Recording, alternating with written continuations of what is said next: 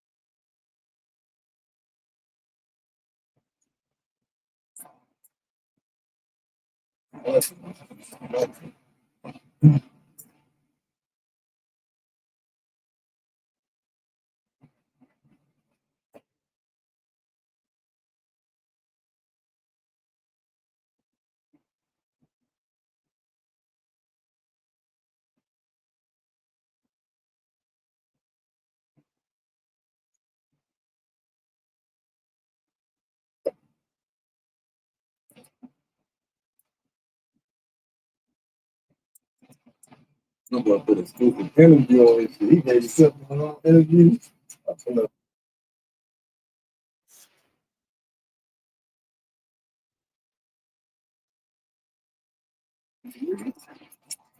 What's that?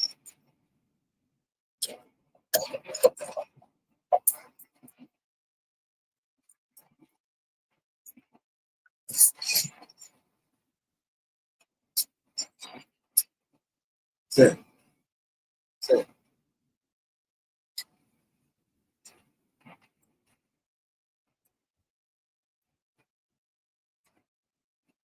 say, say, say.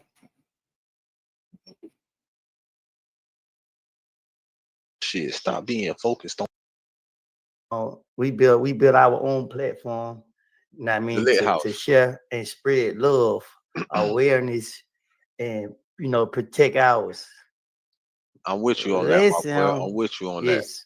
How y'all beautiful people doing today? As you know, I went to church early. The That's sun was cap. hot. It was draining. My That's cap. arm aching. So I had to take me a good old nap. That's Just cap. waking up. Y'all capping right now. You see face healing up. Y'all capping right Brush now. my face up with still no black eye. That beautiful skin there. You did. They capping right now. But yes, yeah, I know before we get going, we got to pray. So everybody, just take time to pray.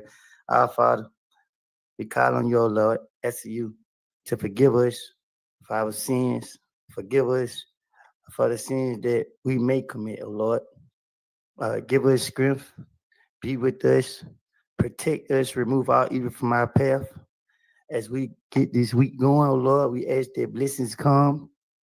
Oh Lord, we ask that you just continue to be with us. I'm gonna take a shot We for the ask Lord that right you now. answer our prayers and show your wonderful works. Give us the strength when we weak. And just continue to be with us, oh Lord. In Jesus' name, pray. Amen. Amen. Listen. Yeah, sure. Ooh. Yeah, I know what time it is, man. Y'all sure name my So birthday. today I went to church. Woo! Go to church. You went to church, my Amazing boy? service as always. I see a lot of y'all don't tune in when I be in church, but y'all tune in when y'all want to get the street gospel, when y'all want to hear some BS on. Boy, y'all black people, boy, y'all nosy people, boy, I tell you that 500 people, it wasn't even 100 people on live when I was in church. It wasn't But even you know, 100. it's okay. That's It's on here. crazy. Hopefully, when y'all get finna watching these videos, That's crazy, dog. 100 people. Y'all couldn't show up when a nigga was in the church. Well, in their defense, man, maybe they was in church too, and they didn't want to stop from getting their word, my brother. If you got that community where y'all go to church, y'all be doing that type of shit, you gotta expect your numbers to be lower in service of church, my brother. You can't be. Don't get offended at that. You feel me? Because it's your community. That's a community that you govern to. You feel me? Would you expect somebody to be viewing your live in church and they're in church as well, getting their own service? No, you wouldn't expect that. You televising your service because you getting the word. Now the people that's not enough, them 150 people you got, they probably wasn't enough. They fuck with you. And they like, you know what? I wasn't able to get up and go down there today, but I'm gonna go and see what's up with Buddy. You feel me? I'm gonna get the word through. I'm gonna get the word through his channel. And you feel me? So don't always look at the cup as half full, my brother. The cup is always half full. That's for everybody. The cup is half full. You feel it straight like that. yo, Don't even yeah, don't even don't even acknowledge. Don't even acknowledge anything negative. y'all go watch the church. We create a positive impact in my community, in the lit house. Fuck the shade, get paid every single day. I don't even like to shed light on no negativity. But negativity will get the views, and this was gonna help me overall with my algorithm and spreading the knowledge and getting the the message through. So it has to be done in certain ways. You feel me? To a certain extent. But nigga, you can't be mad at that, bro. Especially if you know what I'm saying. And then you gotta think about it in the daytime. After the club, you in a church service too. So you got people that was, you know what I'm saying, that fuck with you, they be in nightlife too. But they know what I'm saying.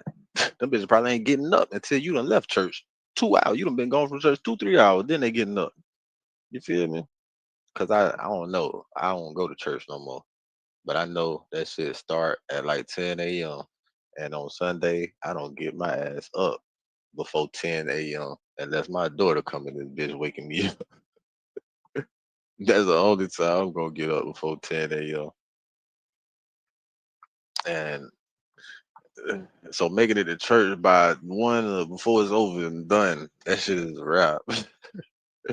And I'm not even in that community. I don't even believe. I'm not religious. I know there's God, but I'm not going to no church because I understand and I did my history on where the church come from and all of that. So you feel me? Like the King James Bible version, all that Bible shit is not even the real shit for real.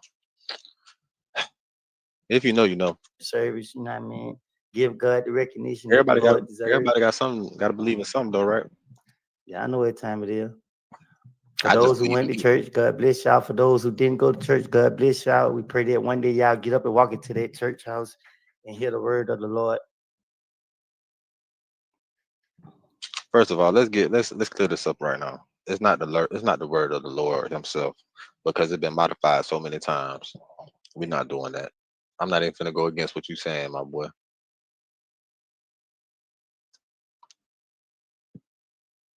But I understand what you're saying, my boy.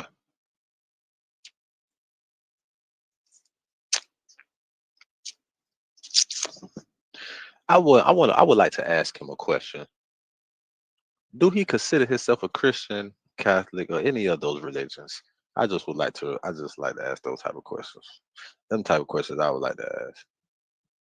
You feel me? You gotta think about it. When everybody retires out they shit, right? Whether it's whether it's bitches from being hoes, they want to be retired hoes.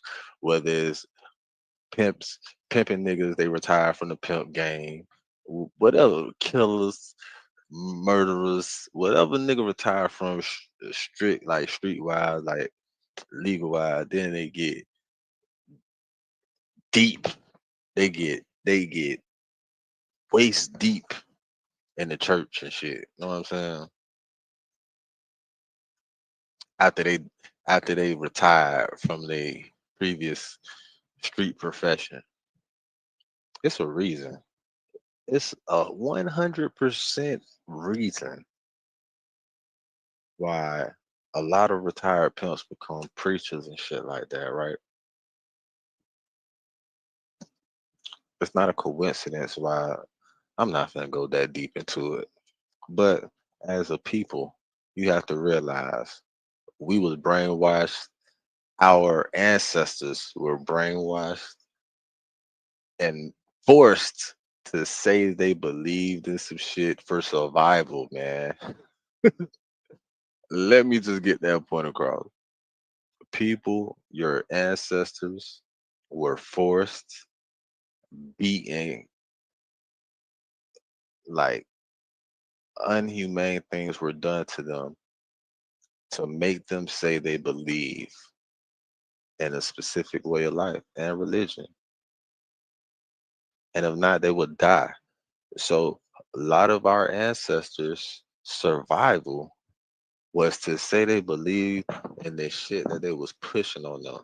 And they had to pass it down to their kids to the point where the kids have no knowledge of their original worship or their original background or their original history or their family. They separated our families for that reason and then told niggas God forgives his enemies. Jesus, get the fuck out of here. Why?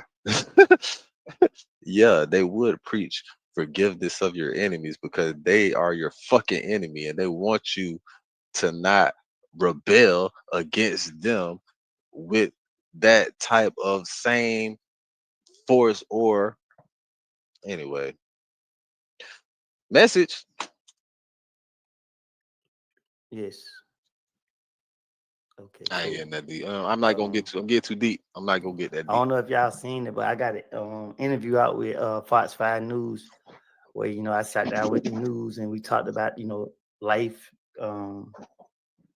in general. You feel what I'm saying? Talk about a few other things.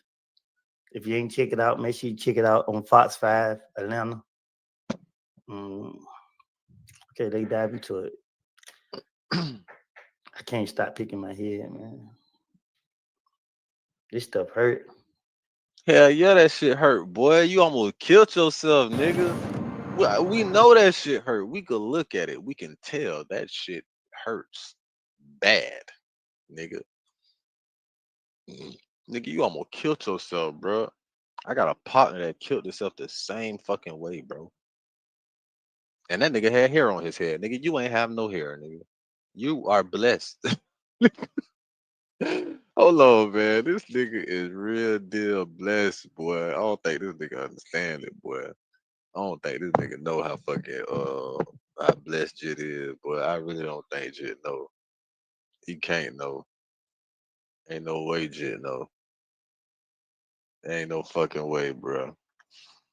Man, I had a homeboy, bro. That's the reason I call myself Capital right now. That's the reason I call myself Capital. I had a homeboy die on the fold the same way. That shit was fucked up. Now, see, I will say he had hair on his head, but he was a heavier nigga. He was a heavier, you know what I'm saying, person. So he was bigger. So what he did it was probably more weight. You feel me? And you don't know how, you know what I'm saying?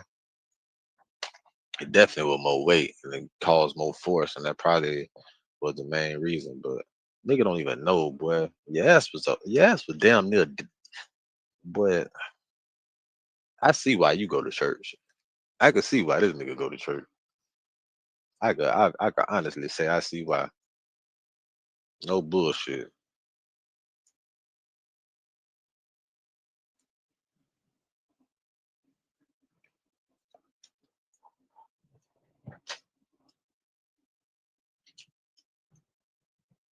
No bullshit. I can honestly see why. That boy go to church. I could honestly see why that boy go. Cause the boy look here. You feel me? I feel what y'all got going on. I know y'all tuned in because y'all want to hear about how I feel about the third interview. Well, how I feel about it is, you know,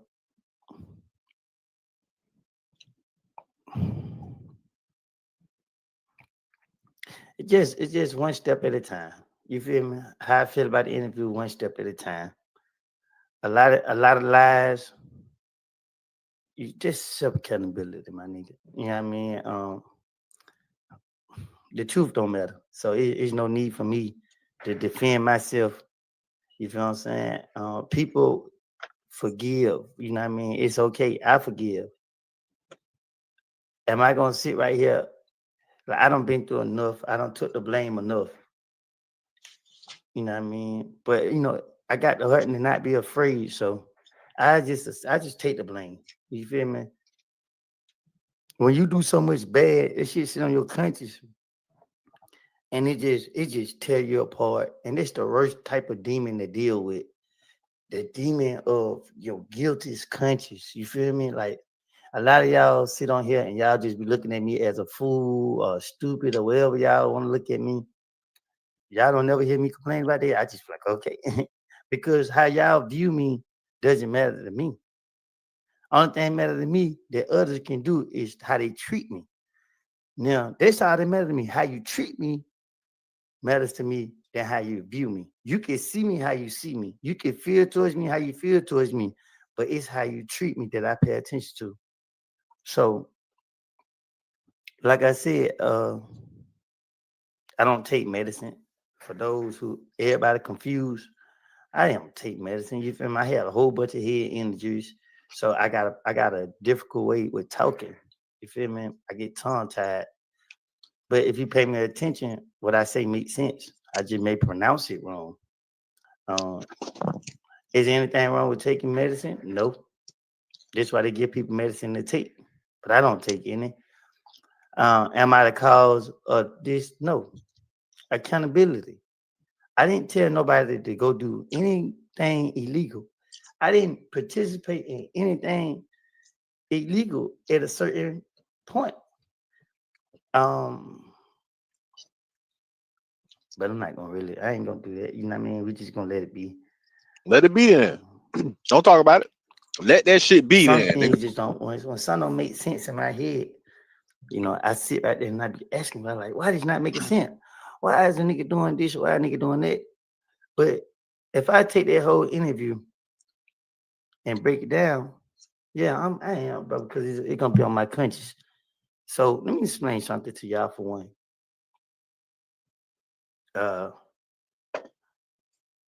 Go watch the trial. Ain't nobody had to rise for me. You feel me? Go look at my history. When somebody do something to me, I do something back to them. This ain't about now. If I'm gonna steal somebody's stuff, why give it back?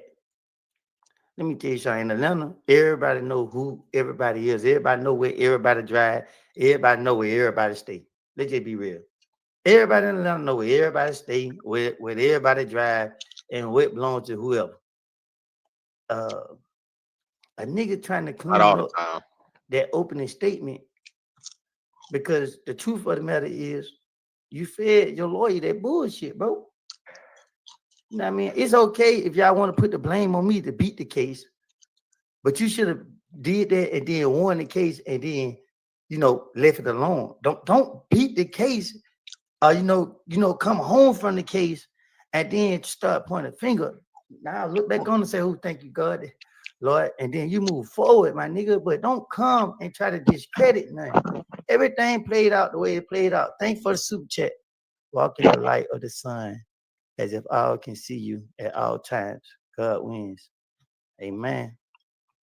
Let me tell y'all something. Thank you for the super chat. I appreciate the super chat. Let me explain something to y'all. Accountability. What is accountability? What is taking accountability? Don't sit on this internet.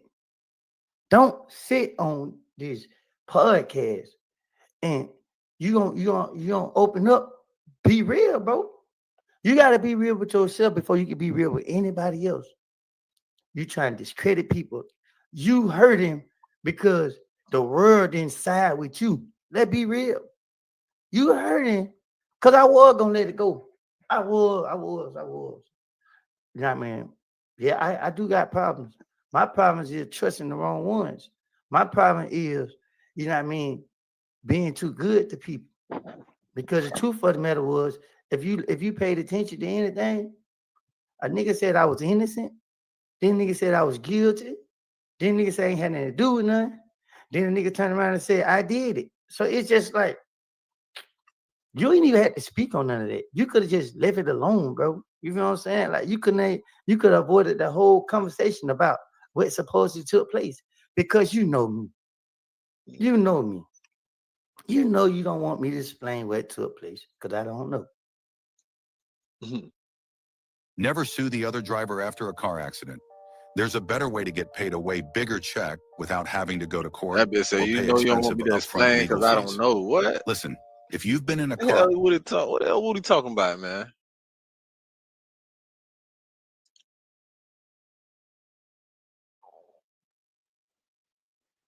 Supposedly took place because you know me. You know me. You know you don't want me to explain what took place because I don't know.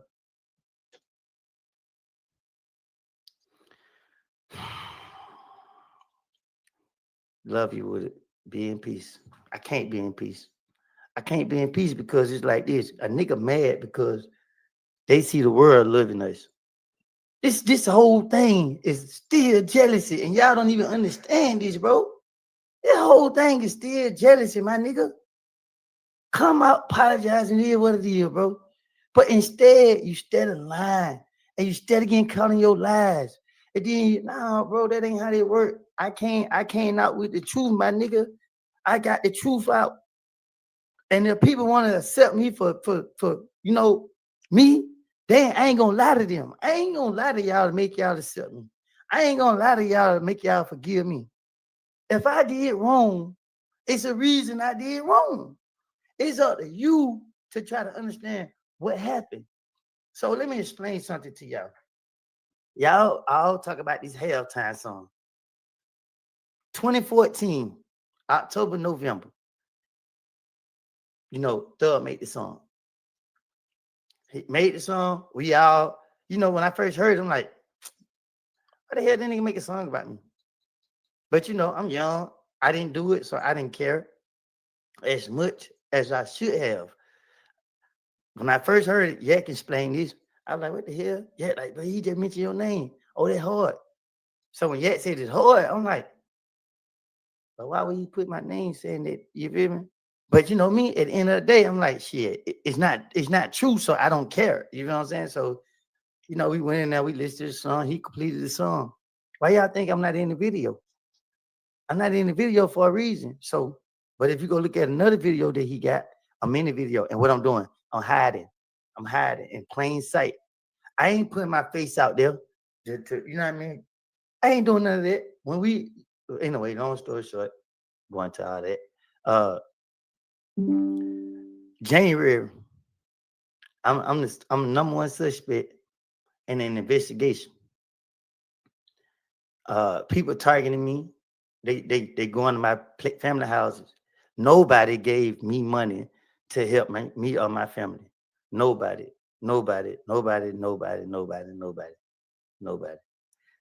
put money in my pocket. My family had to stay in their house. I had people that loved me that was like, Woody, you know what I mean? We got your back, bro. Because I wasn't laying down. I'm not laying down. I ain't did nothing. I ain't scared of nobody. And about my family, I'm going all the way down. So guess what? I was outnumbered. Everybody said, Woody, just lay down and let it blow over. Let the smoke clear out. I'm like, bro, but these niggas ain't about to be just around here doing nothing to my people. This the God and the truth. Ain't nobody finna be doing nothing to my people. So at the end of the day, them niggas kept going at my family. It don't work that like that. So, you know, when a nigga got to face that mural, now niggas want to back up. Oh, nah. Because at the end of the day, bro, if this a gang war and all that, why niggas going to people's family houses? Why niggas attacking niggas in their family? So ain't no structure in no gang war in Atlanta, Georgia. Ain't no rules, ain't no sympathy, ain't none of that. So whatever happened in that war it's just what it was. That's how it is. Niggas started something, then niggas started playing that same game them niggas were playing, then niggas don't want to smoke. So at the end of the day, boom. Some guys put up on me while I had my baby. They tried to take me out. But you know, the rooster ain't going for it. You know what I mean? I ain't going for it. Nigga pull up on me. I gave their ass what they came looking for. Don't play with me. Don't come playing around your way. Don't come playing. Can't handle the business. Simple as that. But y'all nigga come playing. Gotta correct that shit. Don't come playing. Lay Don't their come head down. playing. Hey, Do y'all not come come get them. playing. Handle the Oh, business. now I got my baby and my baby mama with me. Oh, niggas want to come do this while I got my family with me. Ain't no rules. Let me tell you, every street nigga in this street, man, look, y'all niggas be talking about street rules and street code. Let me tell you something, bro. When you got your baby and your baby mama right there and your only job is to protect them with your whole life and man, nigga, that's all they matter, nigga. I ain't leaving them behind, nigga. Straight up. Ain't none of them niggas. No codependent, no YSL, none of them niggas can't protect my family not one time. I don't want to hear nothing. Straight up. When them niggas' family needed protected or somebody, nigga, they didn't have to call the rooster. The rooster was already there, waiting. The rooster was already where he needed to be at all times. Nobody had to. But when it came to me and my family, niggas that love me from other places that y'all wouldn't even believe said, hey, Woody, yeah, well, I'm outside your people's house. You let them know this hood. I'm like, oh, word. Rest in peace, bro. I ain't even gonna say your name. You know what I'm saying? But yeah, a legend in Atlanta. You know what I mean? Nigga, he a rapper that passed away from Atlanta. Gang ties. Him and he crew laid in front of some of my family house all night. Ain't nobody YSL did nothing. Thank for the super chat. We love you, Woody. They can never make us. I want to know who that was. You one of the realest. And he Giving us passed the from real. Atlanta. I want to know You who that God was, stepping man. out. I showed him. I don't move for nobody but God. Every time the devil walk up, I say, get behind me, Satan. But I had niggas from Atlanta, you know what I mean? Because everybody be trying to make it seem like, oh, niggas don't mess with me. Don't nobody mess with me. Man, listen, first of all, I ain't looking for friend validation. I don't need friends because I'm going to get the business done by myself, partner.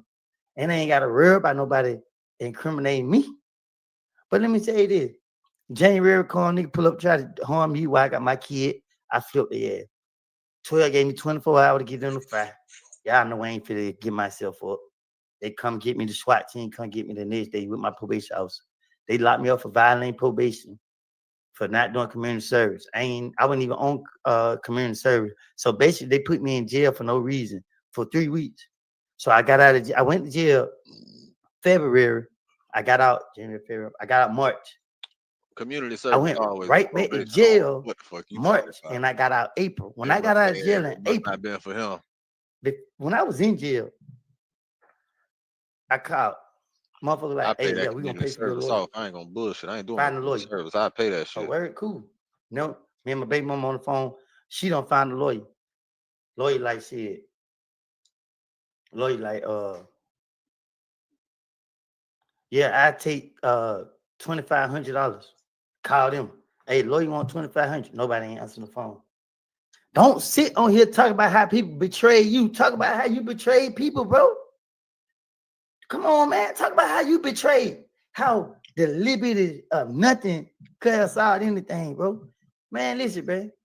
First of all, you can't call niggas no rat when you know niggas ain't even have. You ain't even create a way for a nigga to eat. But I ain't never took it upon myself to say that was your job to do that.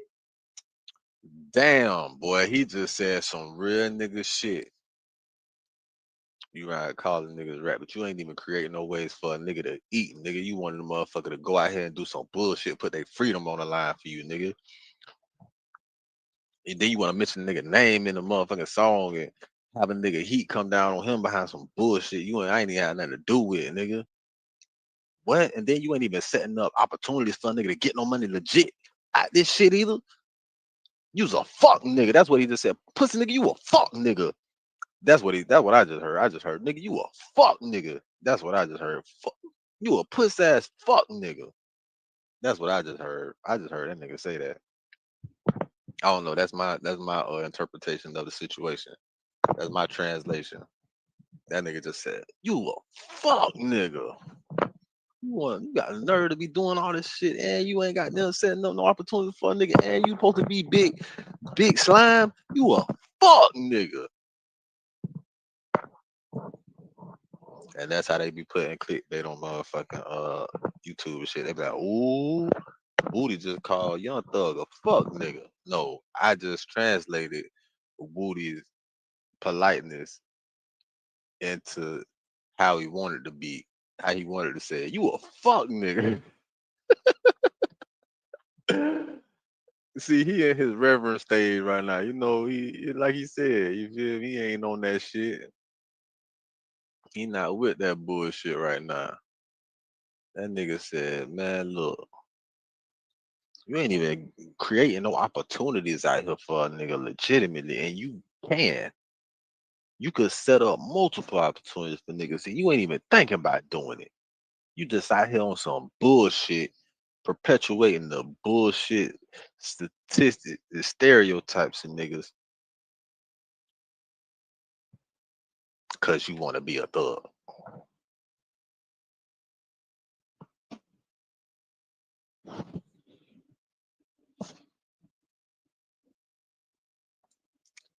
Damn. But see, one thing about a team, everybody got a position to play. So if everybody playing a position that you want them to play, why is everybody not getting paid? Why is everybody not protected? Why is everybody not, straight up? Because niggas lying, bro. They don't fuck Niggas with lying. everybody. They don't fuck with y'all. When my cousin was driving my car, boom, and 12 pulled the code, and they found 3.5 of weed. Nigga, I'm on probation, but my cousin can't afford to go to jail. Get why I ran up on the police, tell the police that's mine. That's my weed. That's my car. I'm finna violate my own probation to save my cousin. Because if my cousin go to jail, he gonna be sent in jail. This just happened like 2 months ago. See, that just what come, bro. These niggas be talking about they street and this and that. When police pull their car over and they got anything illegal in the car, they ready to let everybody go to jail. There ain't no street Facts. niggas That's standing some by whole no shit. codes. That's some whole ass shit. I ain't gonna lie. I could never do that to my niggas. I could never do that. That's some whole ass shit, bro. Whenever I had a gun in the car and they pulled us over, bitch, it's mine. If it's mine, it's mine. You feel me? Shit, I'm gonna probably try to get that bitch out of the car before I stop. But if it's mine, bitch, it's mine, man. I ain't going out like that, bro. And what make it so bad, bro? I fucked around. I got pulled over. I had told niggas my motherfucking strap was in this bitch. I hadn't forgot. I had a motherfucking a G. I done forgot I had a gram in the middle piece. Guess what my dog say? My dog tell me, he tell me on the phone, I think, when I called him. I don't know if he told me on the phone when I called him, when I called him to come pick me up, if he told me when he picked me up, I forgot when that nigga told me. But I called him from the outside payphone anyway, so it didn't matter. But the nigga said, "Hey man, I think it was after he picked me up and shit. Cause he couldn't even hear me on that phone. So he was like, "Oh yeah, man, you had weed in the middle piece of shit." He was like, I was like, "I had weed in there, I probably did, bro. I probably like shit. Don't worry about that shit. I took that charge." You know what I'm saying? They just gave me a little ticket for that. Like, oh, that what's up, man. And I was able to release my car to the nigga, you feel me? And I was able to release my car to the nigga. So that made it better, you feel me? If your ass, man, I had and then look on the other hand, right? This fuck nigga, he ain't even no fuck nigga. I just don't fuck with him. I don't even know what a nigga at, but nigga I used to deal with. Nigga we got pulled over. I'm going. Only reason I left the studio, I'm at the studio. The only reason I left the studio because this nigga asked me to go get some milk. He want me to get some milk and shit for him. So I go with this nigga to the liquor store, and then I go get some milk from a partner. We on the way back. We not even 10 minutes away. We like 3 minutes away from our destination, bro. These fuck niggas pull us over.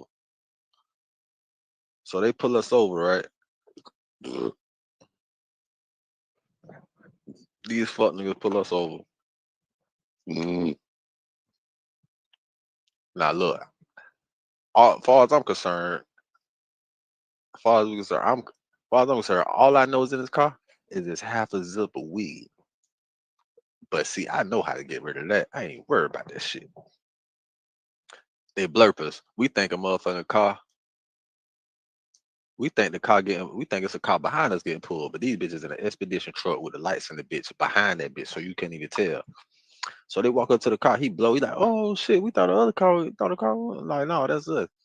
We're like, damn, y'all would have thought we was running, bitch, because we didn't even know that was y'all. If the light would have changed, we would have took off. They would have thought we was running. So anyway, boom, he on that side talking to them and shit. He getting his shit out. While he talking to them and shit, ain't nobody on my side.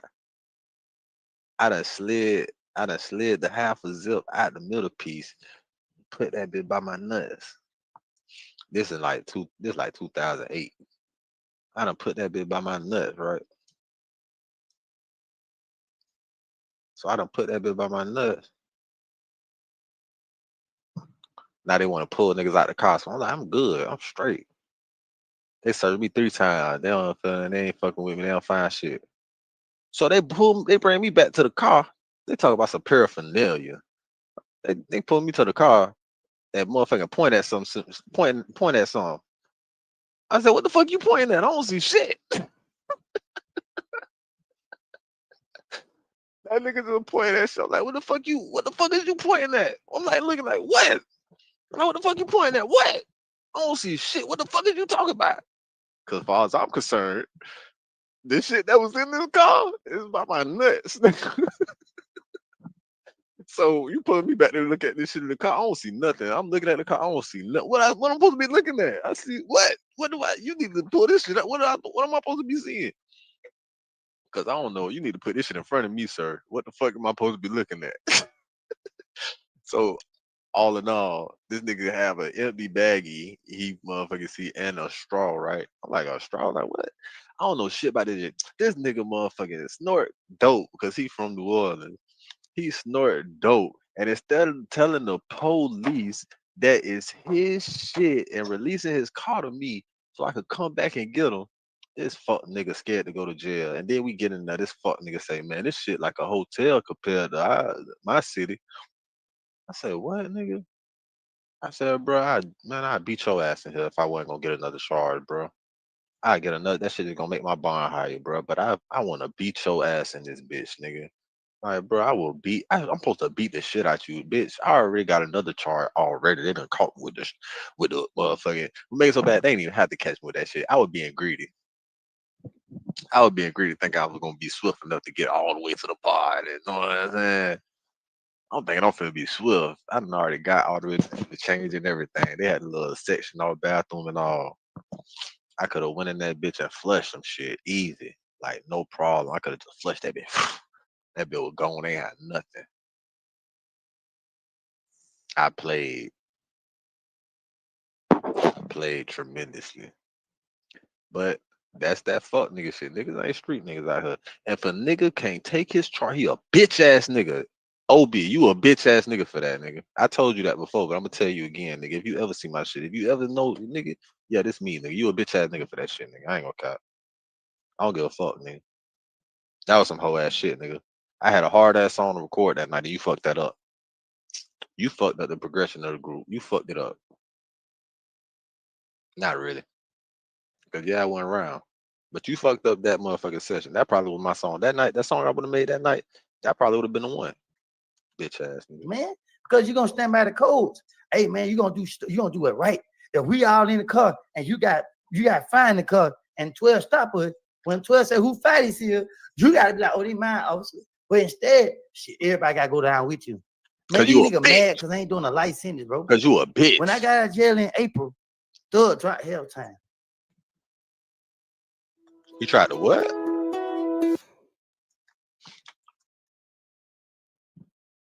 When you got out, he tried to what, nigga?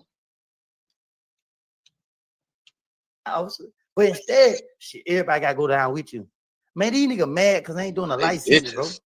When I got out of jail in April, thug dropped hell time. Something like that. Halftime. Yeah, all the time to drop this song. Why would you drop the song when everybody in Atlanta accusing me of murder? Why would you put out music saying I do this? So a nigga from his third neighborhood who passed away pulled me to the side and he had a heartfelt talk with me. And that nigga talked to me for a long time. And that nigga begged me. He said, Woody, don't let them get you with it. Don't let them trick you. See, let me tell y'all something. They want y'all to believe I'm stupid, right? And slow. Let me tell you something. A stupid and slow person wouldn't be able to maneuver through life the way I have. He wouldn't have been able But to everybody sitting whoop right here you saying like this, that. you said that. Nobody ain't realized. Ain't no black man in the history of the United States of America had the courage and heart I had. When I know that it's so many jealous niggas in the world, if I go to prison, I'm gonna have to worry about getting stabbed and jumped on. Instead, what happened? I got on the stand and plead the fifth, willing to go to prison and face that. Y'all, is y'all crazy? How is y'all missing all of this? How is y'all missing it? If I'm supposed to be, I know I won't survive prison. I know I won't. Because it's so many people. Let me tell y'all what happened. I had a conversation with somebody. Y'all read between the lines. I had a conversation with somebody face to face. And that person was like, man, please, bro. And I looked that person in the face and said, I know you better than you know yourself. I ain't doing this for you. I ain't doing this for nobody. I'm doing it because this is what I believe in. Nigga, just chill, nigga. And save all the lies. I don't want to hear it. You don't lie to me too many times for me to believe anything you got to say. Just chill, sit back. Man, niggas, all right, man, niggas came home, bro. Nigga came home, bro. Nigga came home, bro. Nigga came home. And instead of a nigga elevating, everybody who came out and gave God praises, they elevated in life. Everybody. This nigga came home talking about these niggas snitch when everybody risked their life and freedom for you, boy. What the hell are y'all on the internet talking about he real and y'all felt his interview? Man, you see bullshit when you motherfuckers see it. I ain't being nice. I'm tired. I'm pissed off because I was gonna let it go. I wasn't gonna say nothing, but you get on here and lie and say this shit started for me and y'all nigga had my back. I ain't tell y'all to go over there and hurt that man. Let me tell you something. When I see a threat, I know it's a threat. That man wasn't no threat to me. That man wasn't no problem to me. You talk about you got messages in y'all phone, nigga. You're a snake, nigga. You're a snake. Nigga, I ain't being quiet. Fuck everybody who called my phone and told me to let it go. Because at the end of the day, I've been dealing with it for 10 years and I'm innocent, nigga. I did a lot of guilty shit in the streets, nigga. But don't make me guilty of something that you know I'm innocent about. Don't do that. I don't carry that on my back for too long. I don't sit right here for too long and let y'all niggas put the blame on me. And y'all niggas ain't ride for me not one time. I had to fight against a whole game. I had to goddamn sit in 23 hours. I had to do that before, boy. God damn. I remember I got chased by a whole bunch of niggas when I was 11 or 12, 11 turning 12. Whew. Trying to walk home at 10. Trying to walk home at 10 off of 211. And I had just smoked that ass blunt with my partners. I'm talking about I'm staggering down the street. I'm staggering down the street, chilling. At first, I'm thinking I'm seeing double. Cause it was so many people just flooded out the house. I heard a nigga say, "Hey, who that is coming down the street?" Now these niggas was over there to jump us because the niggas just moved in over there. They were from the west. They just moved in over there. They followed the little homie over there that was on their block. They were trying to fight him.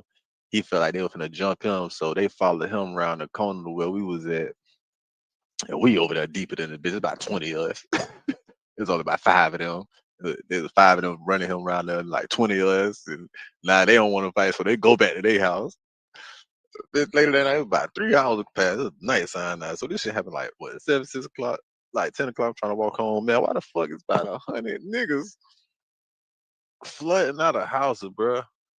Like 60 niggas, bro. I used to say 30, but nigga, it was about 60 niggas. Somebody corrected me and said, "Nah, bro, it was way more than 30 niggas."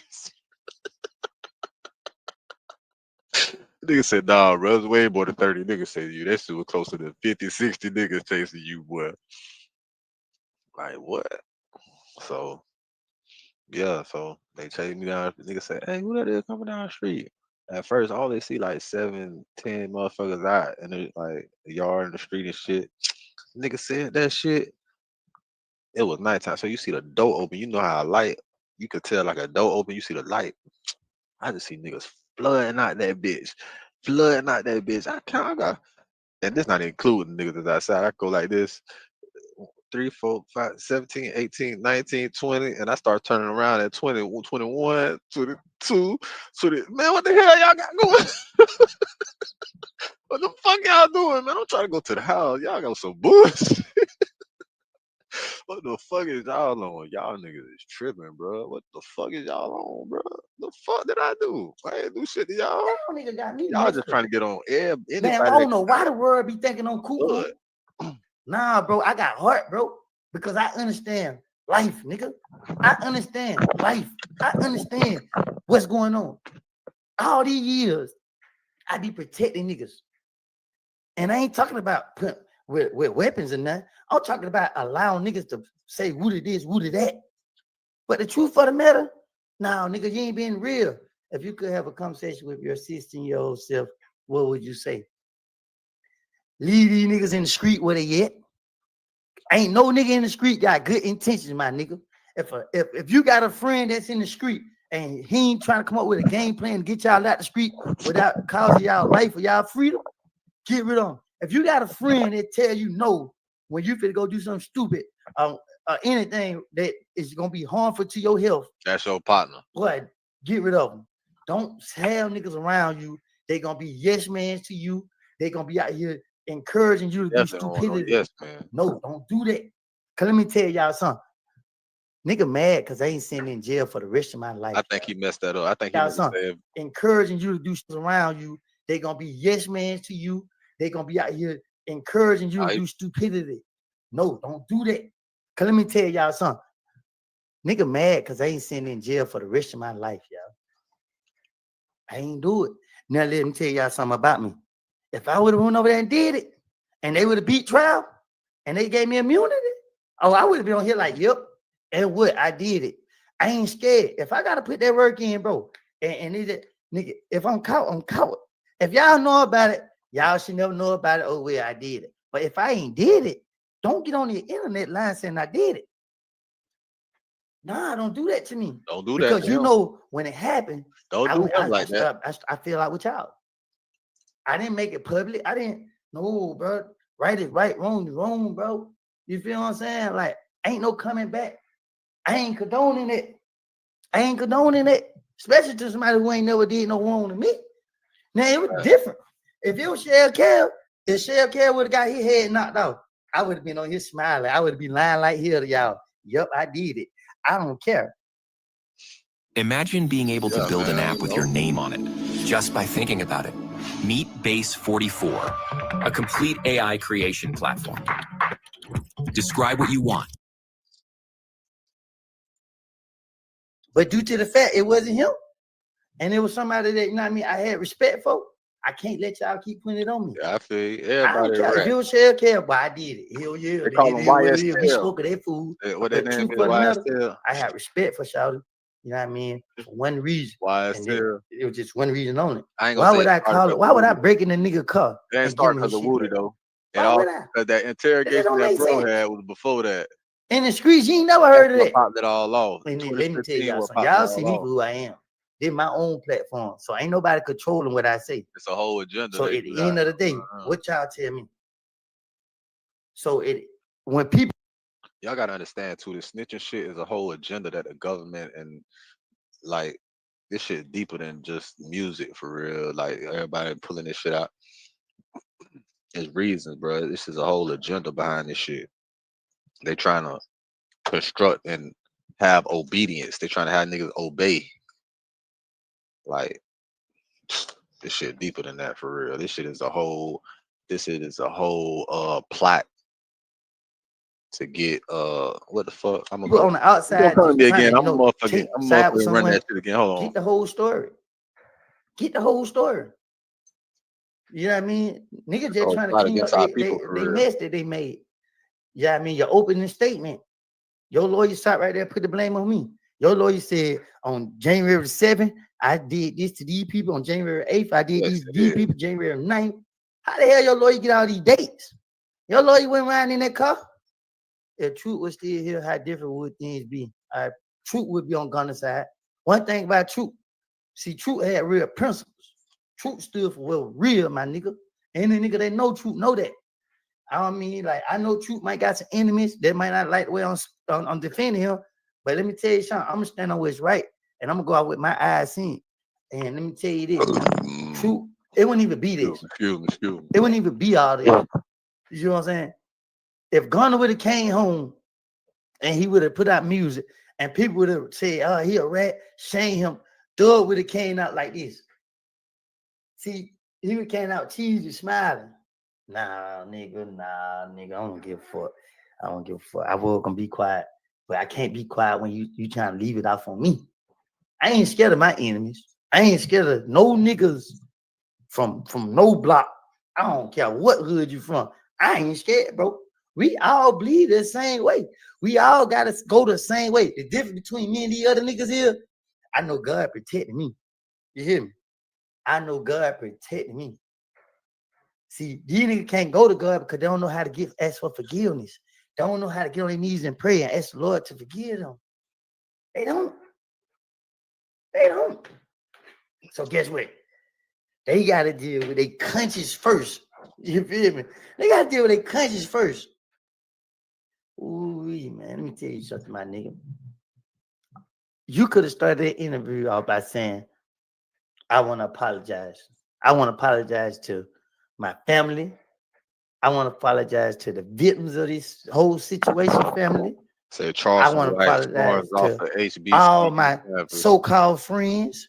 I want to apologize to my fans and supporters. That's how you should have started the interview out, my nigga. See, you should have violated your probation by calling me. Hey, Rudy, can you help me with the interview? Can me and you talk? And can you help me? And I would say, yeah, my nigga. Shit, Charles White hit me this morning while I was in church. You know what I mean? Yeah, Charles White, you wrong, but I ain't mad at y'all niggas, bro, because I know y'all hurt. Y'all got the worst enemy to have is the conscience.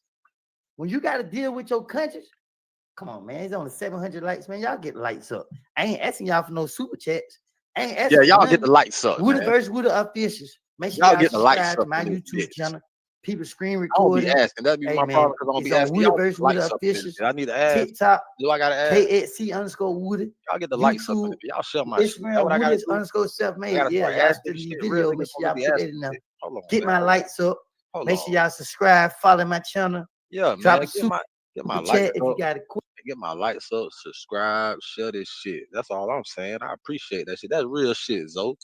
I appreciate that. So, see, I didn't even know you was in here on the TikTok, man. I'm over here talking to these niggas on YouTube and shit, man. That's real shit, though. I fuck with that nigga. See, TikTok fuck with me. What's up with y'all YouTube niggas? Y'all YouTube niggas be tripping. I ain't gonna put Nah, I fuck with y'all, though, man. Y'all fuck with my Twitch, too, and my Kick. Y'all know what's up. Create a positive impact today and later, you feel me? But let me Hustlers get on a back mission into it. every day. You get a call, be like, hey, Woody, how do I go about this the right way? And I would have told you how to go about it the right way, my nigga. Pray. Pray. You should have had something out of this. A God-fearing person come in that interview with you. And that person should have walked out there and said, let me pray for you, Jeffrey. Listen, fuck And this. We stop right gonna there. stop that again right now because ain't no reason you should fear God in the first fucking place. That's the second fucking brainwash shit that they put in you niggas. Why the fuck is you gonna feel a nigga fear God when you made in his essence? Nigga, is you fearing yourself? Like what the fuck? You gonna fear the part of yourself that you so you really scared. When niggas say fear God, they fear to actually become closer to him, to the actual essence of God, which means following the word by the book, means eating right, eating from the earth, how you supposed to. You know what I'm saying? Meaning take care of your people around you. Like, it's no reason you should fucking fear God, nigga. You don't need to have a God fearing nobody around you. You need somebody with God's essence around you, the essence of God around you. That's what you need. Then pray them. You And don't let the never need world see you somebody get fearing prayed the over. shit around So the you. world can understand there is a God.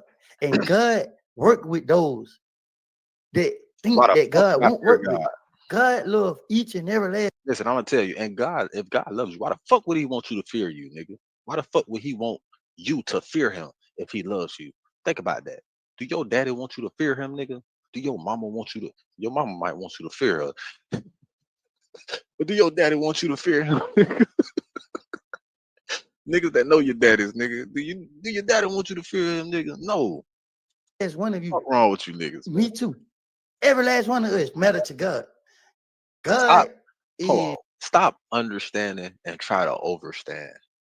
And then you will see from my perspective. Do it capital. Create a positive impact day or later. a God of love. God is a caring father. Do y'all hear me? Thank you for the super chat. My God, thank God for the word that's deep inside. I miss fellowship this AM, but never miss keeping you and the family in my prayer. Thank you. Thank you so much. Thank you for the super chat. Let me tell you this, my nigga. Go to God. Duh. If you ain't watching, you're starting to call the video. Go to God. You want to do it, bro. See, you got to, bro. Stop playing with God, bro. Go to God, my nigga. Ask for forgiveness, my nigga. And when you ask for You definitely forgiveness, don't you want to gotta play with mean it God. with all your heart.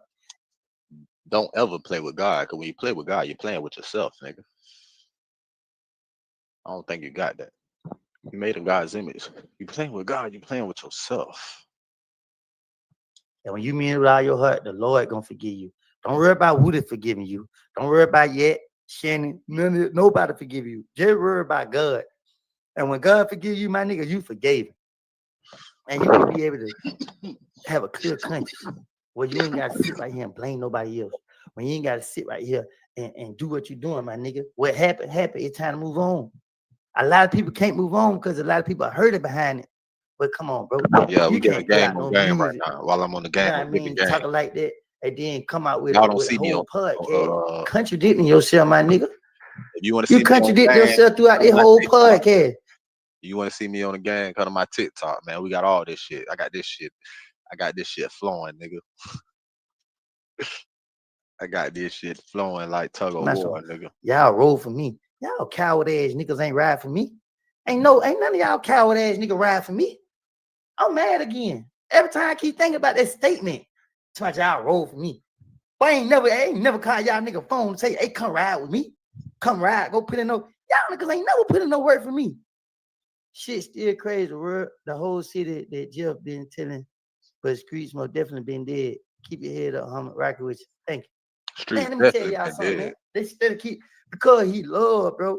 Instead of him understanding that people love him and he need to just ask for forgiveness and move forward, he instead of want to lie. He instead of want to lie. Nigga has sympathy for you, bro. But when nigga know deep down inside you ain't right, nigga, you wanted to be king, bro. You wanted to be king. But let me tell you something, Nigga bro. still want to be king. Once a life taken, a life can't never come back. Everybody can't forget. Everybody can't heal like that, my nigga. Yeah, man. If you kill a man, you can never apologize for killing his ass or for doing him wrong.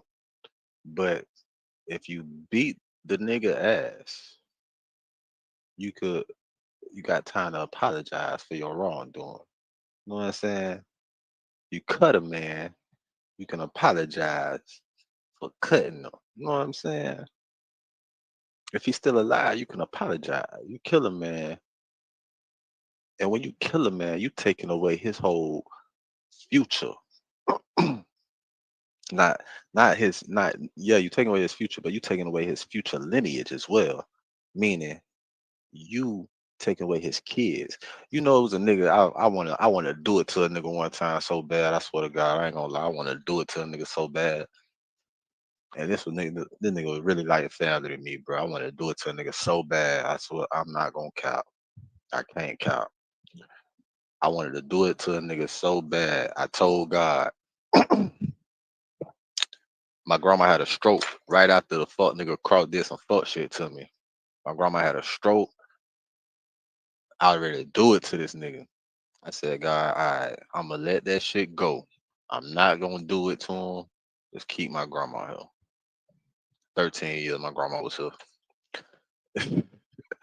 God said, man, I think that's a real. I don't even know if it was God. And you know it's God, but that's one of the things I was like, I know God real because he really heard me, and you know I couldn't lose my grandma at that moment because it was gonna be a lot of other niggas about it. I'm not gonna cap to you. He was gone. He was gone. And every time I look at this nigga, bro, every time I look at this nigga, I go around to a function or something, see his kids, see all the kids. I be looking and thinking at this thing like this the God in me right here. This I be looking at it like, look at this shit. Look at all these motherfucking kids. This thing. They got about 20 damn kids.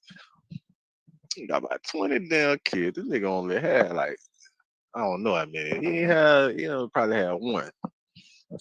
But this thing got 20 damn kids now. I'm looking at it like, yeah. That's the control niggas got over niggas. Like, if I would have did it to a nigga, he would have them 20 other lives that would not be here. You know what I'm saying? If you do it to nigga, you taking away his seed. You taking away their seed. You taking away their future. You taking away their family, their whole lineage. Like for real, you can't like. That's why that shit comes with severe penalties, and not even if you don't get caught, nigga. This shit happens to you eventually. It'd be some fucked up shit. Maybe it don't for some people. You feel me? But that's what you doing. You destroying a nigga lineage, a nigga future, a nigga legacy. You destroying the legacy of a nigga. Now, if you do wrong to you steal from whatever, you can apologize for that shit. You take life though. You can't ain't no apologies for that. How can you make that right? You can't bring nobody back to life, nigga. You feel me? If you can't bring nobody back, you can't make that right. That's a mama that's hurting, bro. Yeah, I'm finna take it there. That's a mama that hurting. Every day they call me to that trial. I look that lady in her face, nigga. She was hurting. She looking at me because she want answers. She want to know what happened to her baby. I don't care what the nigga did in his life. It ain't got nothing to do with me. But I had to look at this lady, and she's sitting right here looking at me, building the hatred towards me. When I would never hurt her son. You know what I mean? I would never. Everybody know me. I'm going out for if I'm gonna get anybody, it was gonna be that punk sucker duck. I was gonna get that nigga. I ain't going to get nobody he care about or he's supposed to care about or be related to. I don't touch the innocent people, bro. I don't fuck with innocent people. I got family members that I don't want people to mess with. G shit. Bro, didn't take any accountability in that interview, but you could tell he was hurt. He was turning into the same thing he said he hates. Let me tell you something, my nigga. Y'all keep talking about he hurt. He more hurt because y'all ain't siding with him. Stop buying courses. But first things first. That nigga say he hurt because ain't nobody on his side.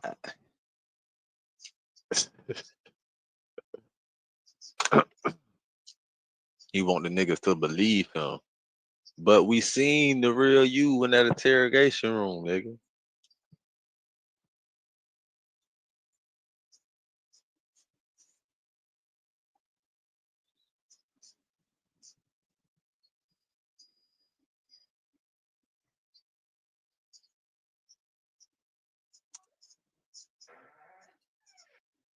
hurt because y'all ain't sided with him. That me and Gunner, you heard what he said? Look how he said my name. He said my name with so much hatred. He said my name with so much anger. Because why? Why? Because he see y'all loving me. He talk about, man, nah, nigga, fuck that. I had your back right or wrong, nigga. Nigga, I had your back right or wrong. I went in there and lied, but and protected niggas, bro. I lied throughout the whole thing, bro. When I'm innocent, I ain't had to lie about nothing. I don't got nothing to do with nothing. But you trying to throw me under the bush. You threw the investigation on me. You put the police on me. And you did it on purpose, my nigga. It just backfired, bro. It backfired. And I don't care. I don't want no friend. Matter of fact, look, if any of the niggas that be around me, they're watching the interview, and you nigga, man, listen, I'm telling y'all now, stay away from me because I'm on 100. And I don't trust no nigga. I don't trust none of y'all niggas. And I say that because get what, bro? Nigga, if the fly come past me the wrong way, boy, I'm destroying all y'all niggas, boy. Man, listen, Woody, I feel what you're saying, my boy, but you can't be telling niggas like that because a nigga could generate a whole playbook to get close to you because you in a church now. You a church guy. You're gonna become vulnerable and more easy to get. Like you can't just be like you're gonna be on 100 unless you're at church, nigga. Because at the end of the day, Your ass bro, gonna be on I'm 35. tired of y'all niggas making me be the foul guy, the responsible person, bro. When y'all niggas know right is right and wrong is wrong, y'all look for any I reason. mean that to shit fulfill easier Thug. said than done, bro. When Thug about this on himself. Nigga. Nigga, we don't care what nobody had to That say. shit easier The said nigga only than done to feel be on bad because he 100 all the losing. time. That When shit motherfuckers way, feeling like people, bro. You know, look, I done been on 100 like for like I'd say probably a strong 6 months of my life, bro. Like on 100, like it was a reason for me to be on 100. Like, you know what I'm saying? Like a strong 6 months of my life, I was on 100, bro. Like probably 1,000, nigga. I'm not even gonna count to you. Did you know how fucking hard it is, bro, to stay on 100, bro? Like just going through your normal day, like with your family. This before I had a fucking child, like my real child. This before I had my real seed, like tied to me DNA wise. Like, you know how fucking draining that's gonna be to stay on 100 all the fucking time, bro. To stay on 100, just to stay on her, just bitch. You might as well be, bitch. You gotta be damn the on dope. You feel me? You got to be high. You gonna have to need, boy. It ain't no possible way to really be on 100 all the time. Like that's why you go to church, because that's what I'm saying. The church is gonna where you're not gonna be 100 at. So it's that's a contradiction, bro. You're not gonna be 100, bro, because you going to church, bro. You're not gonna be at 100, bro. Not all the time. Now I give you 90. You could be at 90, 85. But they go to 100, it's playing not get. happening, bro. They go to goddamn trying to use the reverse side. No, nigga. You get on that damn podcast, talk about on retard. You know not to mention me, my nigga. I ain't everybody else. I ain't gonna just be quiet. Nah, bro. I ain't just gonna sit there and be quiet. DK put his life on the line for you, nigga. You know what I mean? Slow up, put his life on the line for you, nigga. Yet gotta put his life on the line for you, nigga. You call a nigga snitch. Hey, bro, let me tell you something, bro. You know Yet lied. You know Yet lied. You know he ain't had nothing to do with what happened. So why you calling Yak a snitch for that? Why you calling Yak a snitch when you know that nigga lied, bro? A snitch is a nigga that go in there and tell the police the truth and get the police a conviction, my nigga. But these niggas lied, bro. But you went in there and said what you said. You want everybody to look at what you said as a lie, but you want everybody to look at everybody else as a snitch. But it hurt being called a snitch. Man, listen, that bitch said, if you tell the police a nigga break the law every day, nah, that's some whole ass shit. That's where you don't get no pass. First of all, you don't get no pass for talking to him in the first place.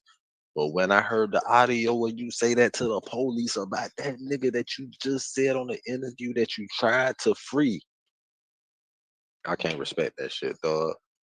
I can't respect it. I feel like you should make gospel music, like you said on that tweet. I feel like you should drop the thug from your name and just go by Young. That's how I'm feeling. Drop the thug on that bitch, bro. I feel like that we should start a petition for Young Thug to drop the thug on his name. You know how artists actually drop the Young because they get older? He should just drop the thug. He should just drop the thug. He still looks pretty young. He can keep the Young for right now. He can go by a symbol like Prince in a minute. I don't give a fuck. He can go by the fucking snake symbol. But he needs to drop that fucking thug from his name, and he needs to drop a fucking gospel album based on his own tweet. Bitch. That fucking interview was bullshit. You fucked yourself up, nigga. You should have went over shit that you said before you did that interview. It sound real good when a nigga listening to that shit. It sound real good, right? It sound real good. When a nigga be listening to that shit be sounding real. It sound real good in the moment. Like, oh. But then you have to go back and listen to the audio again. Think about it, then go back and listen to the audio. And remember what the fuck he said to the police. First of all, he said, "Oh, I talked to y'all. I ain't got no problem talking to y'all. I ain't signing nothing, but I talk to y'all. Without my lawyer? What? Without your lawyer?"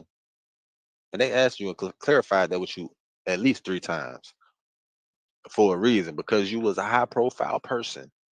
They made sure they clarified it with you. Not only did they make sure they clarified it with you, they kept you there since 6 a.m. And then they further clarified it with you in the interrogation room. Then they further clarified it by saying you had initial. And then hold on. Then they further clarifying and said, even the lady tried to help you without your lawyer. Yeah, I told her without my lawyer.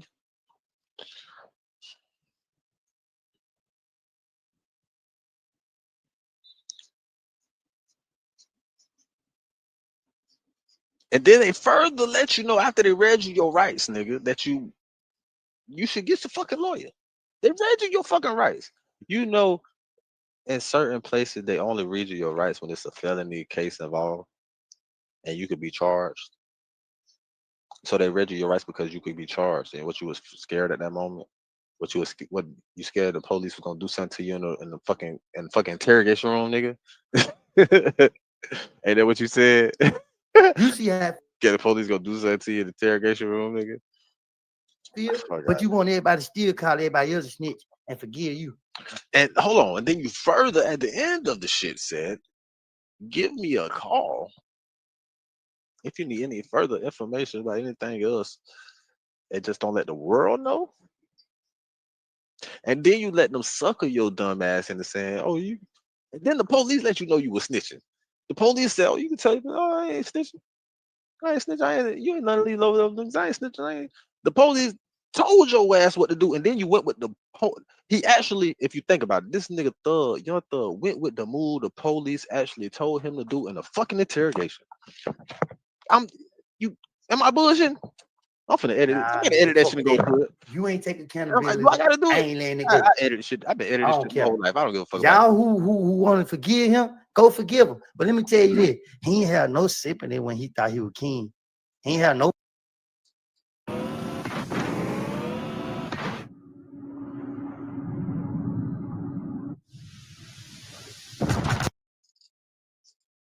No mercy when he thought he was king, y'all. When he thought he was king and he bigger than the world, he didn't care about this. We would just throw away clout. So Thug called you slow and crazy because you really was stepping. Now, Thug called me slow and crazy because he watching the social media. He looking at the internet, reading the comments, and he see what people are saying about me. And he say, "Oh, so let me just take that route. Wood is slow. So you got to discredit him. Let's go discredit him." You can't, because I go breaking things down that the ordinary can't. So all y'all people who think y'all bright and think y'all smart, y'all ain't got the IQ I got. My shit called street intelligence. My shit called survival. You see what I'm saying? Because at the end of the day, hey bro, What I y'all had to on? survive, my nigga. What y'all I had to nobody? face. I Creme had de to la face creme, the life I'm homie. living, nigga. These niggas ain't. Mm-mm. Yeah, These niggas ain't. go ahead and You feel me? like I we still hustle see. on a mission every day. Nigga, hey man, nigga don't switch up on Gunner, me, and Slug and all that, right? But they still fuck with Thug. Why? Because Thug the breadwinner. Why? Because Thug, now Thug is their only hope. So they got it. They gotta stay around. See, he on here crying about he miss his niggas. You ain't miss us. You ain't miss none of us when you was on your high horse and everything was going your way. You ain't even think about us when we were sitting in jail from 2015 to 2019. You ain't sending us no money. Doug ain't put $1 on my book when I was in jail. But I will be lying if I didn't say he paid my bond one time. But it was like a couple $100. You feel what I'm saying? But it was beneficial to him. When I stopped becoming beneficial to him or useless to him, that's when I was disposable. Let me tell y'all what y'all didn't know. Y'all missed it in the trial when I threatened the harm threat. Thug. Y'all don't realize why I threatened him? I found out they were planning on me. Oh my God. Y'all thought I was gonna be quiet. Let me say that. Yeah, man. These niggas put me in this situation and plotted on me. Nigga, I'm tired of being nice. I'm tired of being cool. Now, nigga, hell, so you telling me y'all finna throw the blame on me and take me out for the enemies? And you want nigga to believe you loyal? Boy, you're a snake, boy. And everybody in Atlanta know this nigga is a snake. Everybody in Atlanta know this nigga play for keeps. You hear what the nigga said? He brought 2 people together to squash beef. How you gonna bring these people together to squash beef if blood been shed, my nigga? Cause you said if the nigga they dead. Come on, bro. But I'm so glad that them 2 niggas didn't start a beef because that ain't something that was needed. And the one who passed, rest in peace. God bless your soul. And you know, your truth the light gonna hit your truth. One thing about social media is digging, and they're gonna get to the bottom line of it. The truth will make you free. It sure will. So let me tell y'all, man, like it's so It's much to be so talked will. about that.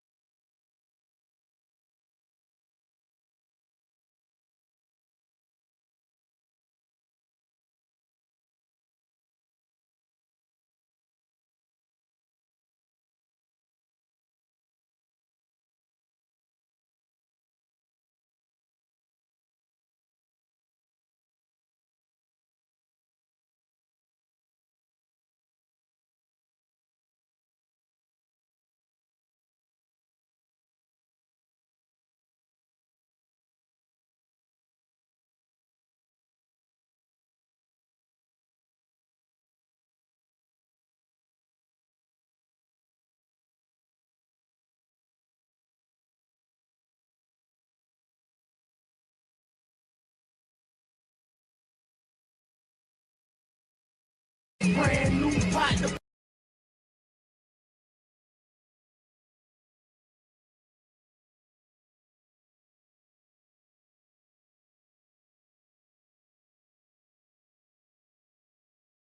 Y'all just not catching on. But see what he did was what he did, long live Marlo. Thank you for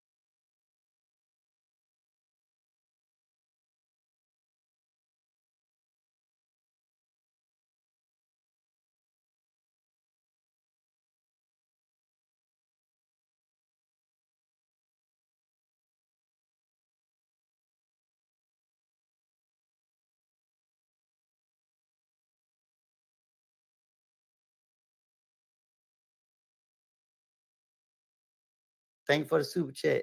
Dang, so he was putting on the act. Yeah, he put on the act, man. Let me tell you something about the truth, man.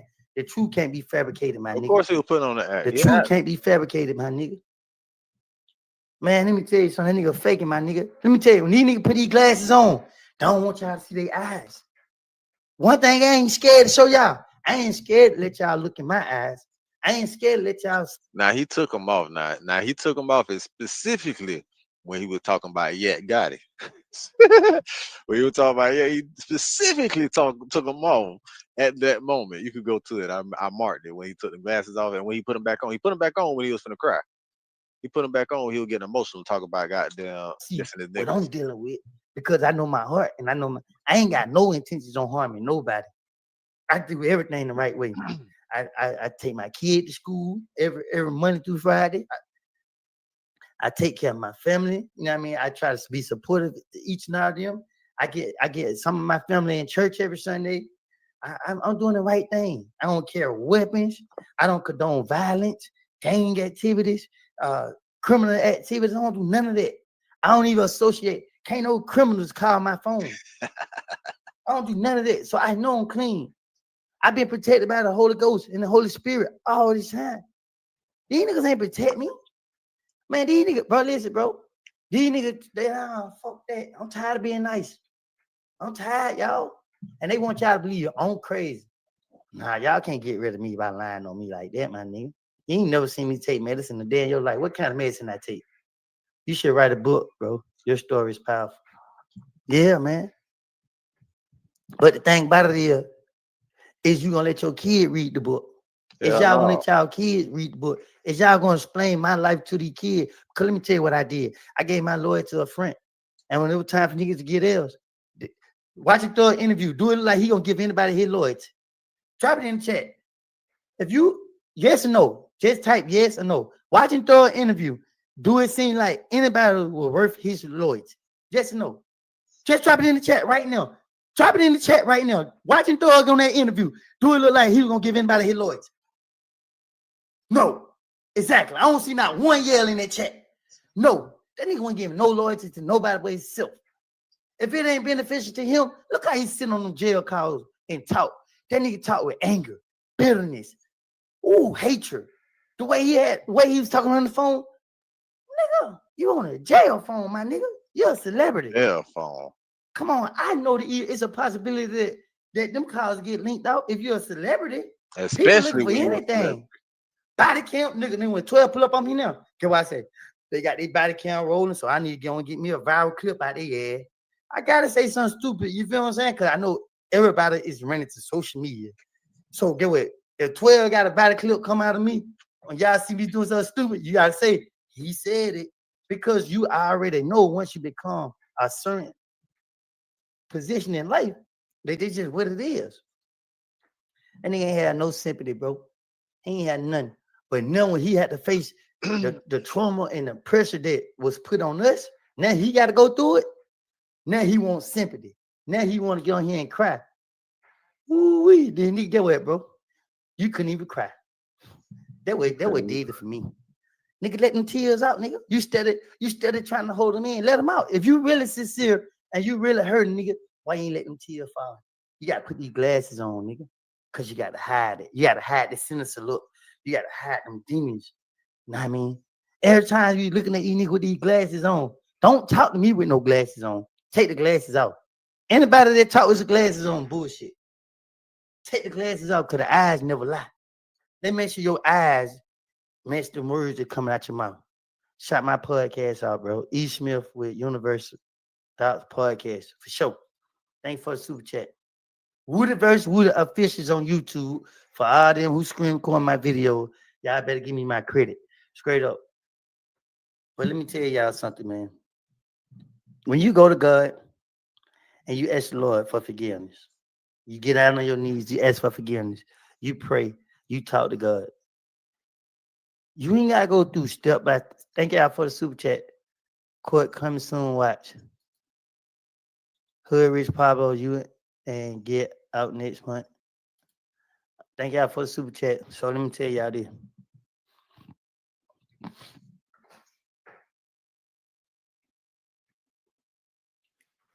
Thank y'all for the super chat. Thug came home.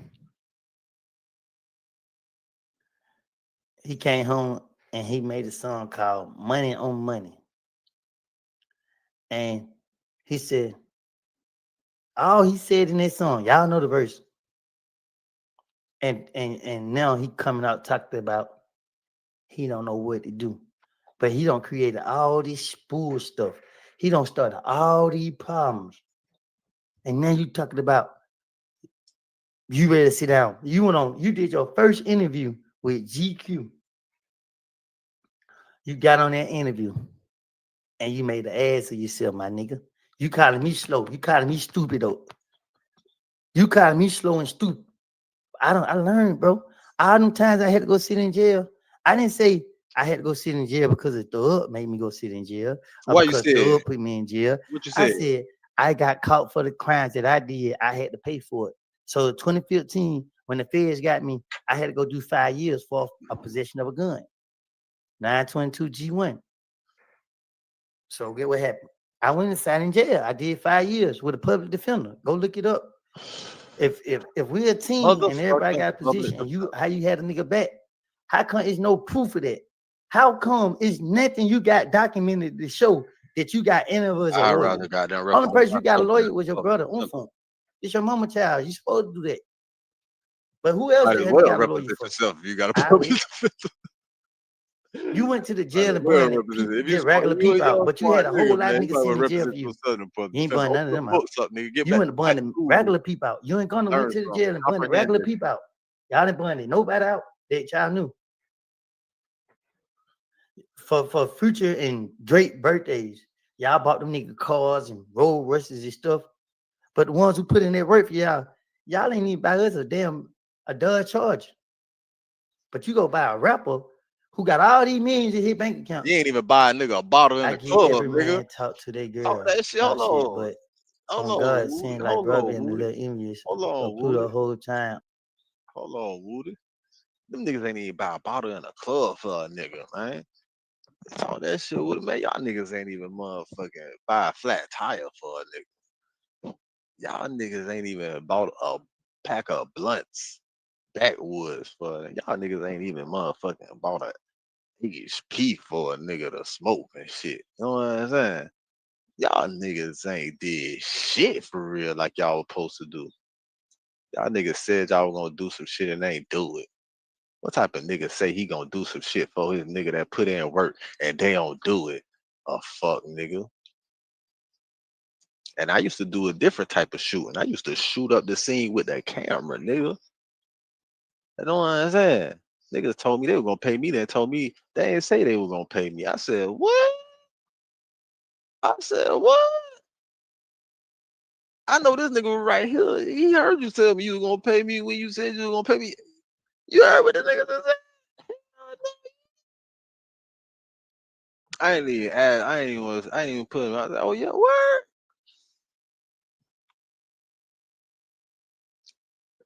I always got some shit up my sleeve though, nigga. I don't never think you know Capital ain't never sleep, right? You know I got in all the files, all your shit that crashed, the shit on your shit. I had gave y'all your shit and then your shit crashed. I gave the nigga all this shit and then the shit crashed. I still got all my shit, nigga. I don't know what's be on with y'all niggas could quit me. It done been years. I got all of it.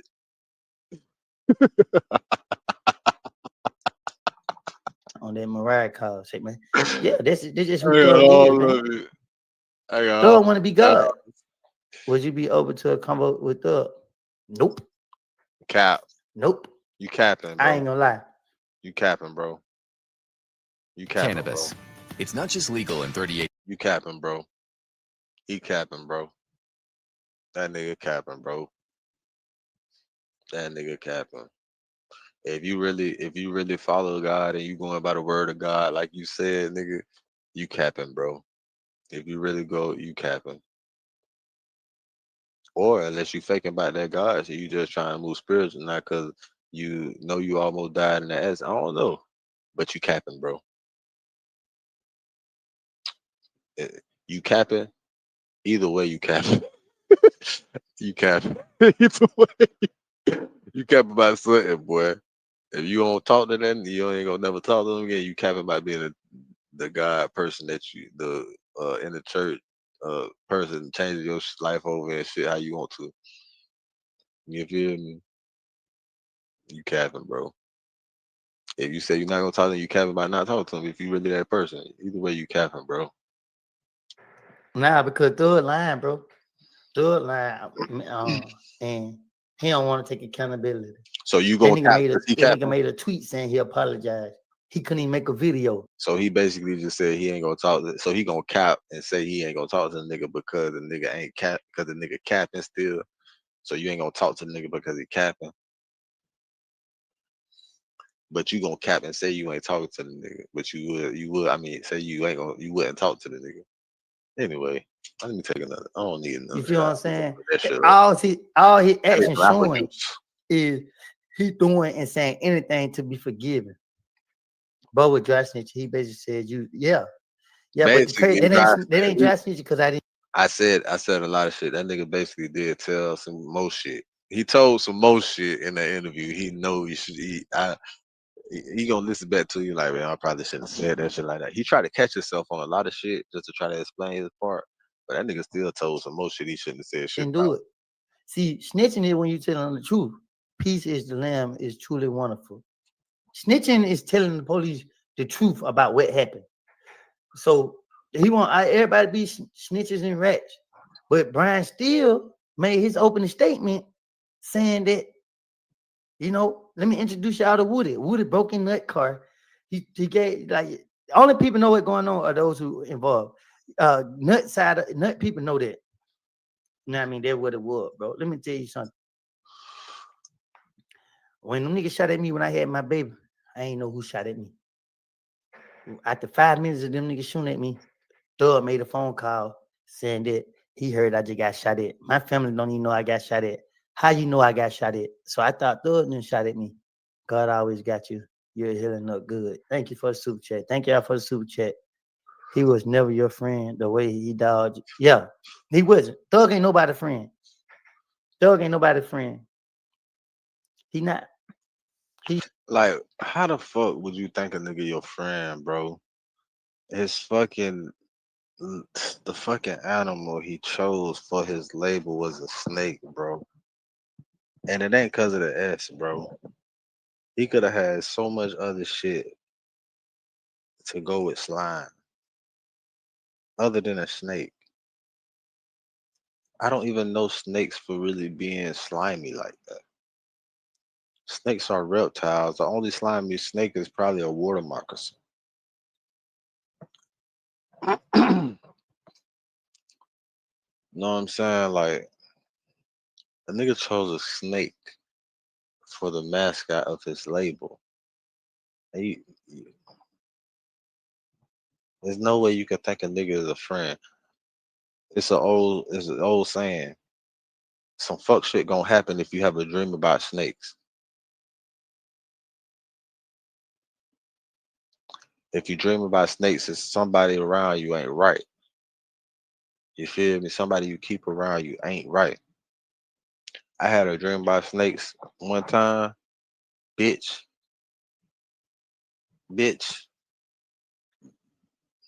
Everybody got bitch. Who around me right now? Bitch, my baby mama had to get from around me. I gotta see if I have another dream with somebody around me or something. My baby mama got the fuck around me. I ain't had no more dream about snakes. I had a couple niggas around. I ain't had no dream about snakes. I mean, these my niggas. I done had my niggas around me for over 10 some years. Anybody that you see around me or anytime you hear about with me, I know these niggas for over a decade. I promise to God. The new shit when I got down, when I had a dream, I said, hold on. I put shit on pause. Time out. Clear the set. We gotta analyze shit. We gotta cut some dreads. We gotta burn them bitches. we gotta do a whole goddamn ceremony around these bitches. A lot of us got a lot of love for his we gotta family clear the because we embrace make them sure as I'm family. covered still. We gotta You know what I mean? But they his family and they gonna side with him. I gotta stay covered. Thanks for the super chat. I lost faith in God for a lot of reasons. I learned as a child and as a young woman I to know how to protect my cover heart. myself. Learn how I to learned no cover matter yourself. how genuine I am, motherfuckers always play with me because they think I'm weak. But listening to you makes me want to start praying again for real, for real. God have nothing. Now, never stop praying. Praying is a part of manifestation.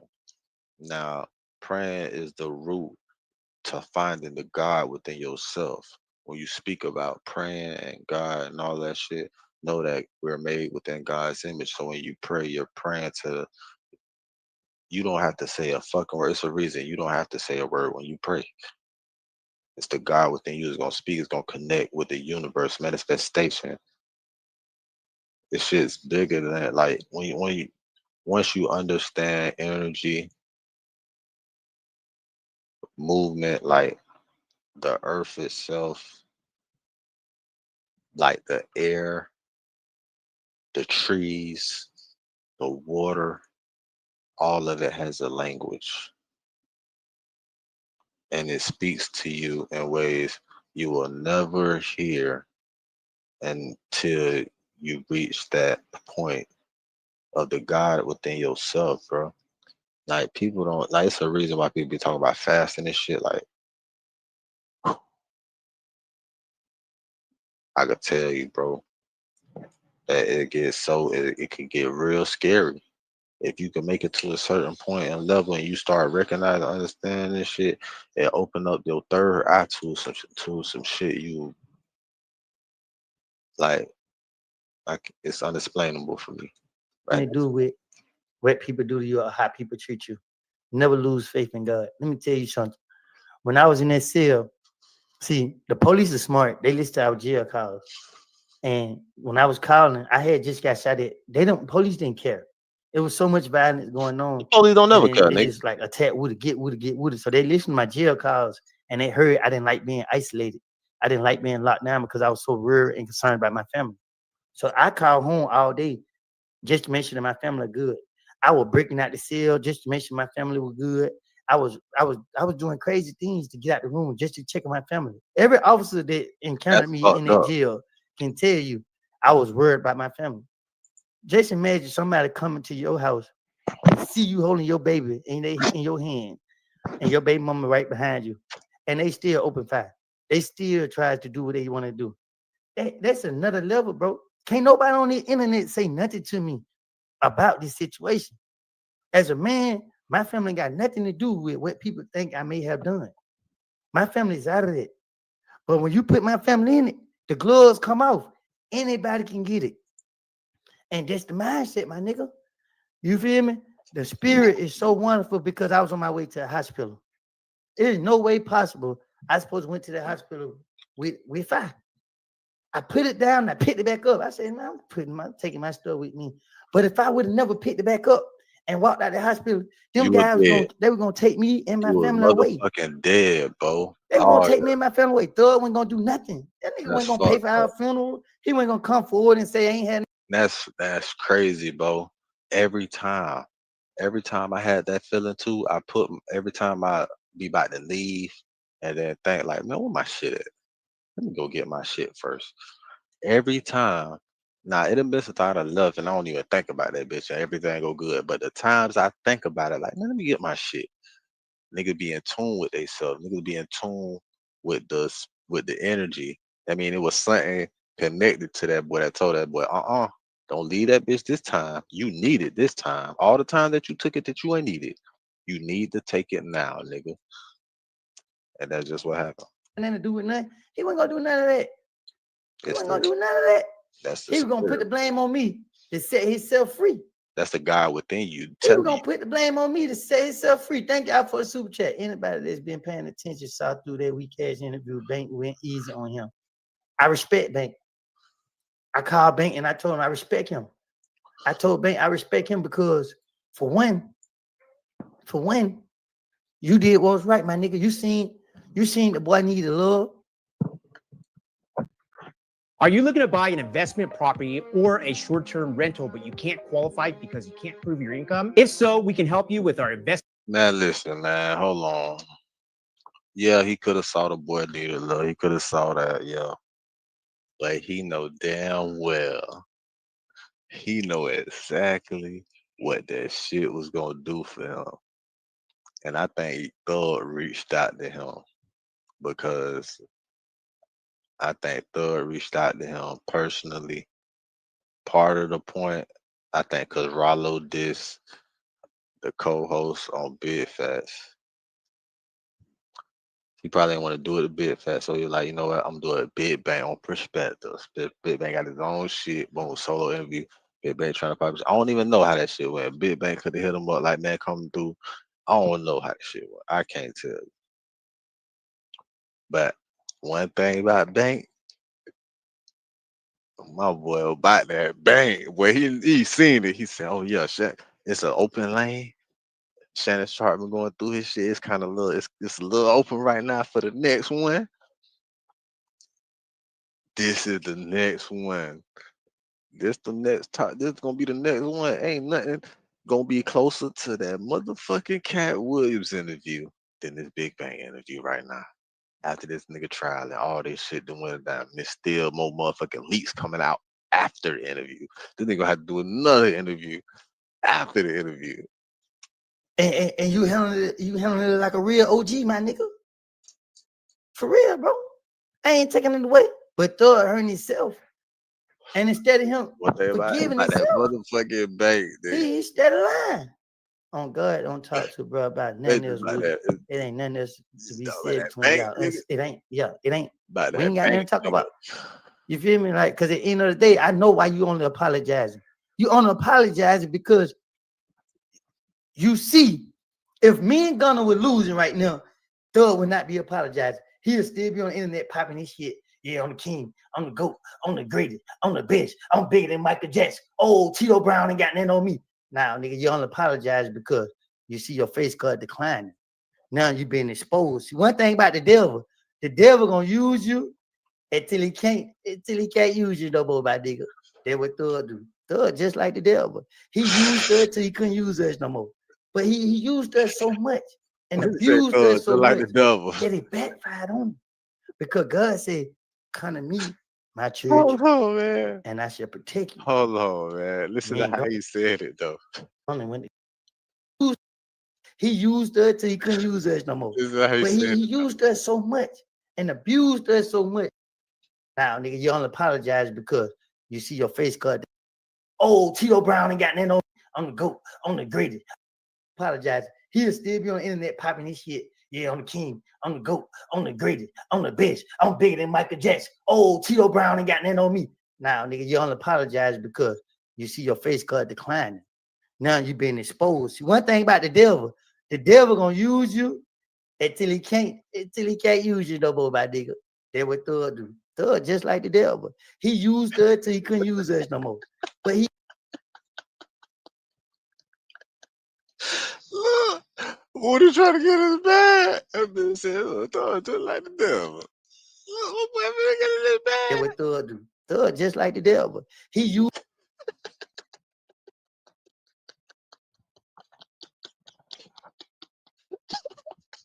Why is that so funny until to he me? can't use you no more, my Why nigga. is that so That's what funny? Thug do. Thug just like the devil. He used us till he couldn't use us. I'm the best. I'm bigger than Michael Jackson. Oh, Tito Brown ain't got nothing on me. Now, nigga, you only apologize because you see your face cut declining. Now you've been exposed. See, one thing about the devil gonna use you until he can't use you no more, my nigga. That's what Thug do. Thug just like the devil. He used us till he couldn't use us no more. But he used us so much and abused us so much that it backfired on him. Because God said, come to me, my church, and I shall protect you. Me and Gunna went to God. You feel me? Other people went to God, but they played around. You can't go playing with God. God know when you're playing. Yes, the Lord know. Look how Thug was wiggling around. He either lied or need to go like both. That's how you handle that. He was lying. He need to go wipe his ass. Straight up. Listen, the truth of the matter is,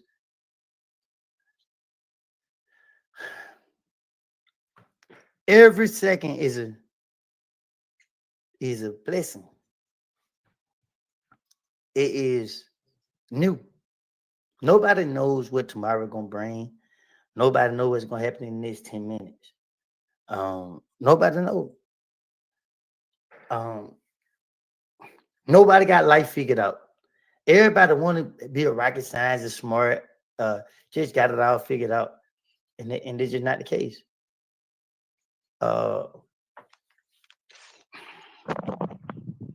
What you put out in the universe, what you receive. People say That's why you pray for manifestation in the universe. You never know what tomorrow might bring. You never know what tomorrow might bring.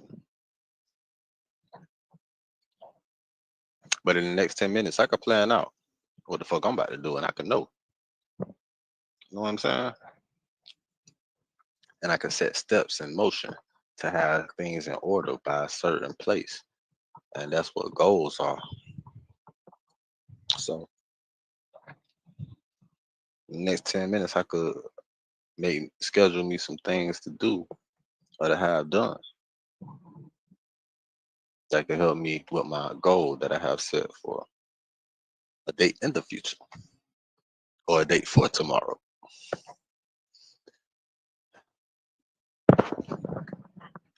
Message. Hey, why you wait so long to come out? Because I was never gonna come out. I was never gonna expose to it. I was never gonna say anything about it. Because at the end of the day, I was gonna let them doors stay closed. I overcame this situation. Thought he was about to scoot across this carpet like a dog. Nah. These phone calls coming out now. Guess what they doing? They about to expose him. That girl been good to him. She was at a court date. Let me tell y'all something. Every time I went to jail, whatever girl I was with left me. Ain't no girl hold me down. 6 months. But bitch, you ain't Young Thug and you ain't got millions, nigga. That's the only reason. I guarantee it, bitch. I mean, yeah, she stayed with him, but she ain't stayed with him, nigga. She was gone before the police put the handcuffs on me. Man, you know, even when Gucci Man was locked up, you know what, I'm not Big clap. Goddamn, we're going to jail. Keisha flipped his money, but you know, I'm not even. She going with the next nigga. It ain't because they're them type of girls that I'm attracted to. I'm not even. It because how I treated her. It because how I treated them. I'm not even going up. You feel what I'm saying? I'm not going. You can't do wrong to I'm not going to do it. I'm not going to do it. No, I'm not going to do it. She was at the court. They I'm not gonna she do looked at me. Do you think he know who's linking them? I'm not. No. It don't matter I'm who not gonna linking do it. No. It probably be him linking them. You feel me? But let me tell you something. That girl was in the courtroom. When I looked at her, she looked at me. She didn't give me no negative energy. No, I'm not gonna do it. She didn't give me no bad vibes. No. I was like, went on the stand. No, I'm not gonna do it. Walked out of the courtroom. She looked at me. I looked at her. Oh, this camera dead. I need to turn it on. the highway till they put me back on the stand. No. She was supportive. She was respectful. She was caring. And I was just like, wow. Everybody else, not everybody else, but a lot of other people down there trying to be nosy, laughing in everybody's face. Do that shit. Let me tell y'all what they ain't tell y'all about do the courthouse. I ain't talking none of their ass. I ain't talking to nobody. Don't walk up there where I'm at. I sat in the hallway. I sat right here. His family sat right here. Whoever else family came sat right there. The people walking by. I ain't talking to nobody. Don't talk to me. I ain't y'all friend. I ain't finna sit right here and fake it. Straight up. Don't bash him though. Just love the hate out of him. Think about it. I'm not bashing him. I ain't bashing him. I told y'all I treat people how they treat me. The nigga just did a whole interview and he sat on the interview and lied and said that they protected me and he hid me. Man, everybody know I ain't hide. From the first day, from the moment it happened, I was outside. People had to ban me. Oh boy, I was not hiding. I know someone who had the same trait as Thug. I fought with that though, cause a nigga can't say I ever hit though. I swear.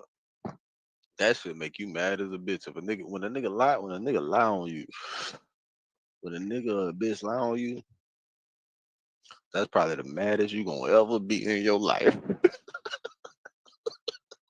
When a bitch lie on you and then them bitches ain't starting to believe that, y'all got me fucked up, bitch. You that make your ass. Boy, what? He tried to snake me in front of my kids and I almost took his life. Karma got him in the long run. He quit making music ever since. That's Yeah. gonna be the maddest you gonna He talk ever about DK get your taking that first motherfucking Peter. life.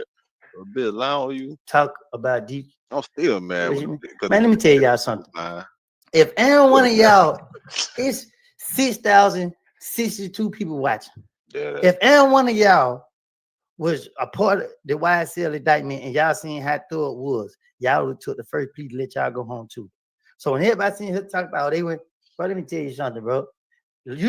Loyalty run both ways. It's not a one-way street. It's not on the boss. Y'all got to understand it. that's fact. Y'all got to understand it, and y'all don't because True shit. y'all on the outside looking in, putting That's y'all true 2 shit. cents in before y'all get the full story. Hold on, Woody. I It's a haven't been to two-way the grocery street. store in over a year, knew but they I'm was gonna eating do that. healthier than Look, I know they was gonna do that. Yeah, loyalty is a two-way street. Remember that shit. They told I've been told a couple times I'm loyal to a fault, and I had just like I was told this a couple years ago. I had just recently, like the last 2 years, realized what the fuck nigga was meaning when he said that. You think I'm still loyal to a fault? I'm loyal to myself. I'm loyal to a capital. Create a positive impact today and later. Everybody have a story, and listen, I'm waiting on anybody else to come out. If anybody else come out and try to bash me, I'm just gonna say fuck it. I'm tired at this point, and I'm just gonna drop all the jewels from point A to Z. Because at the end of the day, like I told you, I turned down money to discuss this stuff. I turned down everybody when they call me up to talk about this stuff. I'm really innocent. I ain't got nothing to hide. Yep, some people got some bullets in them because they deserve them. I ain't taking that away. Yep. Am I happy about it? You goddamn right I'm happy about it. Because guess what? Your shit never came messing with me. Your shit never came messing with me. I ain't go messing with nobody. I ain't go looking for nobody. With me. I didn't do this. When me and the nigga had a problem, you heard about me dumping on him. You ain't hear about me dumping on his peoples. You heard about me dumping on him. Simple. I look for those who mess with me. I ain't sugarcoating. I ain't living like Yeah, I my look boy said though. in and the nigga had. Boy, I ain't go dead ass mess with serious about nobody. that shit. This shit. Yup. I'm really innocent. I ain't got nothing to hide. Yup. Some people got some bullets in them because they deserve them. I ain't taking it away. Yup. Am I happy about it? You goddamn right I'm happy about it because guess what? Your shit never came messing You with me. shouldn't have been talking Your shit. shit never Man, came you messing should've with been me. fucking I ain't with go me. mess with nobody. I didn't go looking for nobody. I didn't do this. When me and the nigga had a problem, you heard about me dumping on him. You ain't hear about me dumping on his peoples. You heard about me dumping on him. Simple. I look for those who mess with me. I ain't sugarcoating. I ain't living like that no more. I don't care. I If want somebody to come over here try to harm me, I'm gonna pray that God protect me and mine. And that's just it. You just went on IG, accepted his apology 20 minutes. Now you on YouTube talking different. How is this cool? Y'all pray for that man. This walk in the right. No. I did forgive him, but I can't forgive him because y'all don't understand what he doing. Y'all don't understand. Nah, bro. What you mean you did, but you can't. You can't because of what he doing. I feel you. But nigga, if you gonna do that, you feel me? You got to forgive the nigga, right? Well, no, you forgave him before the interview, so I feel what you're saying. He cast the blame on me. He putting the blame on me. So instead of him coming out letting it go, he lied and still saying all this happened because of me. And that's not the truth. So yeah, I can't let it go. Nope. And if you feel some type of way, get off my live. Get off my YouTube channel. Straight up. Because guess what? I don't care. At the end of the day, right is right, wrong is wrong. That nigga wrong. That nigga a snake, and he'll betray you. You what they say? The bird was trying to get the snake. So the snake hid in the belly of the pig, I think. And when the bird left, the snake told the pig, the pig told the snake, come on out my belly. The snake said, nah, I'm finna eat you. That's dog.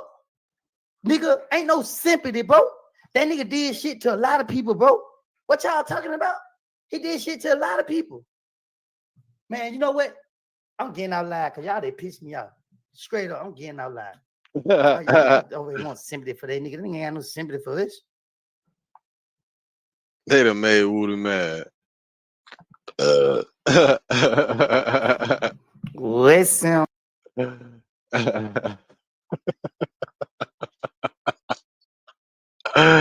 don't know what Hey, time it is. Y'all know oh what time it no, is, man. man. Excuse my face.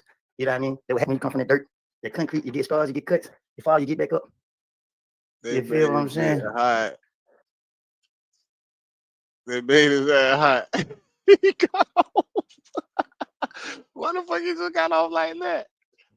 He got mad and just got the fuck off. Like, man, no, man. No, fuck And that. that's just it. You just went on IG, accepted his apology 20 minutes. Now you on YouTube talking different. How is this cool? Y'all pray for that man. This walk in the right. No. I did forgive him, but I can't forgive him because y'all don't understand what he doing. The nigga Y'all got don't anger understand. He problems, cast the man. blame on me. He putting the blame on me. So instead of him coming out laying to go, he lied and still saying all this happened because of me. And that's not the truth. So yeah, I can't let it go. Nope. And if you feel some type of way, get off my live. Get off my YouTube channel. Straight up. Cause get what? I don't care. At the end of the day, right is Just right, snap. wrong is wrong. That nigga wrong. He That nigga a just snake, snap. and he'll betray you. You what they say? The bird was trying to get the snake, so the snake hid in the belly of the pig, I think. And when the bird left, the snake told the pig. The pig told the snake, "Come on out my belly." The snake said, "Nah, I'm finna eat you." That's dog, nigga. Ain't no sympathy, bro. That nigga did shit to a lot of people, bro. What y'all talking about? He did shit to a lot of people. Man, you know what? I'm getting out loud because y'all they piss me off. Straight up, I'm getting out loud. God, y'all always want sympathy for that nigga. They ain't got no sympathy for us.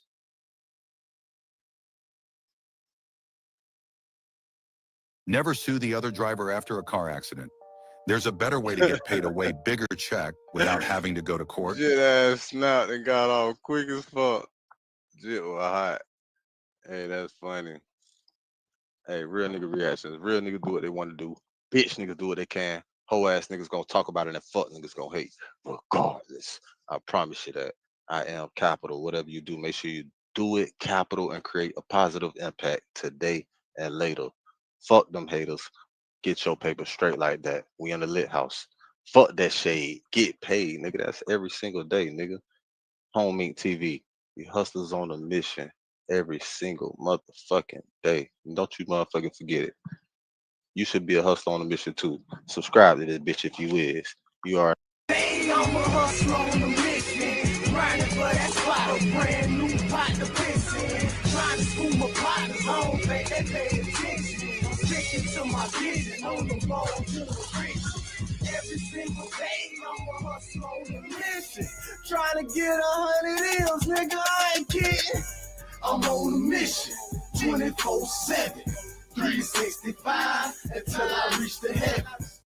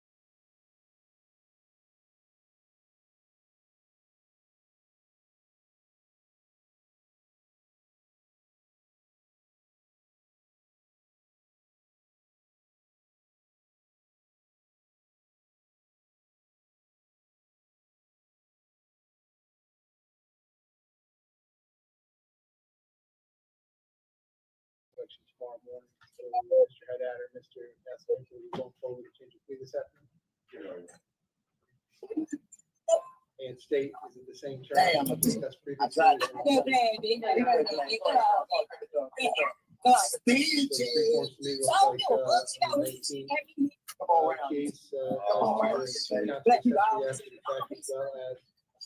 She's trying to get that hands here. 23 case. Oh, some black people shit. That how she was gonna text that bitch. That's a 6 year. Gotta hit that. 6 years. This is what Ivy League universities you can get into with a 3.6 GPA. 90.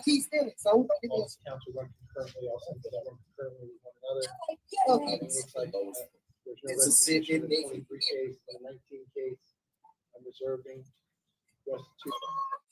Hit it. There you go. One more time. There you go. There you go. One more time.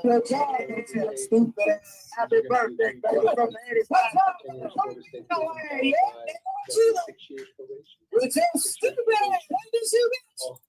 Akila, can we see you in the office, please? Hey, Akila. What's this? What's this empty thing? 6 years probation. All council run concurrently, all sentences run concurrently with one another. It looks like there's no restitution in the 23 case, in the 19 case. I'm reserving restitution and ordering it payable. That's going to be to Terry Bagley as well as Ashley Phillips. Yes, sir. We've spoken to them and they don't anticipate there being any restitution. Well, I'll give you 120 days to tell me the amount. Yes, sure. They are present as well, too, so our vision has informed them of that. Okay. Let us know. As of today, they said there is none. All right, and state, is that the complete term? That's it? He's also going to be giving it to Crawford, Your Honor, at a later time. Is that part of the negotiated resolution? It is. So tell me how that works. Sure. Sure, come on up. Madam Clerk, this is not up.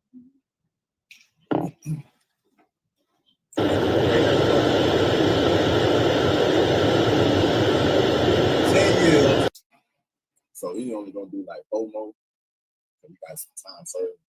And then put him on probation. So we really only got like, you know, you're 7 weeks. We only got like 2.5 years.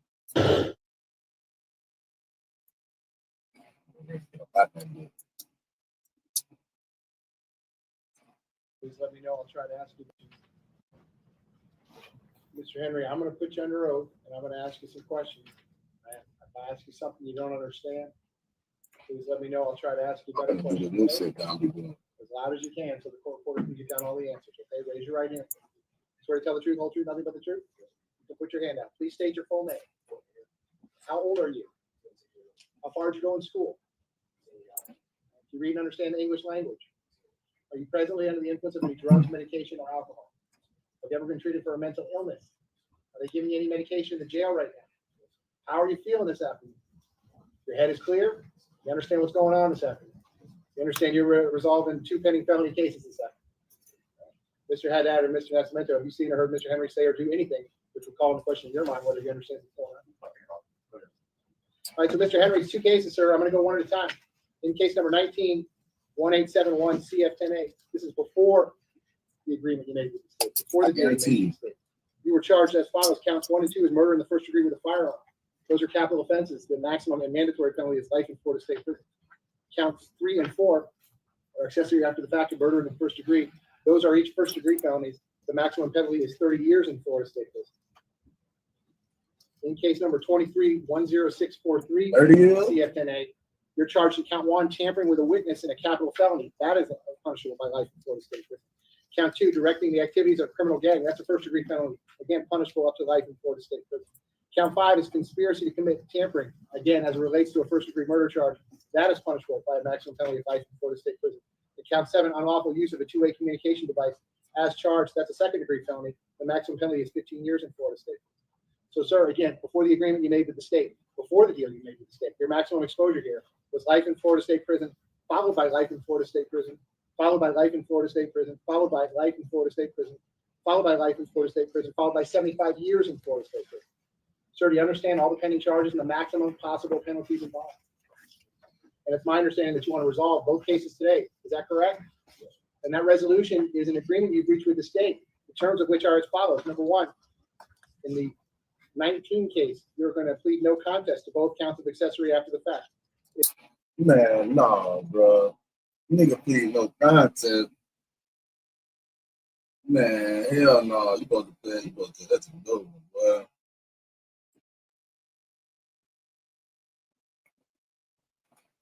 That's not a charge. You want to plead no contest to. 19 case, you're going to plead no contest to both counts of accessory after the fact. In the 23 case, you're going to plead no contest charge. Is that correct? And it's my understanding that you want to resolve both cases today. Is that correct? And that resolution is an agreement you've reached with the state, the terms of which are as follows. Number one, in the 19 case, you're going to plead no contest to both counts of accessory after the fact. In the 23 case, you're going to plead no contest to all 4 counts as charged. In exchange for that, the state is going to null process that is dropped the 2 first-degree murder cases. All right, I'm going to adjudicate you guilty. Yes, sir.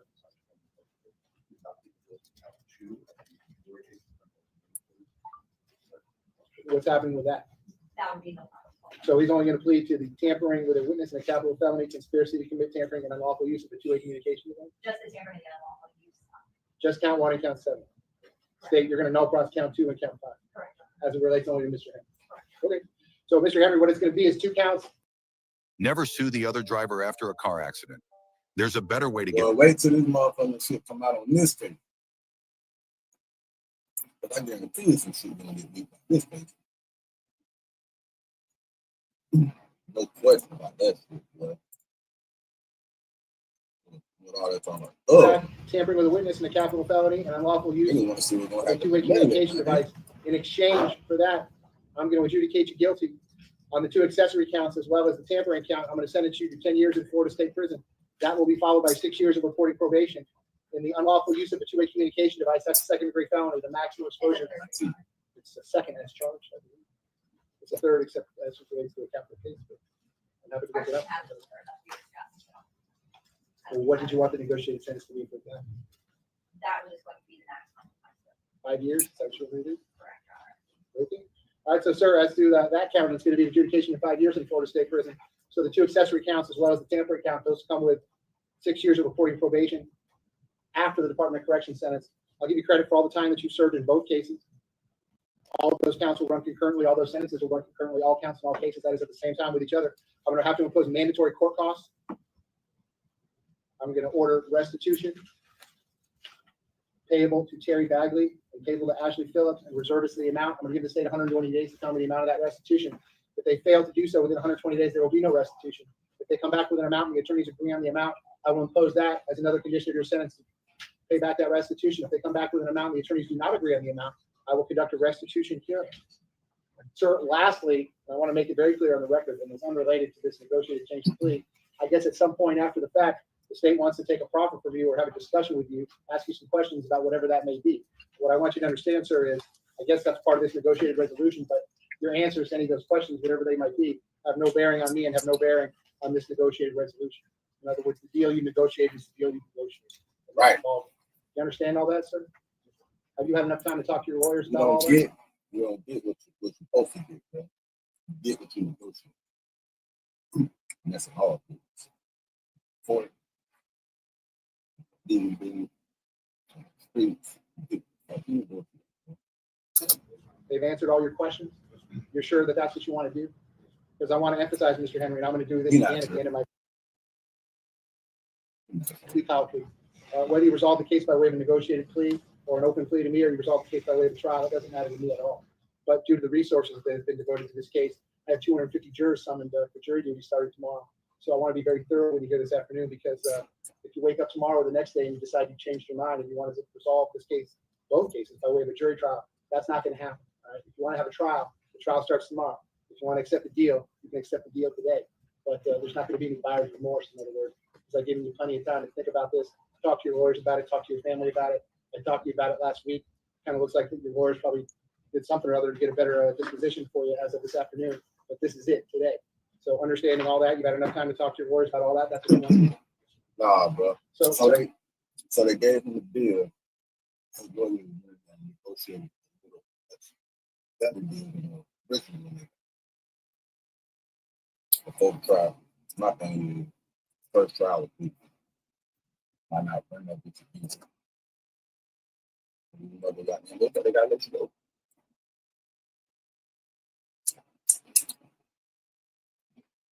But now I'm giving no contest to this shit.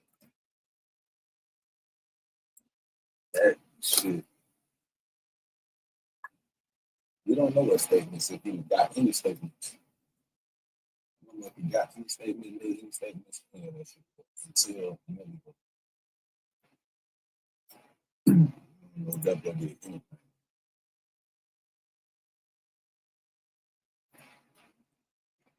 Let's see what the hell that is. That's in the beginning, bro. That shit sound like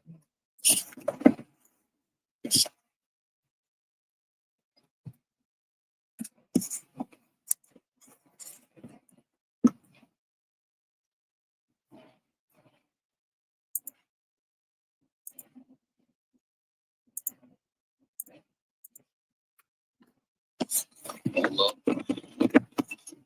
Time for a giant move.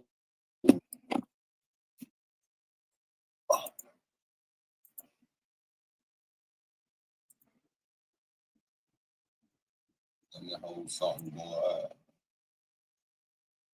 What the fuck just happened? My fault. I'm getting my audio right. Somebody said my audio not right. Appreciate that. What it sound like now, though. I can't see. Man.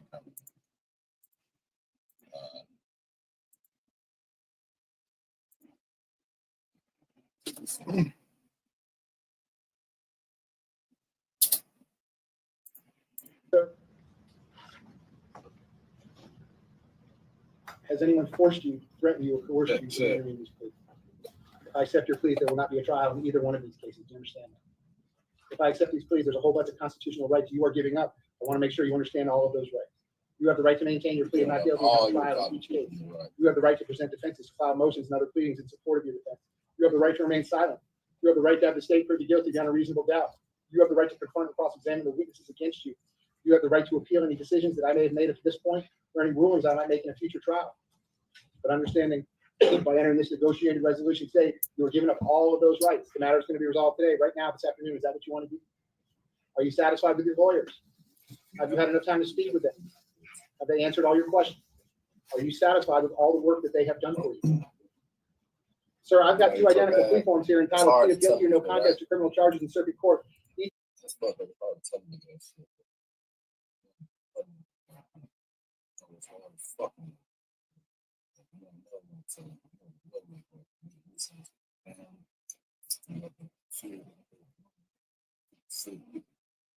This is COVID. Nigga probably like, oh, it's heavy. You know what I'm saying? People really nigga can actually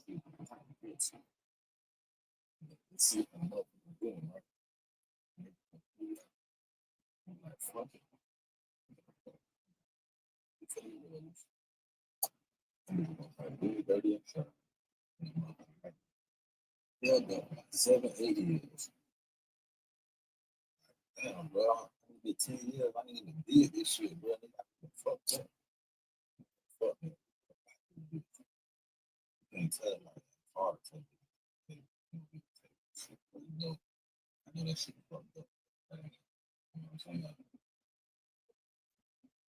As long as it didn't have to say nothing against Buddy, and then that shit gonna hurt the bro case. You feel me? At the same time, y'all was taking that shit to the dope, man. Them bitches ain't good. What kind of deal did they give them for the dope? You gotta think about it. It's time that they change up and just hold them deals. Man, they probably did that shit out of the truck. You feel me? You don't even know. They probably had a weak ass case. They're like, man, fuck, you know, open me. And then guess what? They're gonna come with another offer. All the time.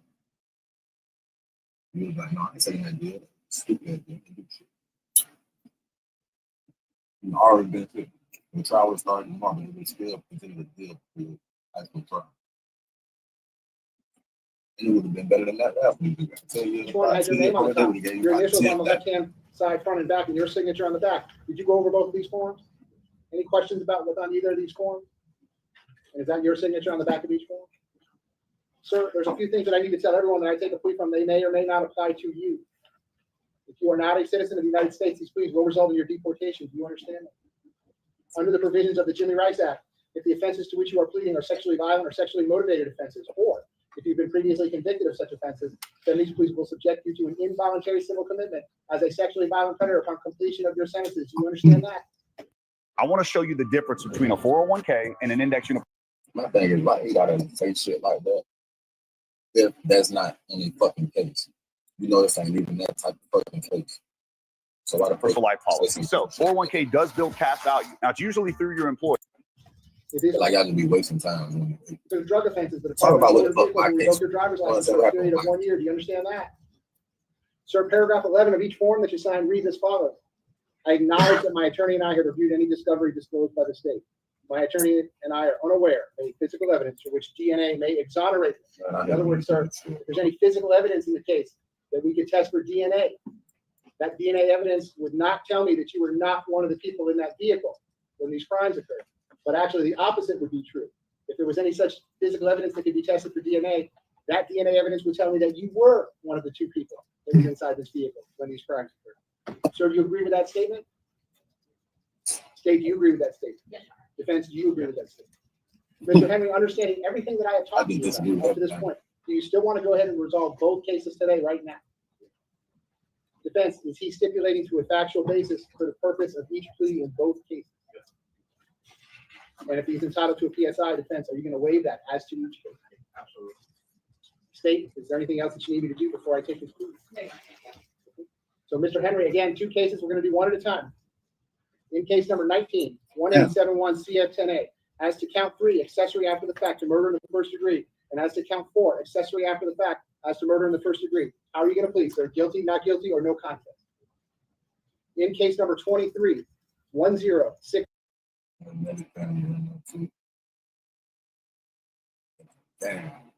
43 CF10A. As to count 1, tampering with a witness in a capital felony, and count 7, unlawful use of a two-way communication device. How are you going to plead, sir? Guilty, not guilty, or no contest? I will accept your no contest pleas as to each. I'm going to find a factual basis to support each based upon my review of each electronic probable cause affidavit, as well as your stipulation in court here today. I'm going to further find that you have freely, voluntarily, and intelligently waived your rights, that you have knowingly entered each plea with the advice of competent counsel, who you told me that you are satisfied with, that you understand the nature of the charges and the consequences of the plea. Accordingly, and pursuant to the negotiated agreement, I will send it to you as follows. In case number 19, 1871 CF10A, as to count 3 and count 4, I will adjudicate you guilty, sentence you to 10 years in Florida State Prison. That will be followed by 6 years of reporting probation. I will impose mandatory court costs. Pursuant to 943.325, I will need a set of your prints and DNA. Pursuant to 938.27, I will impose a cost of prosecution of $100. Sir, I'm also ordering. So he only got 10 years. He only been 5%. In that case, payable to Terry, Terri Bagley, Bagley, Ashley, Ashley Phillips, PHILLIPS, I'm reserving as to the amount. I'm going to give the state 120 days to tell me the amount of the restitution. If they fail to do so within 120 days, there will be no restitution.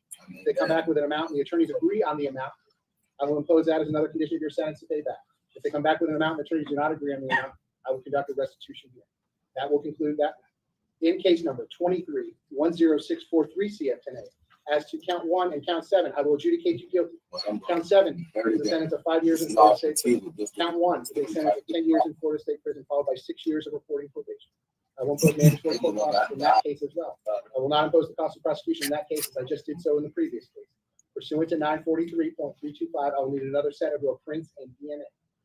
All of these, there is no restitution in that case. All of these sentences, all counts, both cases, will run concurrently. That is at the same time with each other. I will give you credit for all the time that you have served.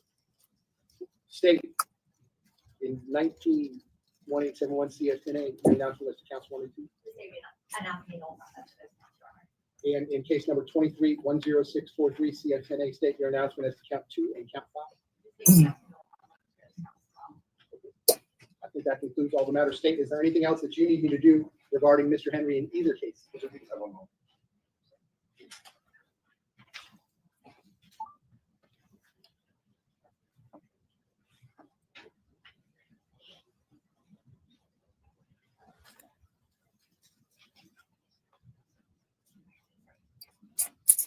I'm looking at the plea forms. The 23 case, they have 707 days credit for time served. In the 19 case, 1,000. Damn, bro, that's fucked up.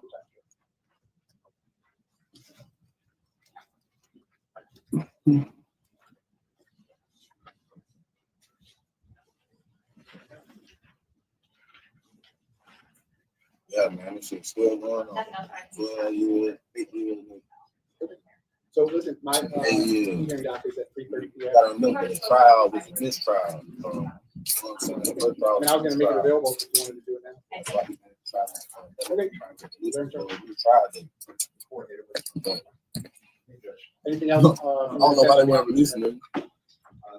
All right, Mr. Henry, I'm not quite sure how the lawyers managed to do this, but I wish you good luck, sir. That's not negative board. Yeah, he'll be on this next month. October. We'll have a probation officer here tomorrow. He'll be on my doctor's phone morning. For the instructions on probation. So I will sign all the paperwork if you want to stick around for that.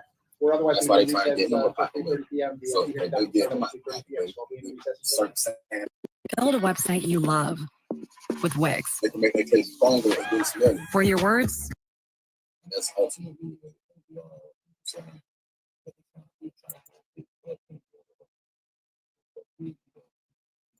You see, I like sense of going. They take 10 years, 6 years per day. We're gonna get out next year. 85%. Before I got 85%. We got 85% of the time. So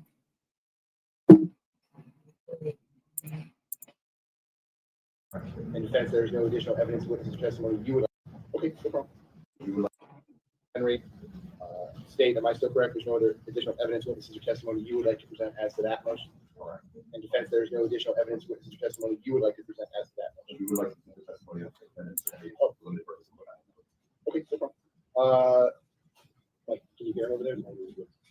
Yeah, Mr. Henry, just, you can stay right there with the lawyers, just speak loudly in case they won't hear you.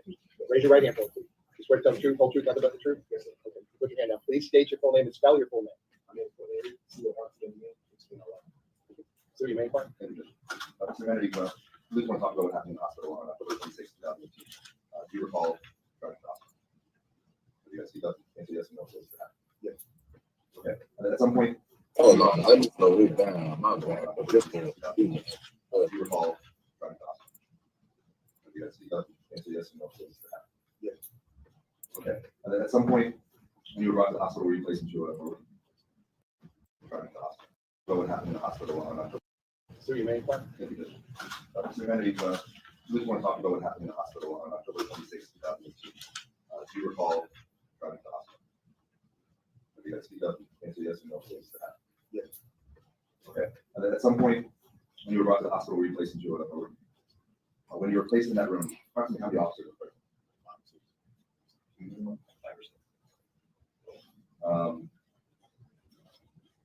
And approximately, if you remember, how long were you in the hospital prior to the two detectives arriving? You were there for a little bit before they got there. Oh, detectives.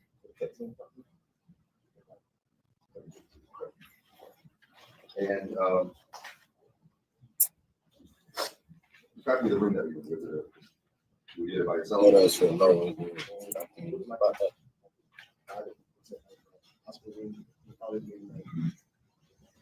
Yeah, man, you have a good rest of your night. Rest of your week.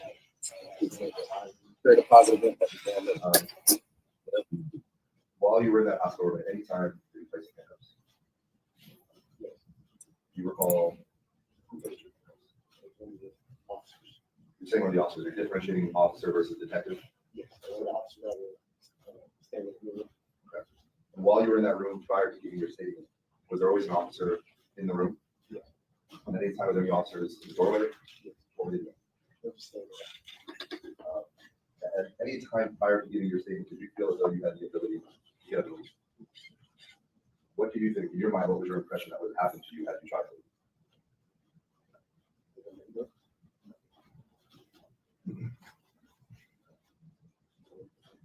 Prior to you giving your statements to the officer, the detectives, at some point was the handcuffs taken off? Yeah. Why? They want me to go, they want me to go. The urine set. Okay. Was there a bathroom inside the hospital room? No, they want me. Okay, you said they walked out on the office. When the officers, when the deputies, stand on, they walk me out, they walk me into the center, bathroom, restroom. Okay. And that entire time while you were providing the urine sample, was there always an officer with you? And after you gave the urine Yeah, sample? yeah, man. Them bitches gonna be right behind you while you taking that piss, bro. There were two detectives. That type of shit. Yeah. Anytime during the interaction with those detectives, they tell you were free. You ain't been on probation. Did you know you could be entitled to? You ain't never been on probation. Stay the Renaissance. Stay on the plate. Speed. You just turned 6. Okay, I'm just looking for any reason you got to get a bit bad. I'm ready to plant some shit on your ass. Mr. Henry, you were taken into the hospital room for medical treatment, correct? Yes. These bitches will charge you for murder and make you prove that you didn't get it. Look at this shit. These bitches will charge you and lock you away for 10 years for murder. Make you prove that you didn't get that shit. But you supposed to be innocent for proving guilty. Why the fuck these niggas don't get in the bond after the first trial? Innocent of proving You're aware that there guilty. is Land of the free. It's so a you're bullshit. or collected in evidence.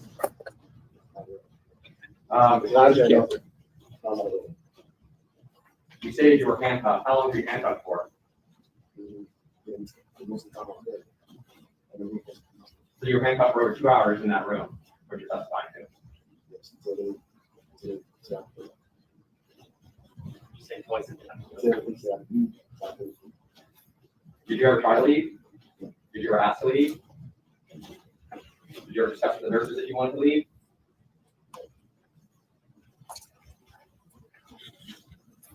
I'm showing you what they mark the states for evidence. Do you recognize this picture? Who's that a picture of? Or where are you? My bad for that little episode.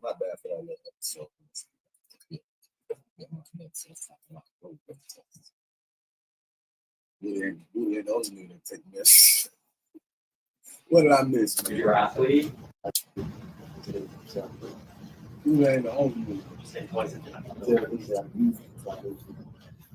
Did you ever try to leave? Did you ever ask to leave? Did you ever discuss with the nurses that you wanted to leave? That is right now.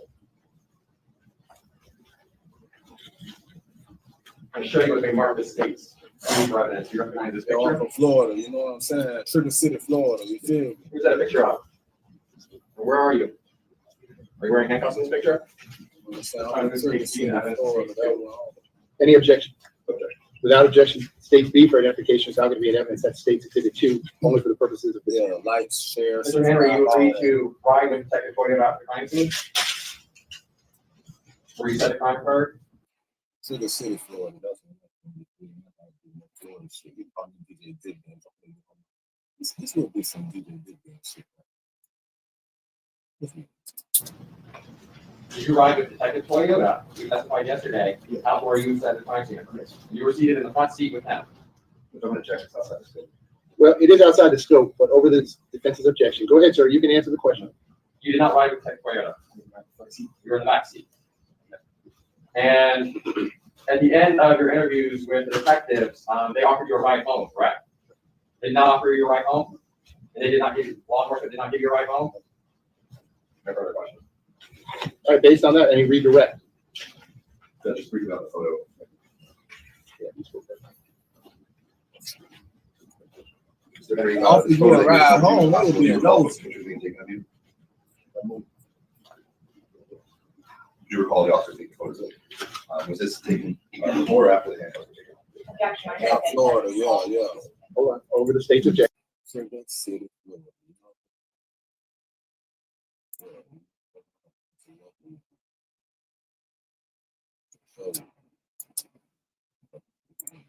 Go ahead, sir. What's your answer to that question?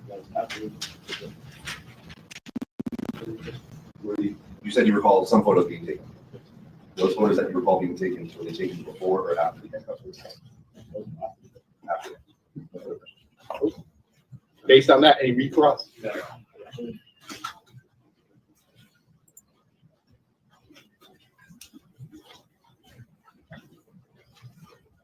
Mr. Henry, I got a couple questions for you. You didn't get arrested that day, correct? How'd you get home? Someone came and picked you up at the hospital. And do you know what the time period was between that day and when you actually did get arrested? I was arrested February 15th. All right, state, based on my questions, do you have any additional questions? Defense, based on my questions, do you have any additional questions? Okay. Defense, any additional evidence, witnesses, or testimony regarding the motion to suppress? No, sir. Okay. So it's just argument. So, My bad. I am. Defense, it's your motion. So when you're ready, take your time. Your argument is in support of your motion to suppress. And I assume you want to suppress. Well, I heard, which I think is contained on State's Exhibit 1. For this hearing, there's two statements. There's a longer statement that's about 40-something minutes, and then there's a very short one, which is like 2.5 minutes. You want to suppress everything? Okay, go ahead. He was not Miranda, as we know. I think the state for that. But what the issue is obviously he was not the police station. The issue of whether he was in a situation where he should have been Miranda, whether he interrogated as I'm not gonna lie, bro. If that's his lawyer, I can understand why he took it. You know, you want that's not the type of lawyer. You want like a Brian Steele, like something. You ain't got that Brian Steele money. Look at the man he got. You feel me? Like, that lawyer probably don't fuck some shit up, but it did good. constitutional interrogation, whether or not it's true. Your workflow is You know what I'm saying? This is really got a weak case, and we should really conclude this.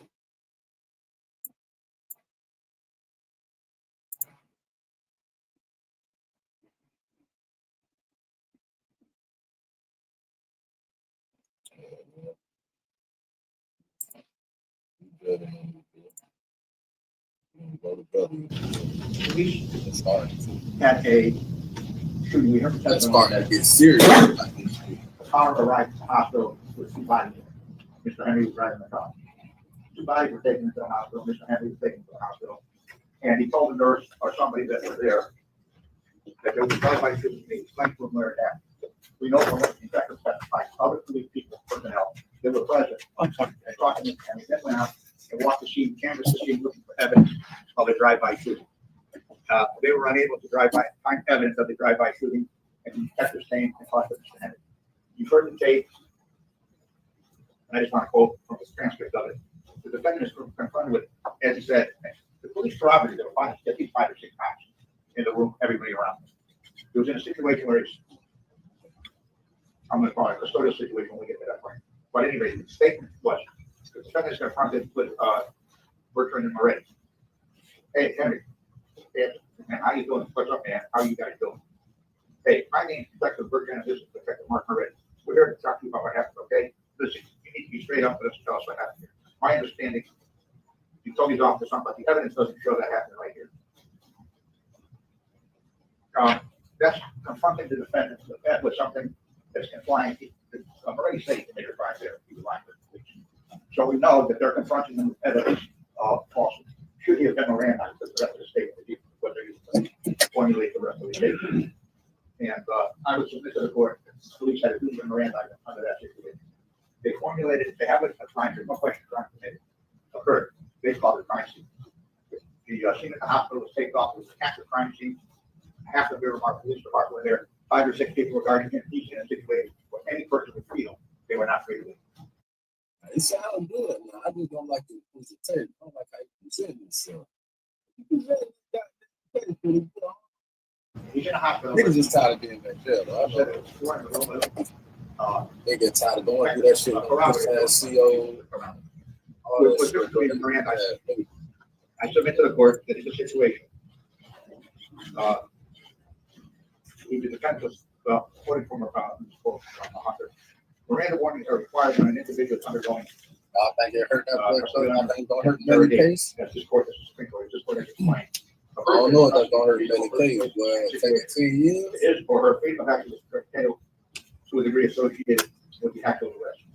The proper inquiry is not articulated plan of the police, but how a reasonable person in the suspect's position would have perceived the situation. Would a reasonable person in the situation of Mr. Henry have felt like he was not guilty? Would he have felt like he was under arrest? The answer is obviously yes. He's there, from a private person. Is in a situation where the police are telling him they don't believe what he said happened. They made it clear that they think he's lying to the police.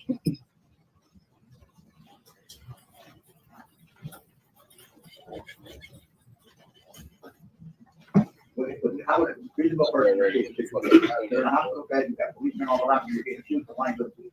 So the person would see the situation as one way they're accused. I submit to the court of totality certain. I'm gonna tell you one thing, man.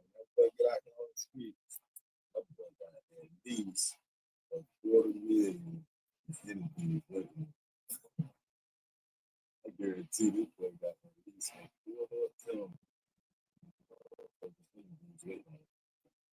No question about it. Everybody know you gonna see it. Glad. Who else going to do this shit? Little jumpy.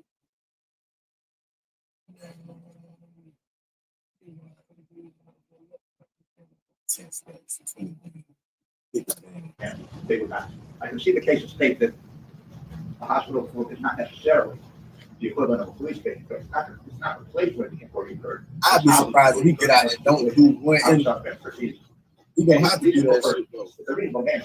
And they ain't gonna turn around on 10 or 20 bands for no interview. I'm sorry. I apologize. Just pause. I done been in this bitch for 10 years, man. I gotta pay 6 years probation.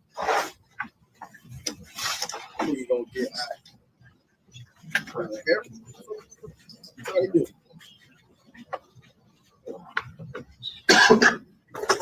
It's so bad, they probably gonna try to lowball that.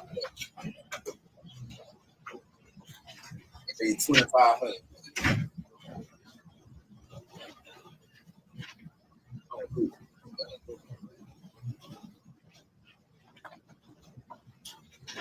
That's not my bad. I'm not big man. Big cowboy.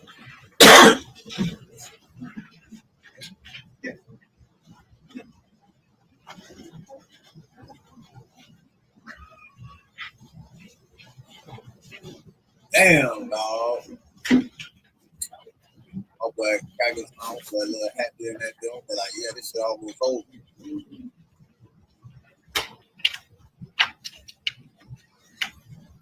That little bit of relief, though, you can see the little bit of relief he got. Do that last little get behind you.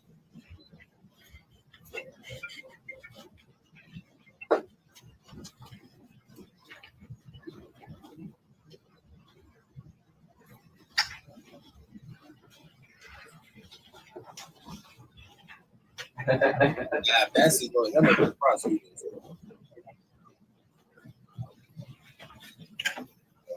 They talking to you.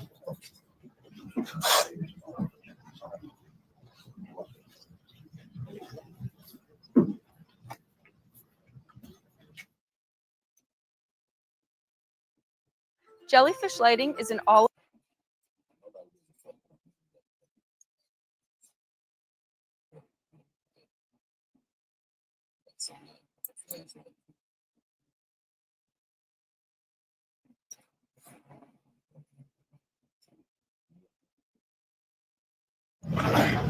Hey, any engineers out there that want to help me create? Any engineers out there want to help me create a roll up robot?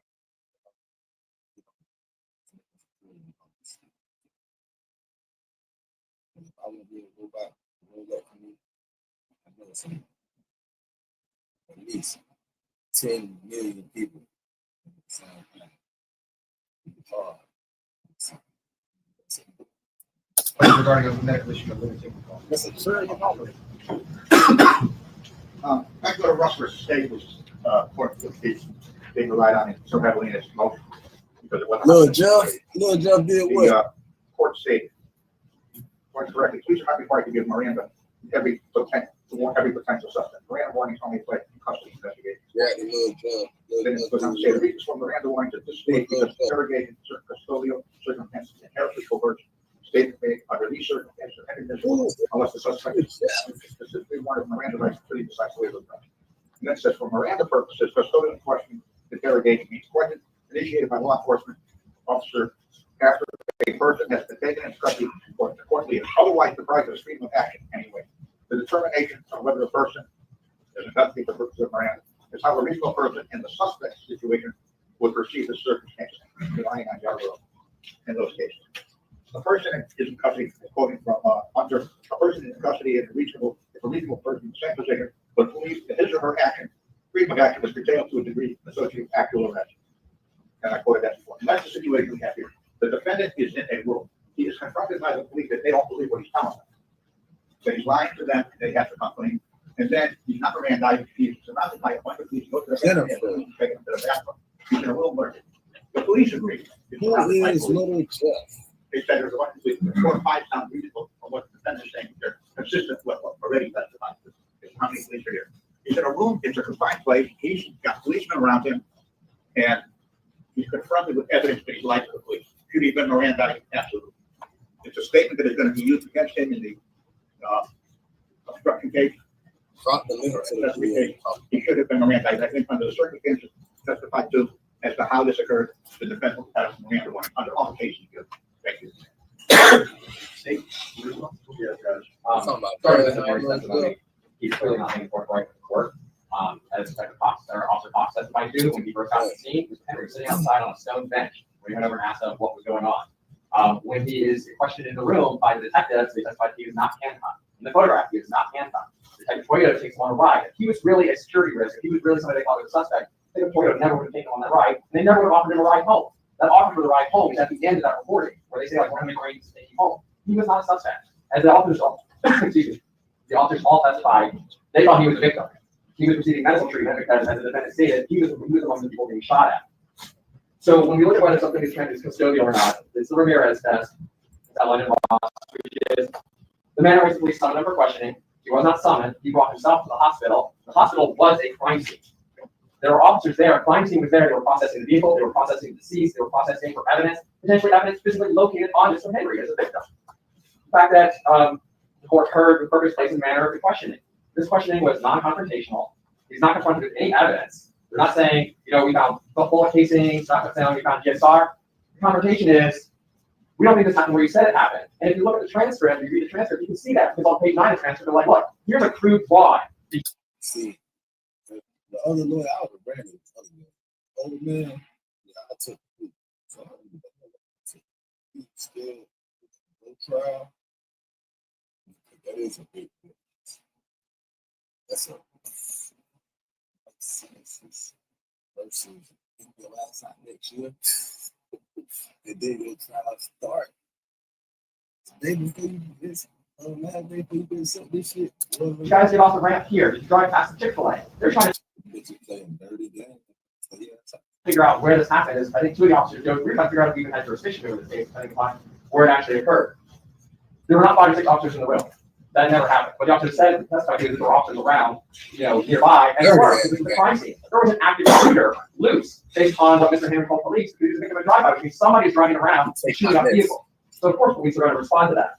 But he's not confronted with any evidence of guilt. And even if he is, before considering that, as I cited you in Hicks, which is very parallel to this case at the end of my first section for issue 1, is even if they are confronted with some evidence of criminal activity, that does not necessarily transform it into a custodial interrogation. He's not confronted with any evidence of him committing a crime. It's just, it just happened where you say it is. And when we look at the entire context of the conversation, the tone, the manner, this is not an aggressive confrontation of him being a suspect. This is, tell us what happened. Where's the location? Who are the victims? What, did anybody have a beef with you? Are you posting on social media? They're trying to figure out what happened, what is going on, the basics of the investigation. And I believe all 3 witnesses testified. We believe he was a victim at the time of that. is a reasonable person standard. The fact that he is having, documenting his injuries, that's normal in nearly any crime. A victim of domestic violence is going to have your injuries photographed. A victim of domestic sexual battery is going to be sent to a treatment center for potential examination, and they have the right to refuse, which is what the officer testified to. Had he wanted to refuse, we would have abided by that. There's no evidence. There's no evidence supporting this was a custodial interrogation or ever transformed into a custodial interrogation. Miranda warnings were never required for this because, as the officer testified to, at the time that they were questioning him, they believed Mr. Henry to be a victim of this.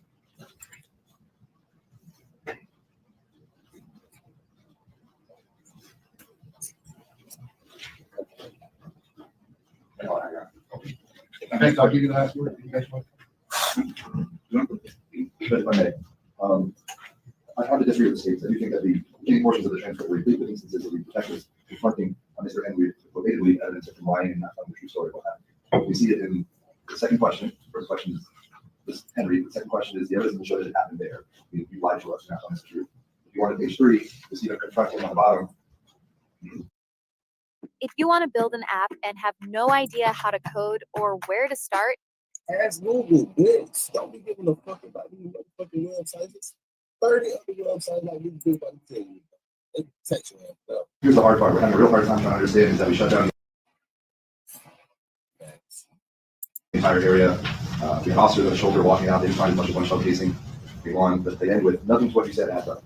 You're lying, Mr. You're not telling us the truth. We think there's more to this. Later on, they go on. We should expect to find evidence here. If it's finding evidence. Right now, there's nothing. Okay. I kind of think I know what happened because I got information that something else happened on the east side of the city. You know, it sounds similar to your thing. You need to tell us. You need to be straight up with us. Okay. Next question. You're doing your friends a disservice. So repeat examples of them telling you at the beginning of the statement. What you said to us is untrue. You're lying to us. We've done an investigation. The evidence that we have doesn't match what you're saying. We're confronting you now with the lack of evidence to support your story. So clearly, they're confronting you with evidence that is guilt and involvement in some way, in either the accessory actor or the murder itself. And as far as arranging for a ride to go home and being in a ride along with the officers, that matters not as to what the environment was when Mr. Henry gave his statement in that hospital. He was told, he was testified to this court not able to believe. This court can evaluate that based on a reasonable person standard in his position. Whether or not he's in handcuffs when the statement occurs, again, matters not. There are officers, he was not free to leave the hospital room, he go to the bed rest room. I think it's easy to understand that had he stood and walked out of the hospital, he would have stopped him.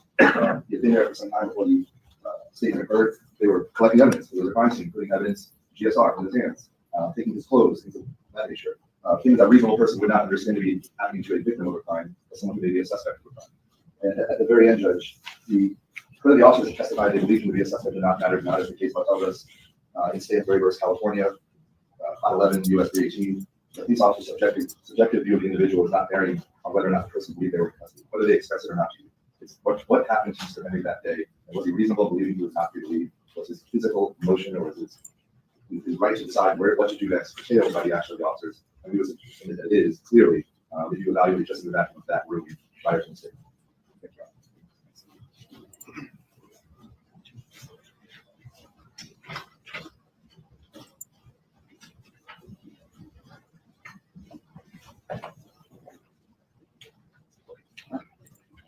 Okay, listen, although normally the best practice would be for me to give you all a written order on there, I'm just going to go to the bench because of the time constraints that one here and Henry. And that's the jury selection next Wednesday. So, regarding the defendant's motion to suppress statements of Portland Henry, number one, I find witness Jordan Cox to be credible. I find witness Stephen Toyota to be credible. I find witness Marco Reddy to be credible. For the most part, I find witness Portland Henry to be credible.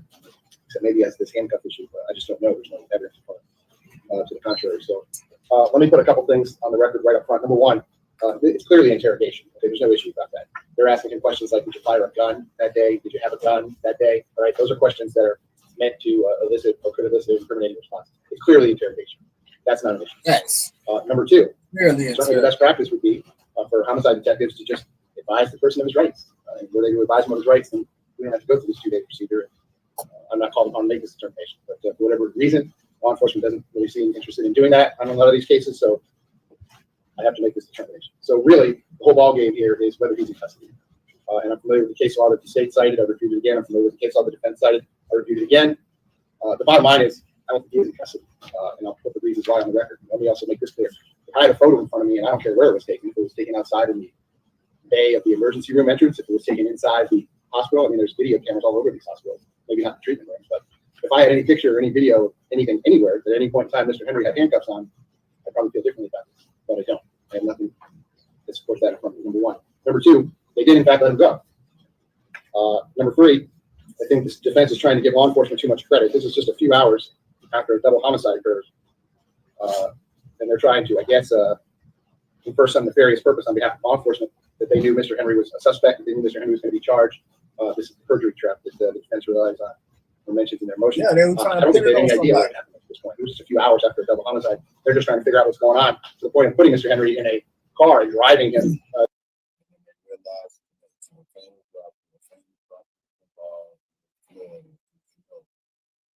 To the music industry. But independent, I know the music industry trying to do independent artists, they will fuck. We would do more investigation because Ice Cube told me that same people in prisons, same people that own the label, when they grew up in the Universal, wherever the fuck the label, the record label. Same people that run the label, run the prison, same people. So I'm doing some shit. You know, for the music business, and I control some shit. Nigga want to sign a deal with me. Nigga want to try to take away money from my shit like Tory Lane. So the independent route live up to the game. So I don't put their ass away for some years while we monopolize this shit, get all the money, and they can't fuck this shit up later. That's what the fuck they gonna do, bitch. To the scene that he says where this took place because they're trying to figure it out. So they had no idea what was going on. They certainly didn't have any idea that Mr. Henry was going to. I don't know though. That seems to be corroborated by the fact that he doesn't even get arrested until more than 3 months after the fact. I don't know if Melly had no deal though. If he had ever asked to leave, I would feel differently about this. If he had ever told any witness anywhere that he didn't want to talk to them anymore, I would feel differently about this. He did no such thing. Again, based on the totality of circumstances, I'm supposed to determine this. I listened to the questioning. I agree with the state. It wasn't what I would call an intensive or aggressive questioning by the detectives based on their tone of voice and based on what they're trying to find out. They actually kind of go out of their way several times to say, listen, we don't care if you had drugs. We don't care if you were committing another crime. We don't care about anything else. We're homicide detectives. We're trying to find out what went on in the homicide. As to the defense's argument that there is a large police presence at the hospital, I would suspect that if any person in this room drove up to the hospital right now with 2 dead bodies in their car, there would be a very large police presence that would respond almost immediately to that location. So that in and of itself doesn't really sway anything in my mind. I think any reasonable person would have to expect that you drive up to the entrance of an emergency room with 2 dead people in your car who were shot, that you're going to be confronted with a rather large law enforcement presence immediately. So again, based on the totality of the circumstances, where I do find that the best practice would have been to advise them of Miranda rights, and where I do find that this was in fact interrogation, I do find, based on everything that I've put on the record, that Mr. Henry was not in custody. Therefore, respectfully, the defense motion to suppress both the statements is going to be denied. I'll enter a written order that reflects such. If and when we arrive at the part of trial where the state tries to introduce this,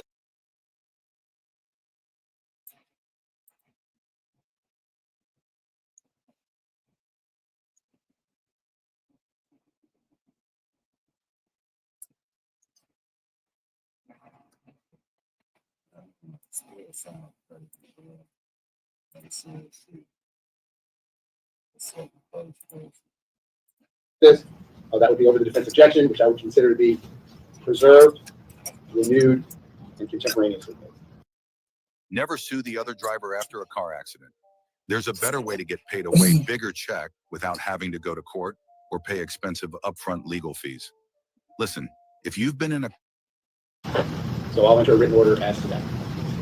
Next, state, you filed a state unopposed motion for relief from trial order dated July 8th, 2024, and that was for the purposes of filing a motion in limine to exclude the testimony of potential witnesses Michelle Boutros and Christine Bradley. I think you all told me yesterday the defense has no objection to your unopposed motion for relief from the trial order to file the motion, number one, and number two, the motion in limine is otherwise moved because they don't intend on calling Michelle Boutros or Christine Bradley as witnesses. State, is that correct? I believe that's Is that correct? That's the way it stands. I don't believe we will. All right, so, Should that happen?